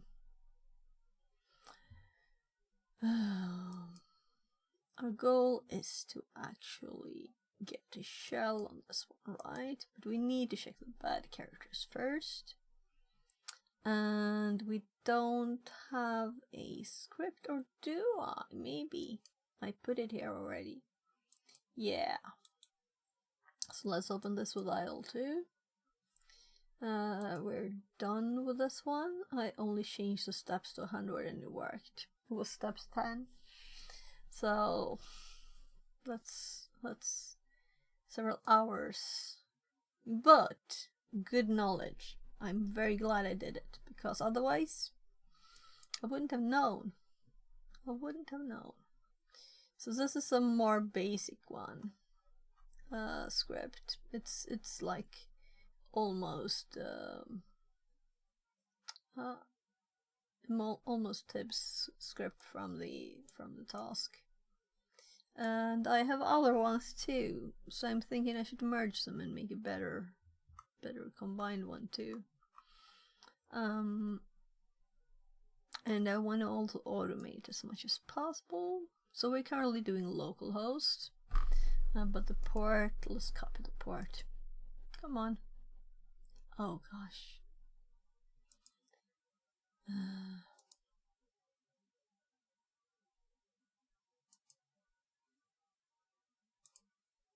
So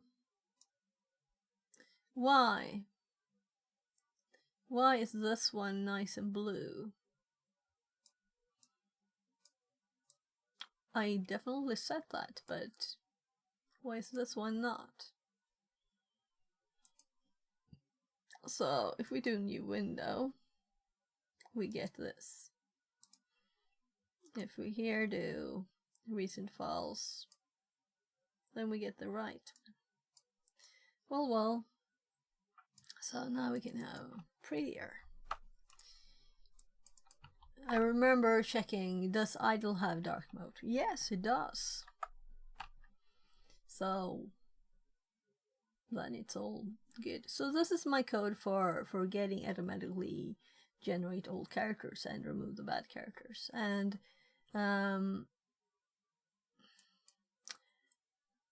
should we assume null is good, bad, or should we not? This is text being sent. I'm assuming it's bad. Am I? No, I'm not. Let's have a new bad character to start with. This is just not useful.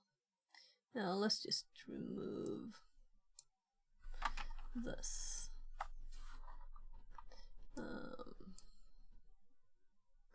I'm just thinking, what's the difference? Windows reverse TCP, Python. Yeah, well, why do I have two? I don't know. The offset we recently got from Kali. So let's check it out.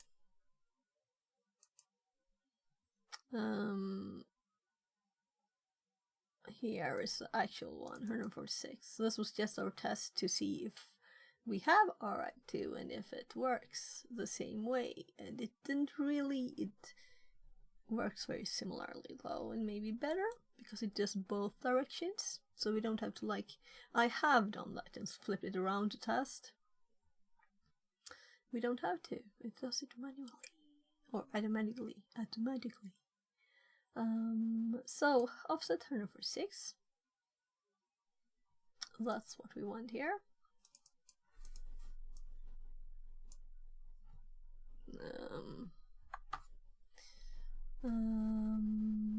We don't have anything here yet, so let's put like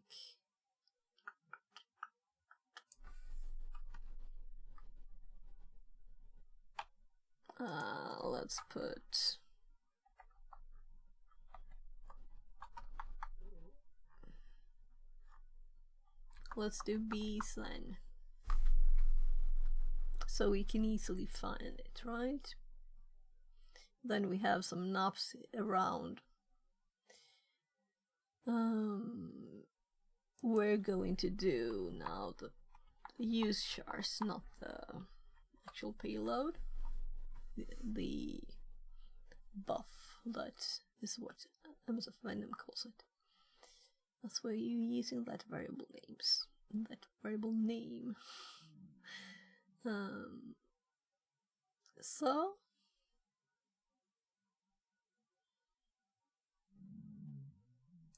just reading it all. So it is connecting.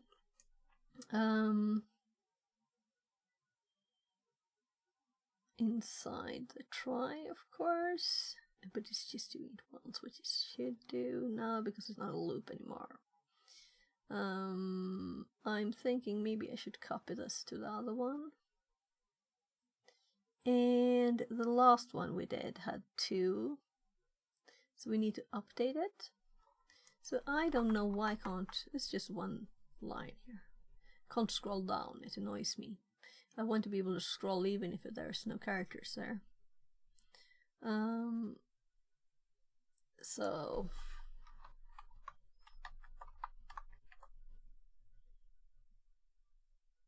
this one has no such thing. So let's just change this to payload. I kind of like that better. I think evil sounds so primitive. I don't know. I'm not evil, am I? So sending payload done, could not connect. And we're going to copy all of this and check this exploit pi. And this one has bad cars entered. This is for the overflow ones. Yeah, so that's very easy this one. So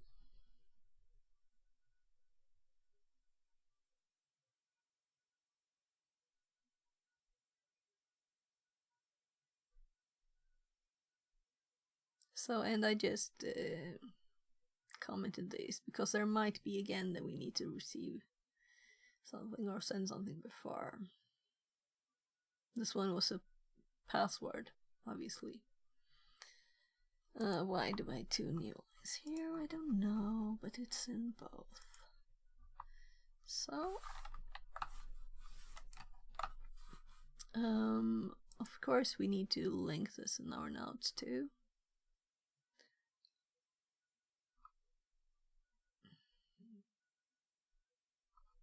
And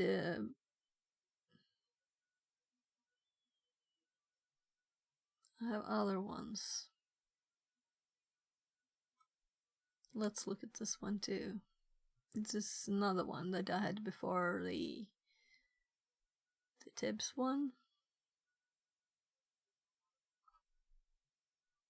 It's very similar, only I made functions for it instead. So we just run the function we want instead with the fuzzing too.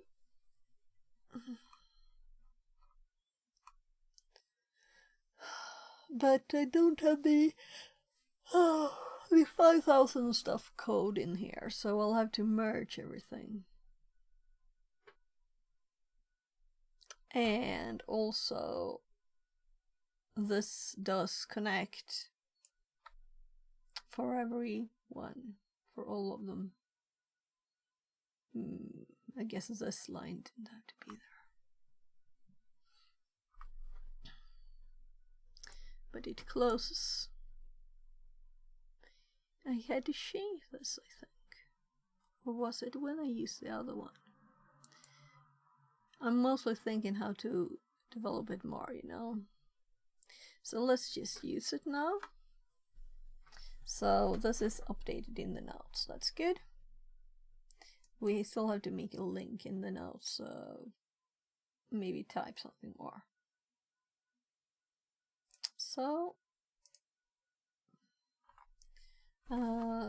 instead here of fuzzer, we do exploit pi, and I think it's easier now to actually run it through x32 DVD, or I know it is, because now we can very easily just look at all the numbers nicely. I do want to remove the breakpoints though. I think I did I? Because I don't think I have the breakpoints left, right? They're gone. Anyway, it's not paused, it's running.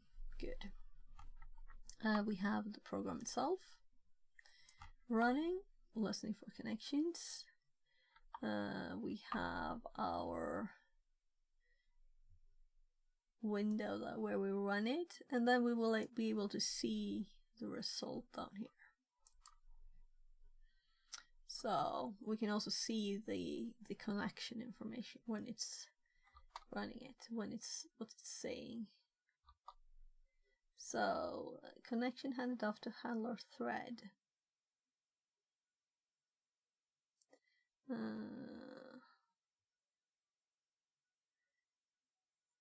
And DLL loaded. I wasn't really thinking before I did this, did I?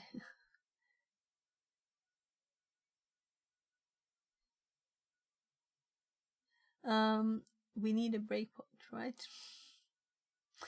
But since it's just waiting, we can probably just check memory anyway. Well, let's drag this one up. And I should have made a breakpoint. I was like, oh, I had to remove all the breakpoints.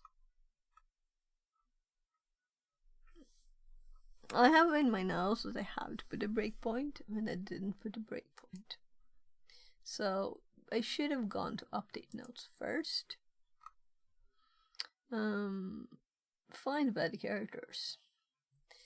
We need to find out if all bytes are acceptable input. We can probably assume that null will terminate as a string.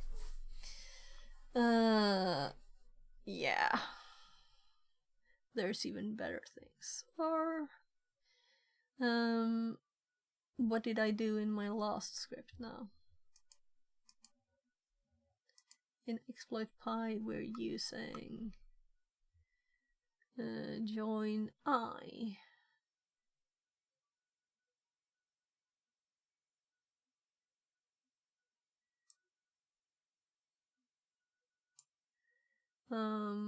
Actually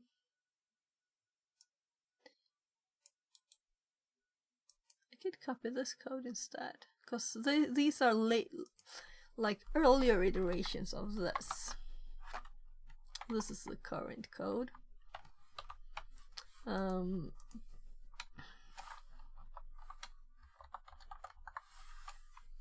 So here's this. But it's not with the range, but the range is up here.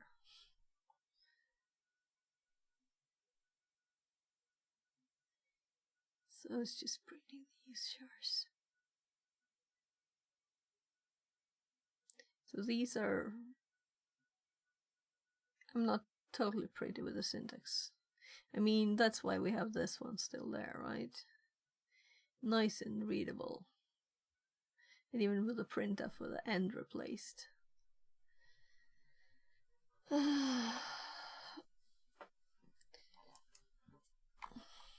So let's just keep that in. Then we have a list of some characters. Then we have observe. We have to break program execution with a breakpoint in red, and I'm not like reading my notes.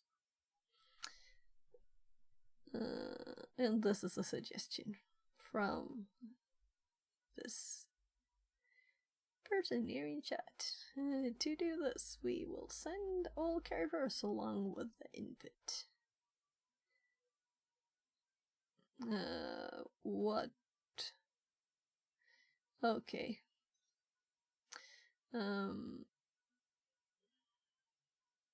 So this is an earlier one where we just had the number minus the length of this minus these for So for some reason, then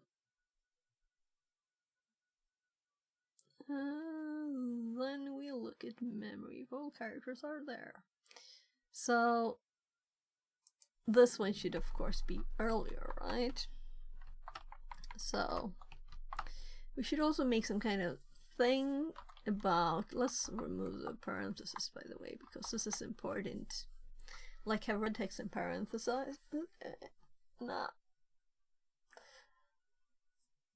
Where do we put the breakpoint, right? This is not a tiny program that the previous ones that we've dealt with. This is a longer one, but I need a quick break. I'll be right back. 1 minute.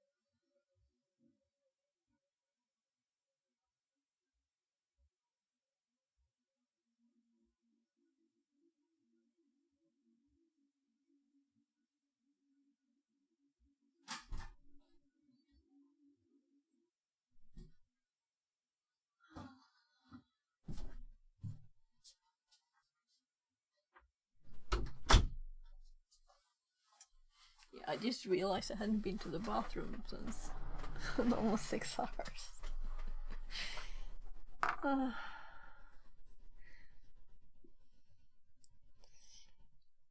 There.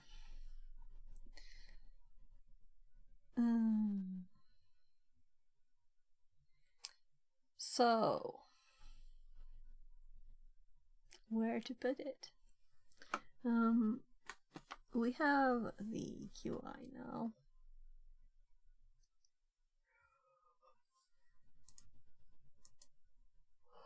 So we can just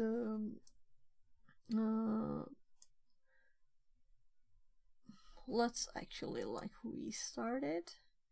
Or yeah, well, restart it is okay.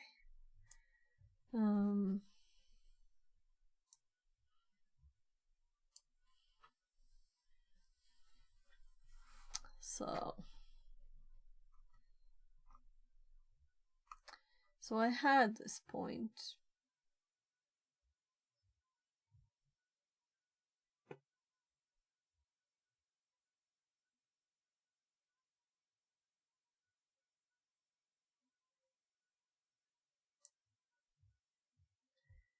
Where are the old breakpoints? Because I didn't just have one. This is so annoying. I think the easiest way to find it again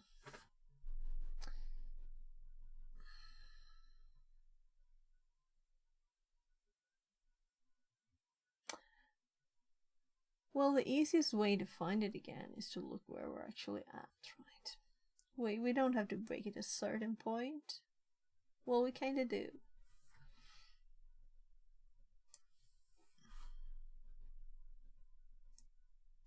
Oh, that was closed?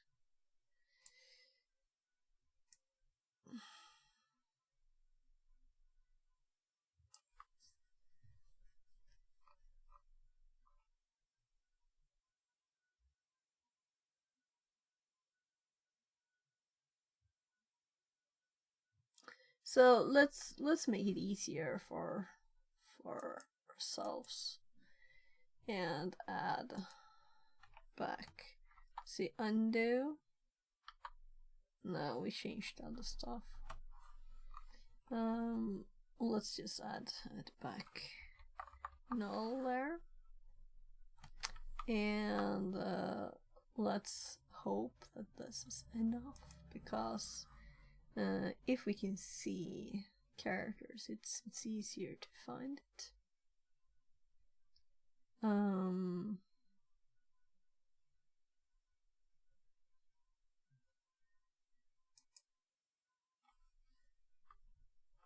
It's running.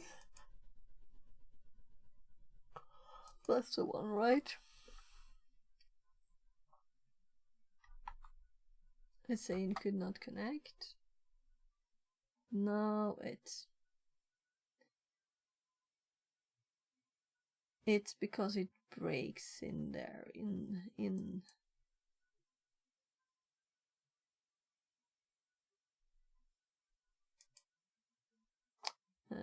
connection handle off to handler thread.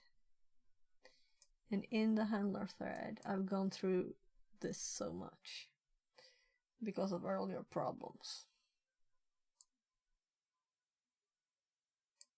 Why doesn't it move? So can I search in this? Cause it's, you know, a lot of zeros. That's nice.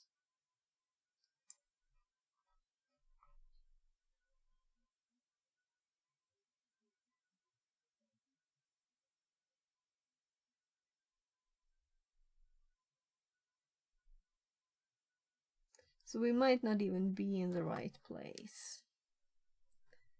It says DLL loaded.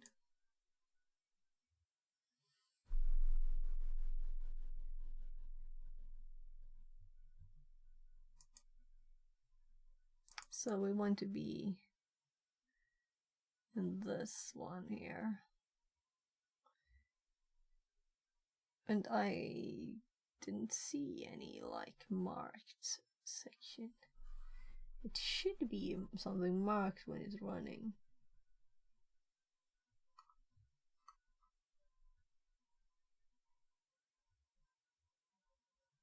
Just letting the brain do the work here.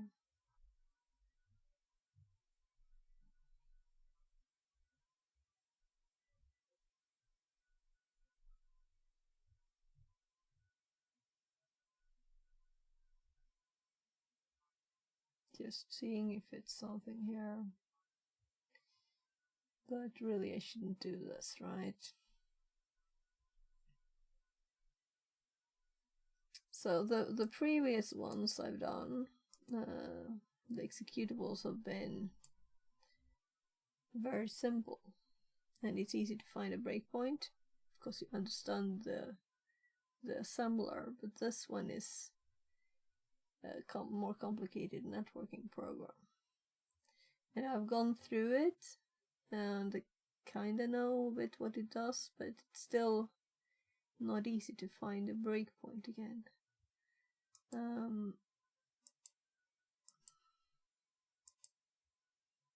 I'm thinking if I should check my own stream at the start what breakpoint I had. So why am I doing this? I'm not even looking anymore. I'm just thinking if I were to see the pattern I'm looking for, which is 00, or 01, 02, 03, 04, 05. Now it will be kind of easy. And these are also, it's the same, right? So, what a good technique could we possibly have on this? First of all, we could always do following dump on this.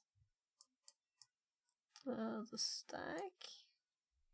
And if we were to be lucky enough that they were in the same place in the stack, then we would see kind of the recognizable characters here for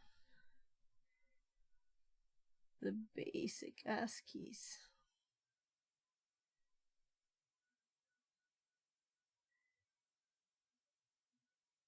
So what does the colors mean? I'm curious now. What does colors mean?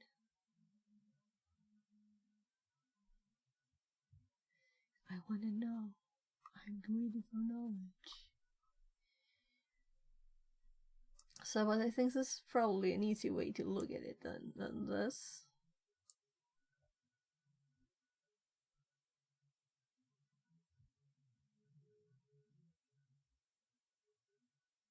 So, is it that much? It's just this, it's not zeros? Yeah, I need to know these programs better too.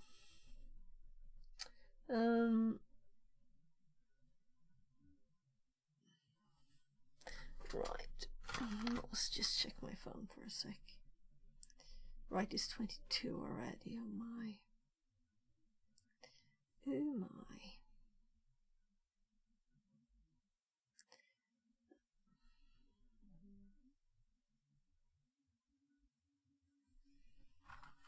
I'm really tired. Maybe I should stop.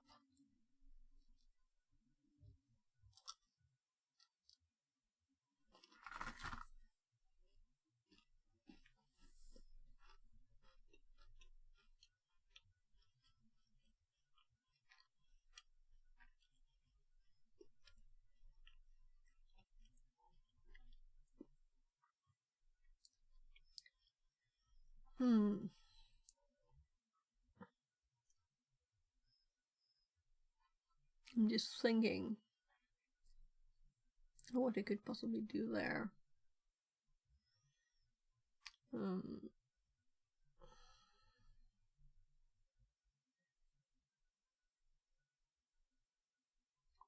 have to check if I have any messages or anything.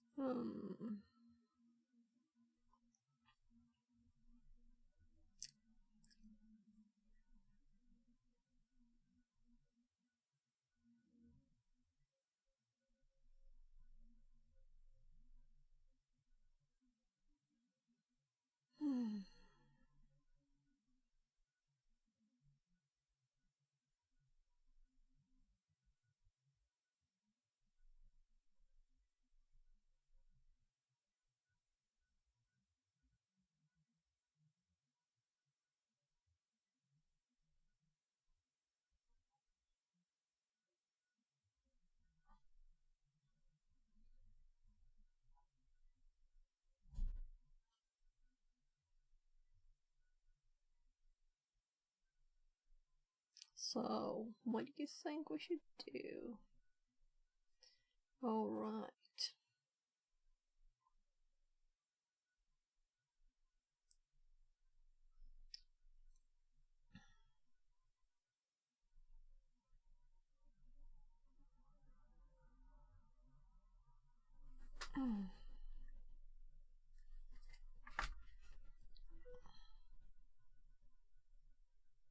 So time just flies by. I didn't realize it was this late.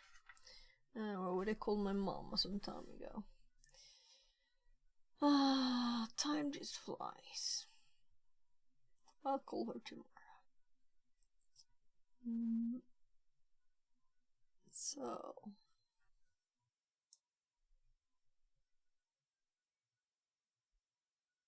let's look at the code. And if anyone has any tricks on how to do this easily,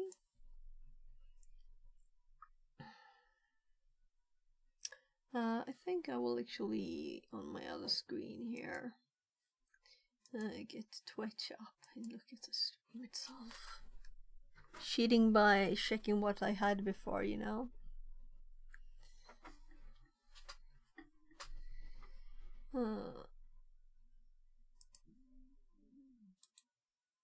New tab.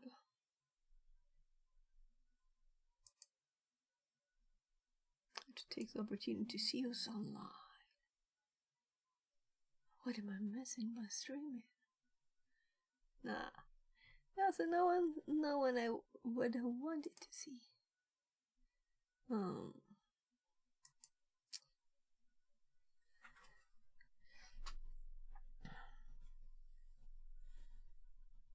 Open up over here. It's muted. Hello, me.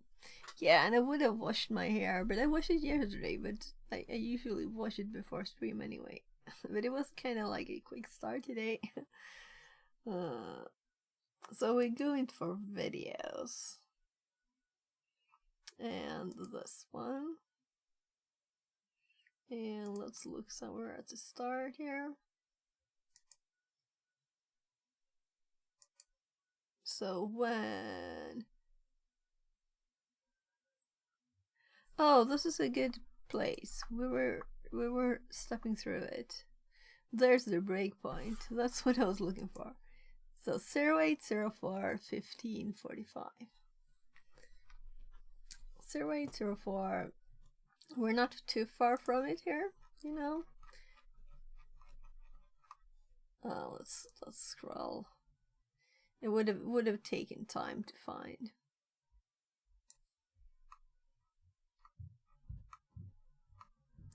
Or 1515. Yeah, it is here. It's just not visible. So that was the breakpoint I had before. So when you have so many lines, you can't see which one is red. But we can see these, the structure of the code, but it's a lot of it. Oh look, there's another breakpoint here too. That I've used before. So if I really scroll slowly through it, can I use page down? No. Nothing like that, no. Okay. So, I've traced through this program too much already. So I think it's at the start of its listening networking thingy. The handler. What it sends it to the handler. So this is the handler thread start kind of thingy, I think, that we're at. So hopefully we would get the data in there.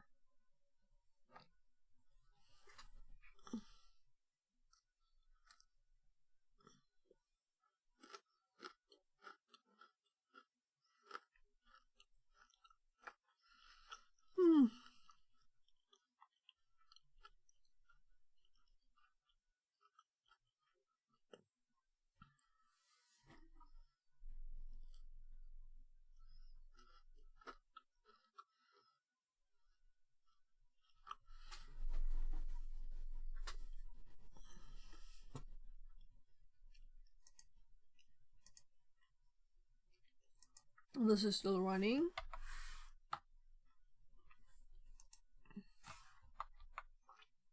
Come on.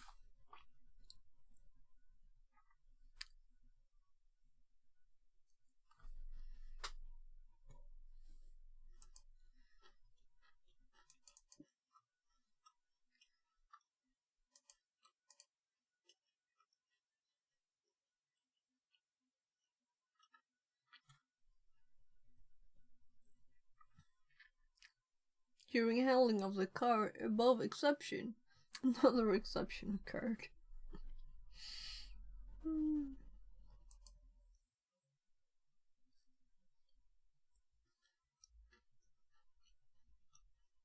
I could have it like checking if it's answering. And if it does, we'll start to send the payload, but this is good enough. Hopefully. So this is where we checked out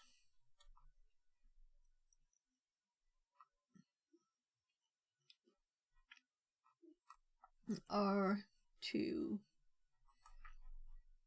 So this is where we ran R22. 222. And it's easier to make breakpoints in R2.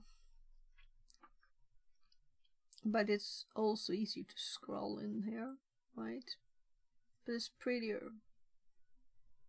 So let's keep that up. I was thinking of closing it. So this is up. It has sent its listening for connections and it's running. Or sent and sent. It's showing it.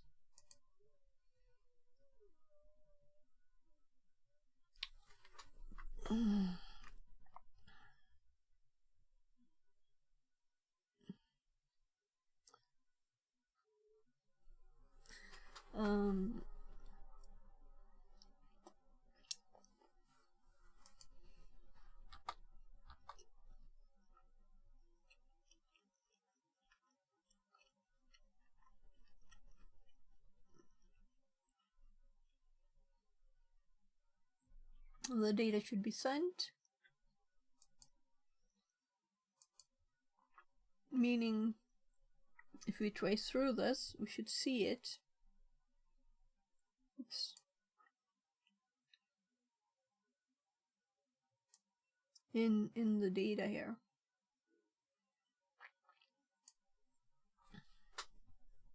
So I don't know what position my camera would be like least out in the way, but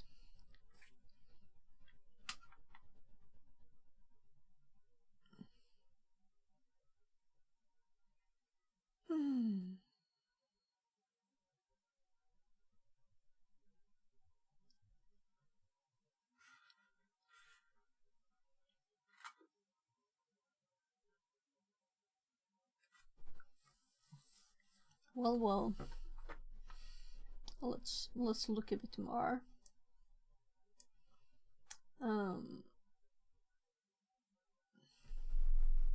Yeah, I have a better thought of this here.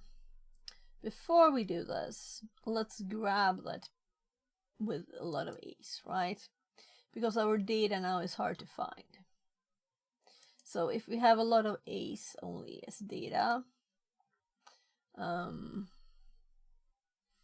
so let's make a like fuzz find.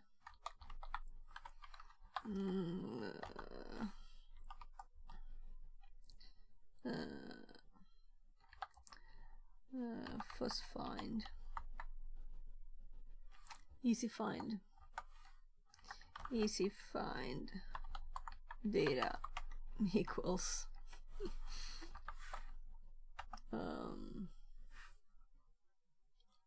let's do this kind of thing, right? But let's just do 256. Why not? Well, let's also put it not there, but here, and let's not even call it something.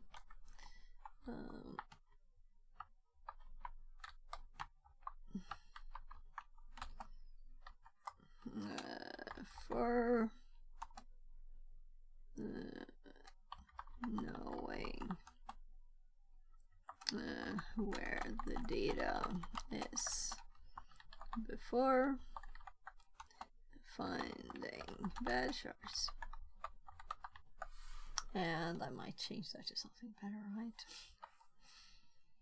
So now this will be payload. Why did it do that much when I just, you know, there. So now we have to rerun. So restart.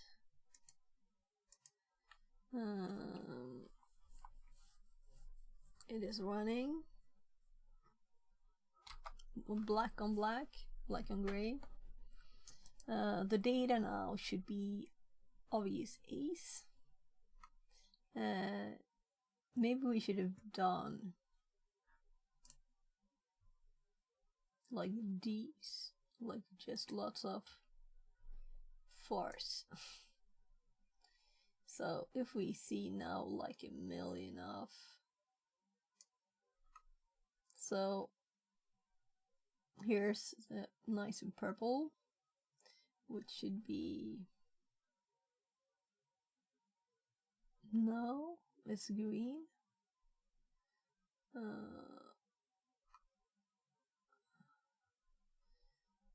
It's supposed to be green. Let's just look here now.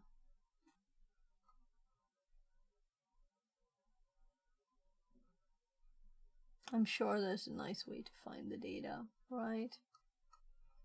That I don't know about.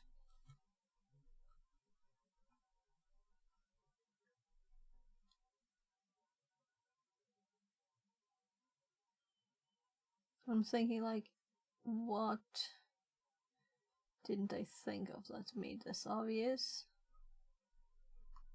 And is the reason I should stop streaming and go to bed?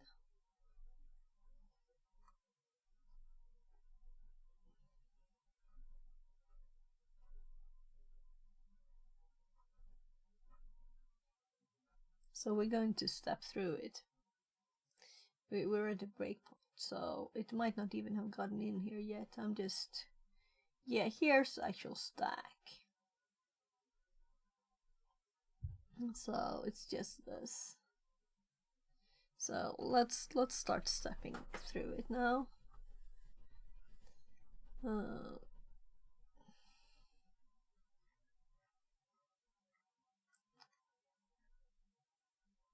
Why can't I scroll? What happened?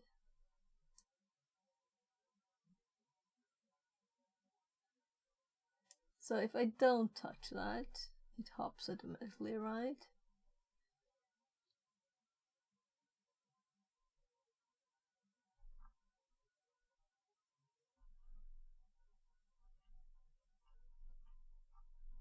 Let's just hop through it a bit. Now the data we're looking for is easier to see when we see it. We should also see this string thingy. Yeah. Oh, that's annoying.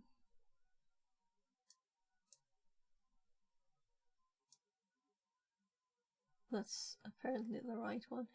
So I just realized there's these two, right? Comments.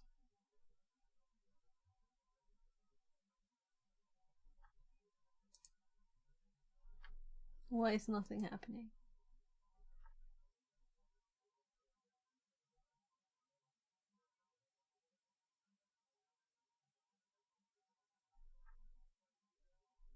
Entry breakpoint at Gatekeeper.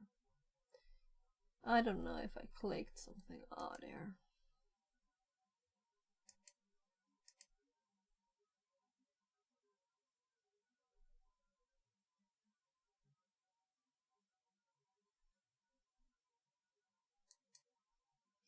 Oh.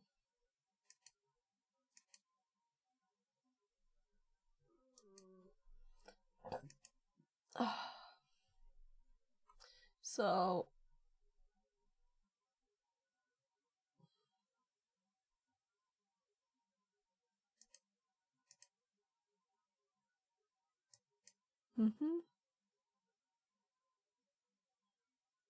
B.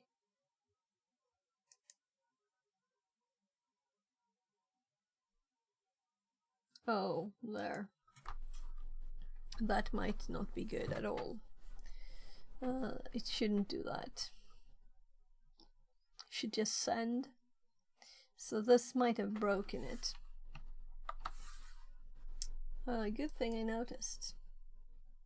Well, I'm redoing this because it might just stop in an odd place and the Python script not actually sending what it's supposed to send, and then of course we don't get any data into the program because it's not doing it. Oh, so they're waiting for data that would never come. Well. So all of that looking in the data was just, I should have read the code just 2 seconds more. Adjusting it from the previous one that was question for username entry. Question for password entry. Let's spend 2 more seconds on it. So we have the connect. We're not receiving data. We're just sending data. Yeah. Sorry. So let's abort this one. And sending done suddenly, right? That's what's supposed to happen. And this should be paused. And we should have a lot of 42s, 41s now somewhere. So if I were to just go through this a bit. Let's pull this up. Let's just scroll a bit to see if we can see anything here. Nothing yet. It might not have been read yet. Bye. That's still in the same spot.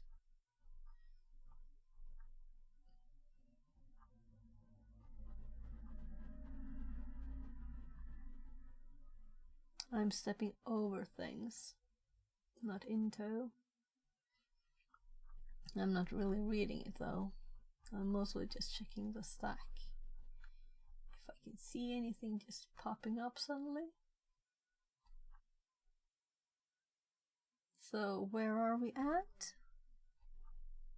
Oh, look, we have the 41s. So this breakpoint here that I had already, let's remove the other breakpoint.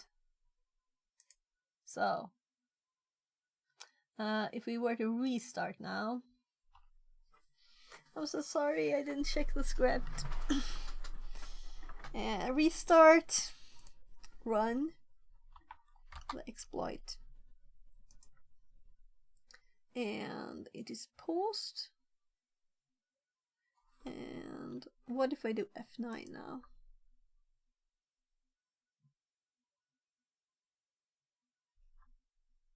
I did 2 F9s and we hopped here where we kind of can see a lot of 41s.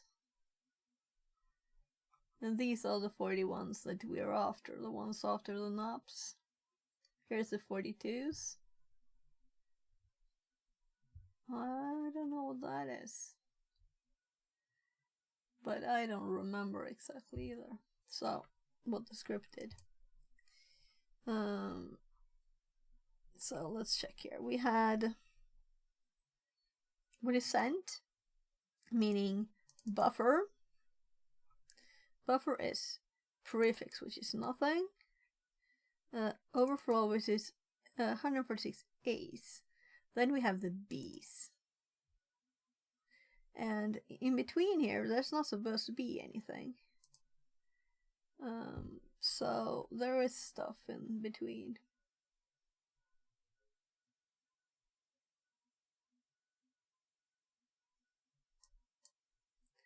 Here, this might be overridden then.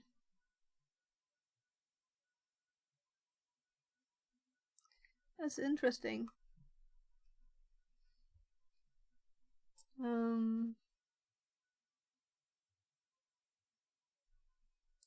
So then we have our ending knobs here too.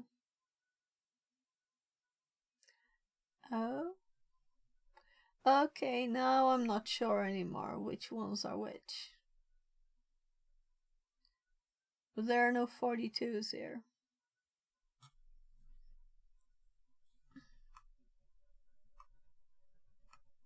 Let's switch it now. Once more. I'm sorry, but well, I can switch it first, right? So instead of doing this one, we'll do this one now with actual old characters here. And we should have the bees here, the knobs, and then null, and so on, because, well, we removed null. So let's undo that. This has restarted, right? Let's just click it once more because I wasn't 100% sure. And then we run this, which is just send done. This has paused, and we do F8 like twice, once, and 08, 4, 50, 45, twice.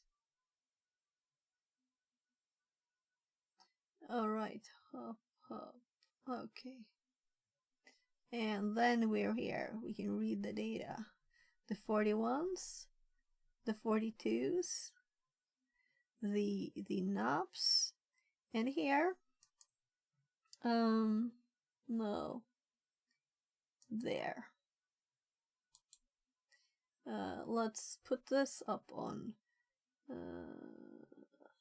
following dump, and here we can see all the characters. So we have 0, 1, 2, 3, 4, 5, 6, 7, 8, 9, A, B, C, D, and so on. And I'm checking this by doing, this is all zeros down to F0. This is all ones. 1, 2, 3, 4, 5, 6, 7, 8, 9. A, B, C, D, E, F. All twos. 1, 2, 3, 4, 5, 6, 7, 8, all the way. All threes. All fours. All fives. There don't seem to be any bad characters. 7, 8. Bad characters are the ones that don't get into memory because they kind of break it. It's reading data. And that surprises me because we even have null there. But I kind of was, that's why I put it back, because I was thinking if we're just sending data, you never know. B, and we might need it. All the way C, D, E, and F. All the characters, all the ASCII characters are in there.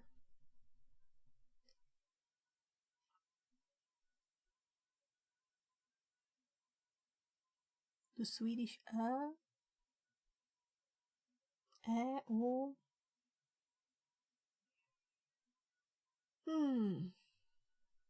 even all the new lines and stuff. It's just in there. Meaning we could just send anything. So what we need is to make a reverse shell now. And put it there. And MSF Venom is very friendly. And helps us, right? And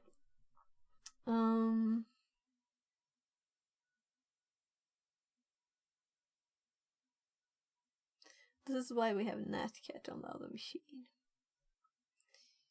But we can run MSF Venom on this one. So which one am I not using?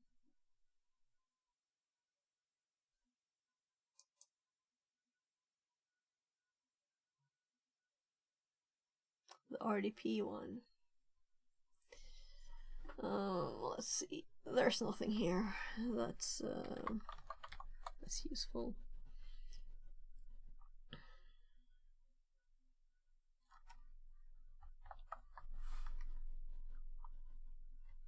So we don't have an IP yet, but we'll do this locally first. we'll do this locally on the machine. So let's do that's probably what I had before.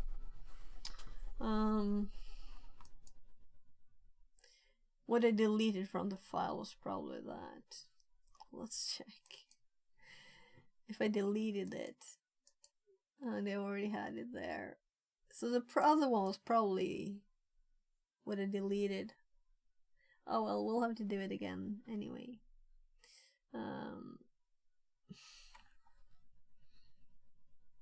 So it's probably like 127. 001 and 443 Python, and there's no bad characters. Let's just do that.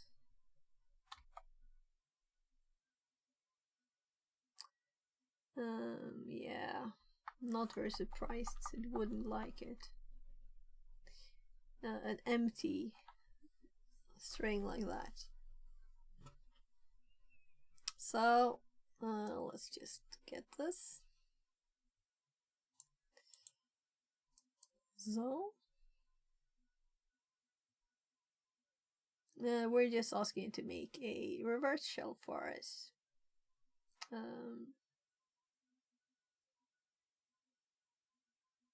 And give it in Python format. So we're just going to replace this one.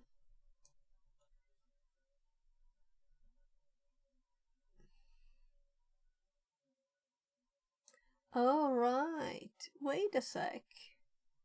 Yeah, we can use this one because this is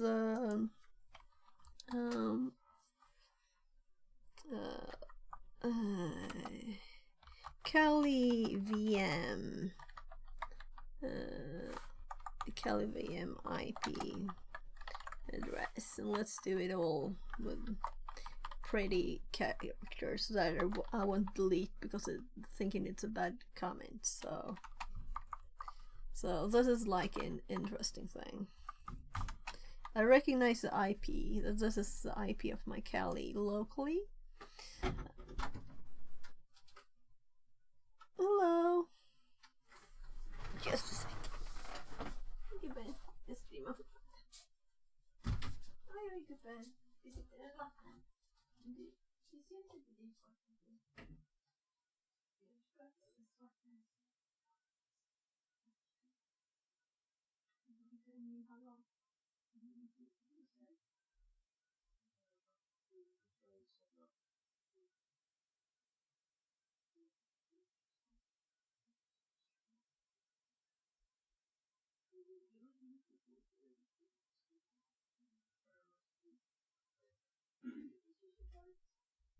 Ska bara lösa ett problem, sen så ska jag sluta.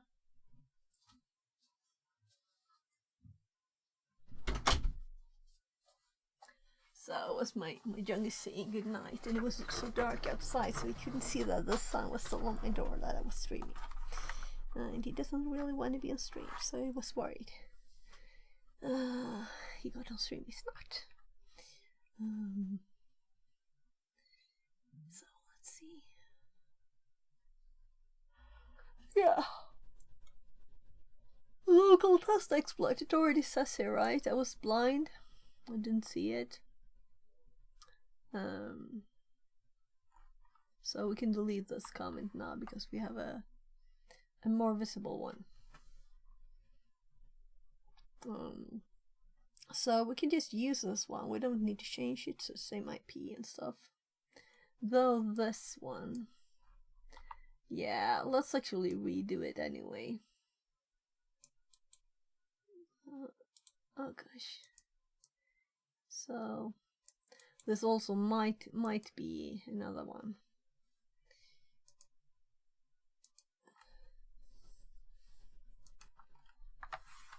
So I'm just changing. Yeah, we need to remove that.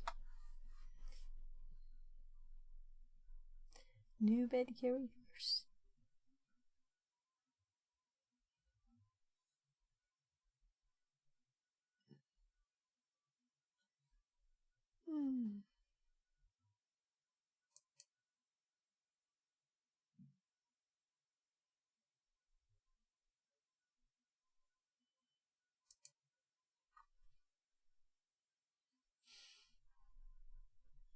I saw myself on the page there. You know, I had the stream up on the old one. I was like, what? Was that recent chat messages? No, it wasn't. It was the very old ones. So, I'm trying to think, are there, what I was looking for really was also making instructions, right? We can use an a string to easier find, where in memory to look for the bad cars string. There. And to find a good breakpoint. So I don't know how much time I spent going through this executable when I couldn't get the right things from it. Oh gosh. So there. I already had that, but whatever. Oh, this is tabbing. I should go to the other machine. So this one doesn't have a B. So we have to remember B is for bad chars. Replace that. And remove these lines. And that one too. So the size is 324 bytes. Which is kind of good to know.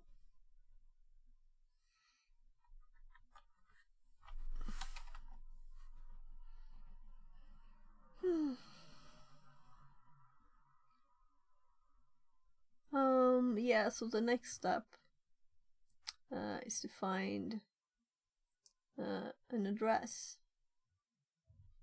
So we can put this in memory, but we still need to change the address here to make it hop there.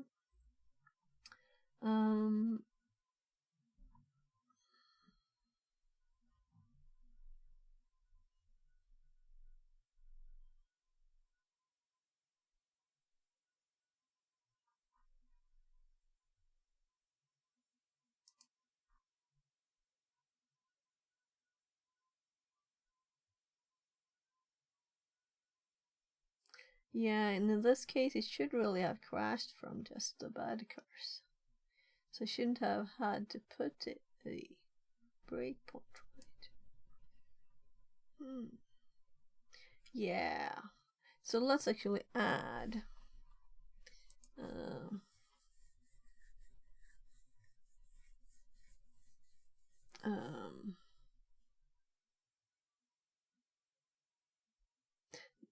not now.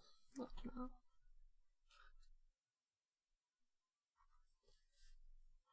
Oh no, let's go to the nose. I'm going to the nose, and then I realized this, and that's why. So let's go through and continue. What have I got in my notes? Is it good enough? Do we need to add stuff? Look in the memory and check the characters.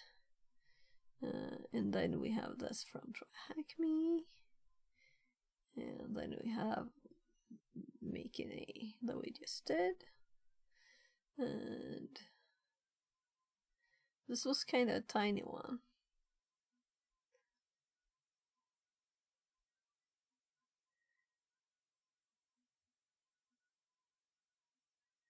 Yeah. Let's just... I just have to look at what on earth was mine.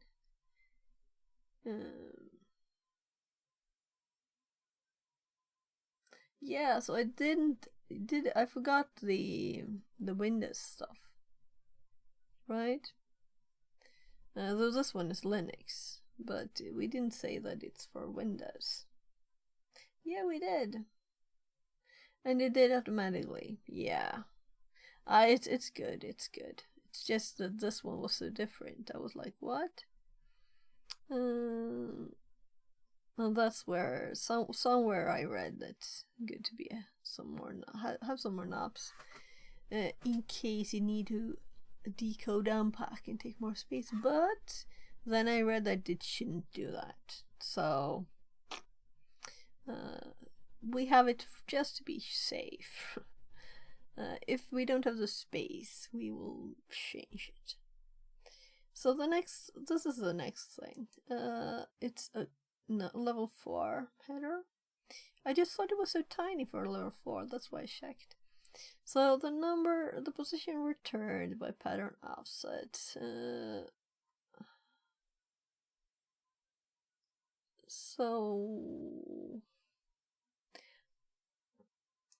But I'm like, what am I saying? That's not useful.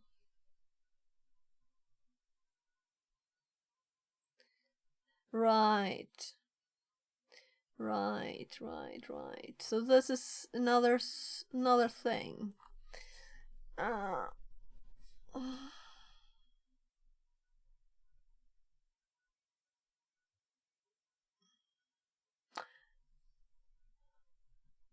Or is it?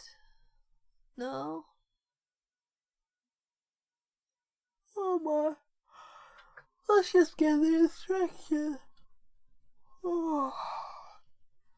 So the thing is that what we are actually doing here is we have code that we want to run now, and we put it in a place so it's easy to find by using some instructions that already exists in the program. Hopefully we just first put enough characters to fill up until where we need to replace the EIP, the instruction pointer.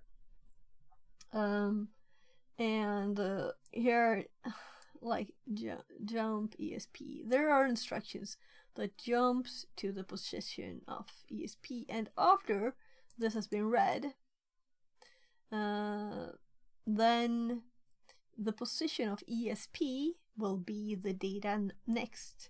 So the knobs, our code, this code, is what we're going to look for now. So yeah, I'll make a program so it's prettier, this, or a script, Python. So what we need to put in here for this code to execute is possibly this jump ESP instruction. So the address to where this instruction is. We could possibly just put the address of this. That's the first thing I did when I did the first tests. Then we could just put an address here. I took any code and it worked. But I think this is like a better way and a more working way to do it. So then also I put the code here instead of putting it after the address. So this address was like this address, start of this. So let's see if we can find one of these instructions. It would make the EIP next instruction point to the jump ESP instruction, which would jump exactly to the start of our knobs. So we're going to find it in here in the code, and if we look here, I looked before, let's see, at modules. Is that the best way to find it? And we want to look in this, and in this code here, well, let's search for JMP ESP and see if we have this instruction here. No, we don't. Then we'll have to look again at the modules. Do I have them all up here? Symbols. So what other stuff do we have? We don't have any other like DLLs that are not Windows. We don't want the Windows ones, they're probably secure. So we'll look for other instructions in the Gatekeeper one. And in my notes I have here, there's also call ESP and push ESP ret, which is like the same thing, right? So let's search for call ESP. So let's go back here and let's just pull this down. Come on. You can do it. So click something here and search for, this time, call ESP. And there's nothing again. So let's see if we can find a push ESP ret. I don't know if you can search for those. And I don't know if this works as I'm doing it either, because this is just me testing stuff. So Control F again. So if we have push ESP somewhere here, I'm kind of thinking I'm not doing this right. Oh look, it's search for command. Okay, so this is not working, right? What if we just put the address there? Panda Tongue says, "Happy affiliate anniversary, nerd." Thank you, Panda. Thank you. So let's see. If we instead go for the address here, if we just go for our own address, the one that we have over here, let's read in here instead, right? So let's assume that this is where our code starts, and we don't have any special characters that we can't write or anything. So maybe this will work to just put this in as the address. So copy the address of this, right? And we don't need to switch screens because this is where we're going. So I'm going to paste this here, and then I'm going to swap it around. So first we have 1 2 3 4 1 2 3 4 hex characters. The last one will be 0. The next one here. If this works, it works.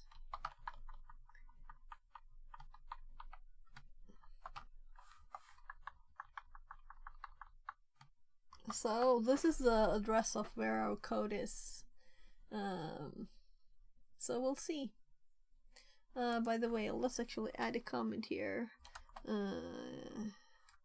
Call ESP or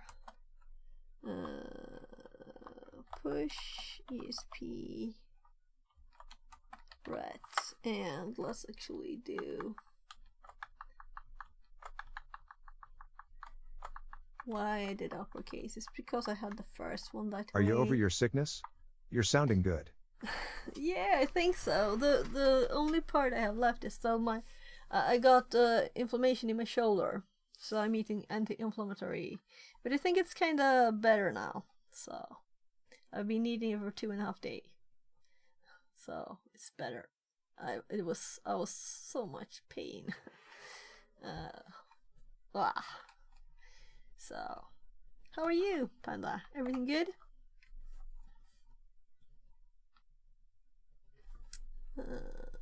So that, and restart, and right, our color machine needs to be listening, or Doing good. Just been so use. freaking busy at work this week.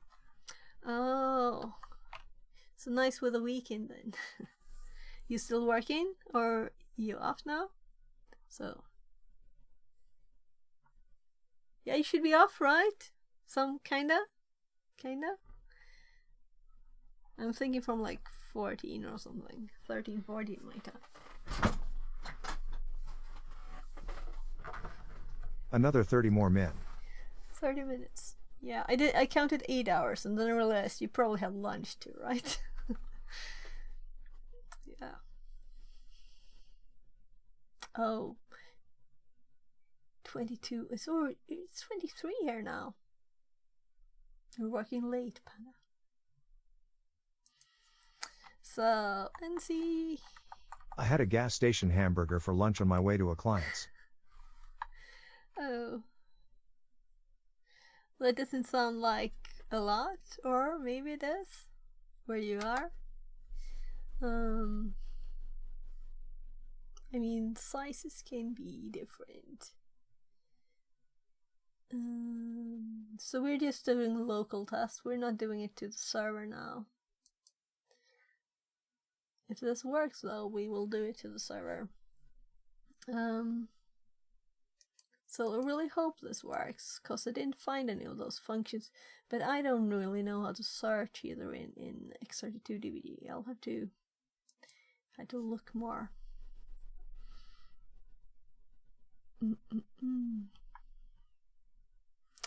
Before I run it, let's double check that I didn't do anything real stupid.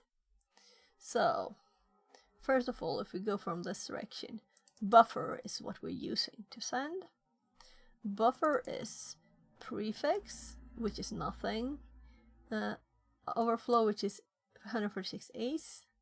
The written address, and it's flipped because it's Lenin. And then we have padding of knobs, which in the middle of this is where this address is. We have the payload, which is this reverse shell, and then we have some knobs at the end. And part of that is to see that it's actually all there. I thought, why not knobs rather than like bees or something. So the IP, I think it's my IP of the Kali machine. Let's actually do one thing before we start this, and that's to turn off the VPN to TryHackMe. So it's really just local. And then we have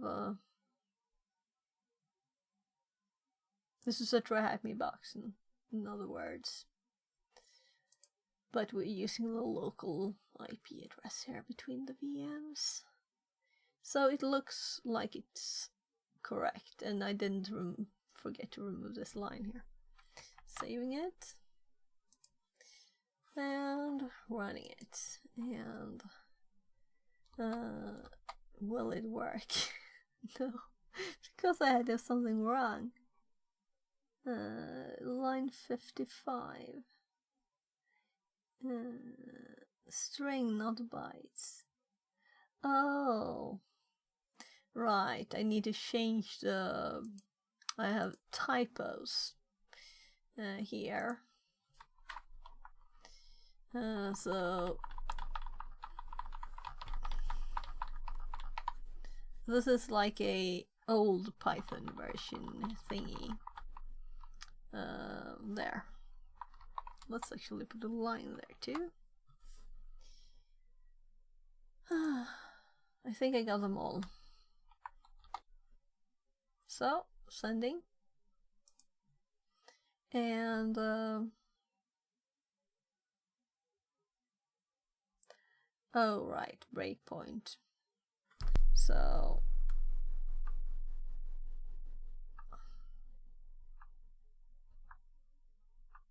this is annoying.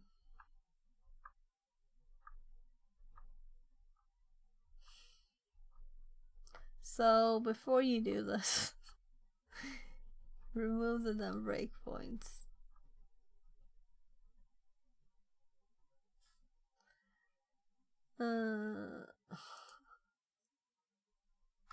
So nothing here. It didn't work. Let's remove the breakpoints or the breakpoint. So we are sure that if it stops, it's actually because it's crashing, right? So I saw stuff hop around. We have the 41s.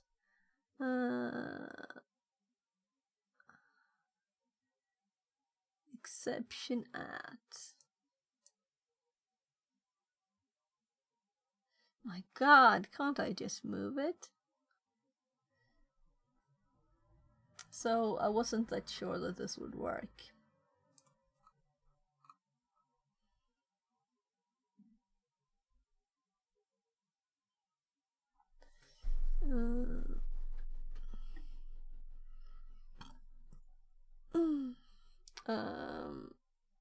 Let's look here at the code.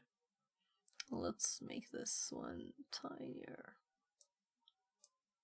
so we can see here. This is not the same as this. Where is it? Where is it?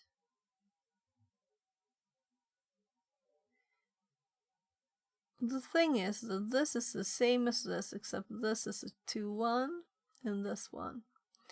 So it might be some kind of canary thingy dingy in there. And I'm supposed to have turned all of that off. I'm supposed to have.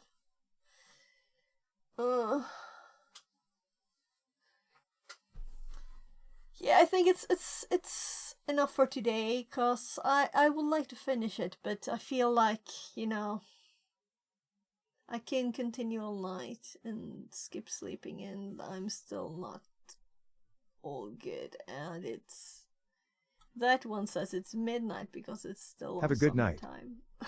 Get some rest. Yeah, let's find someone to raid. Let's find someone to raid. You always have to raid, right? Oh, we have security. Let's see our security forward. Cody streaming.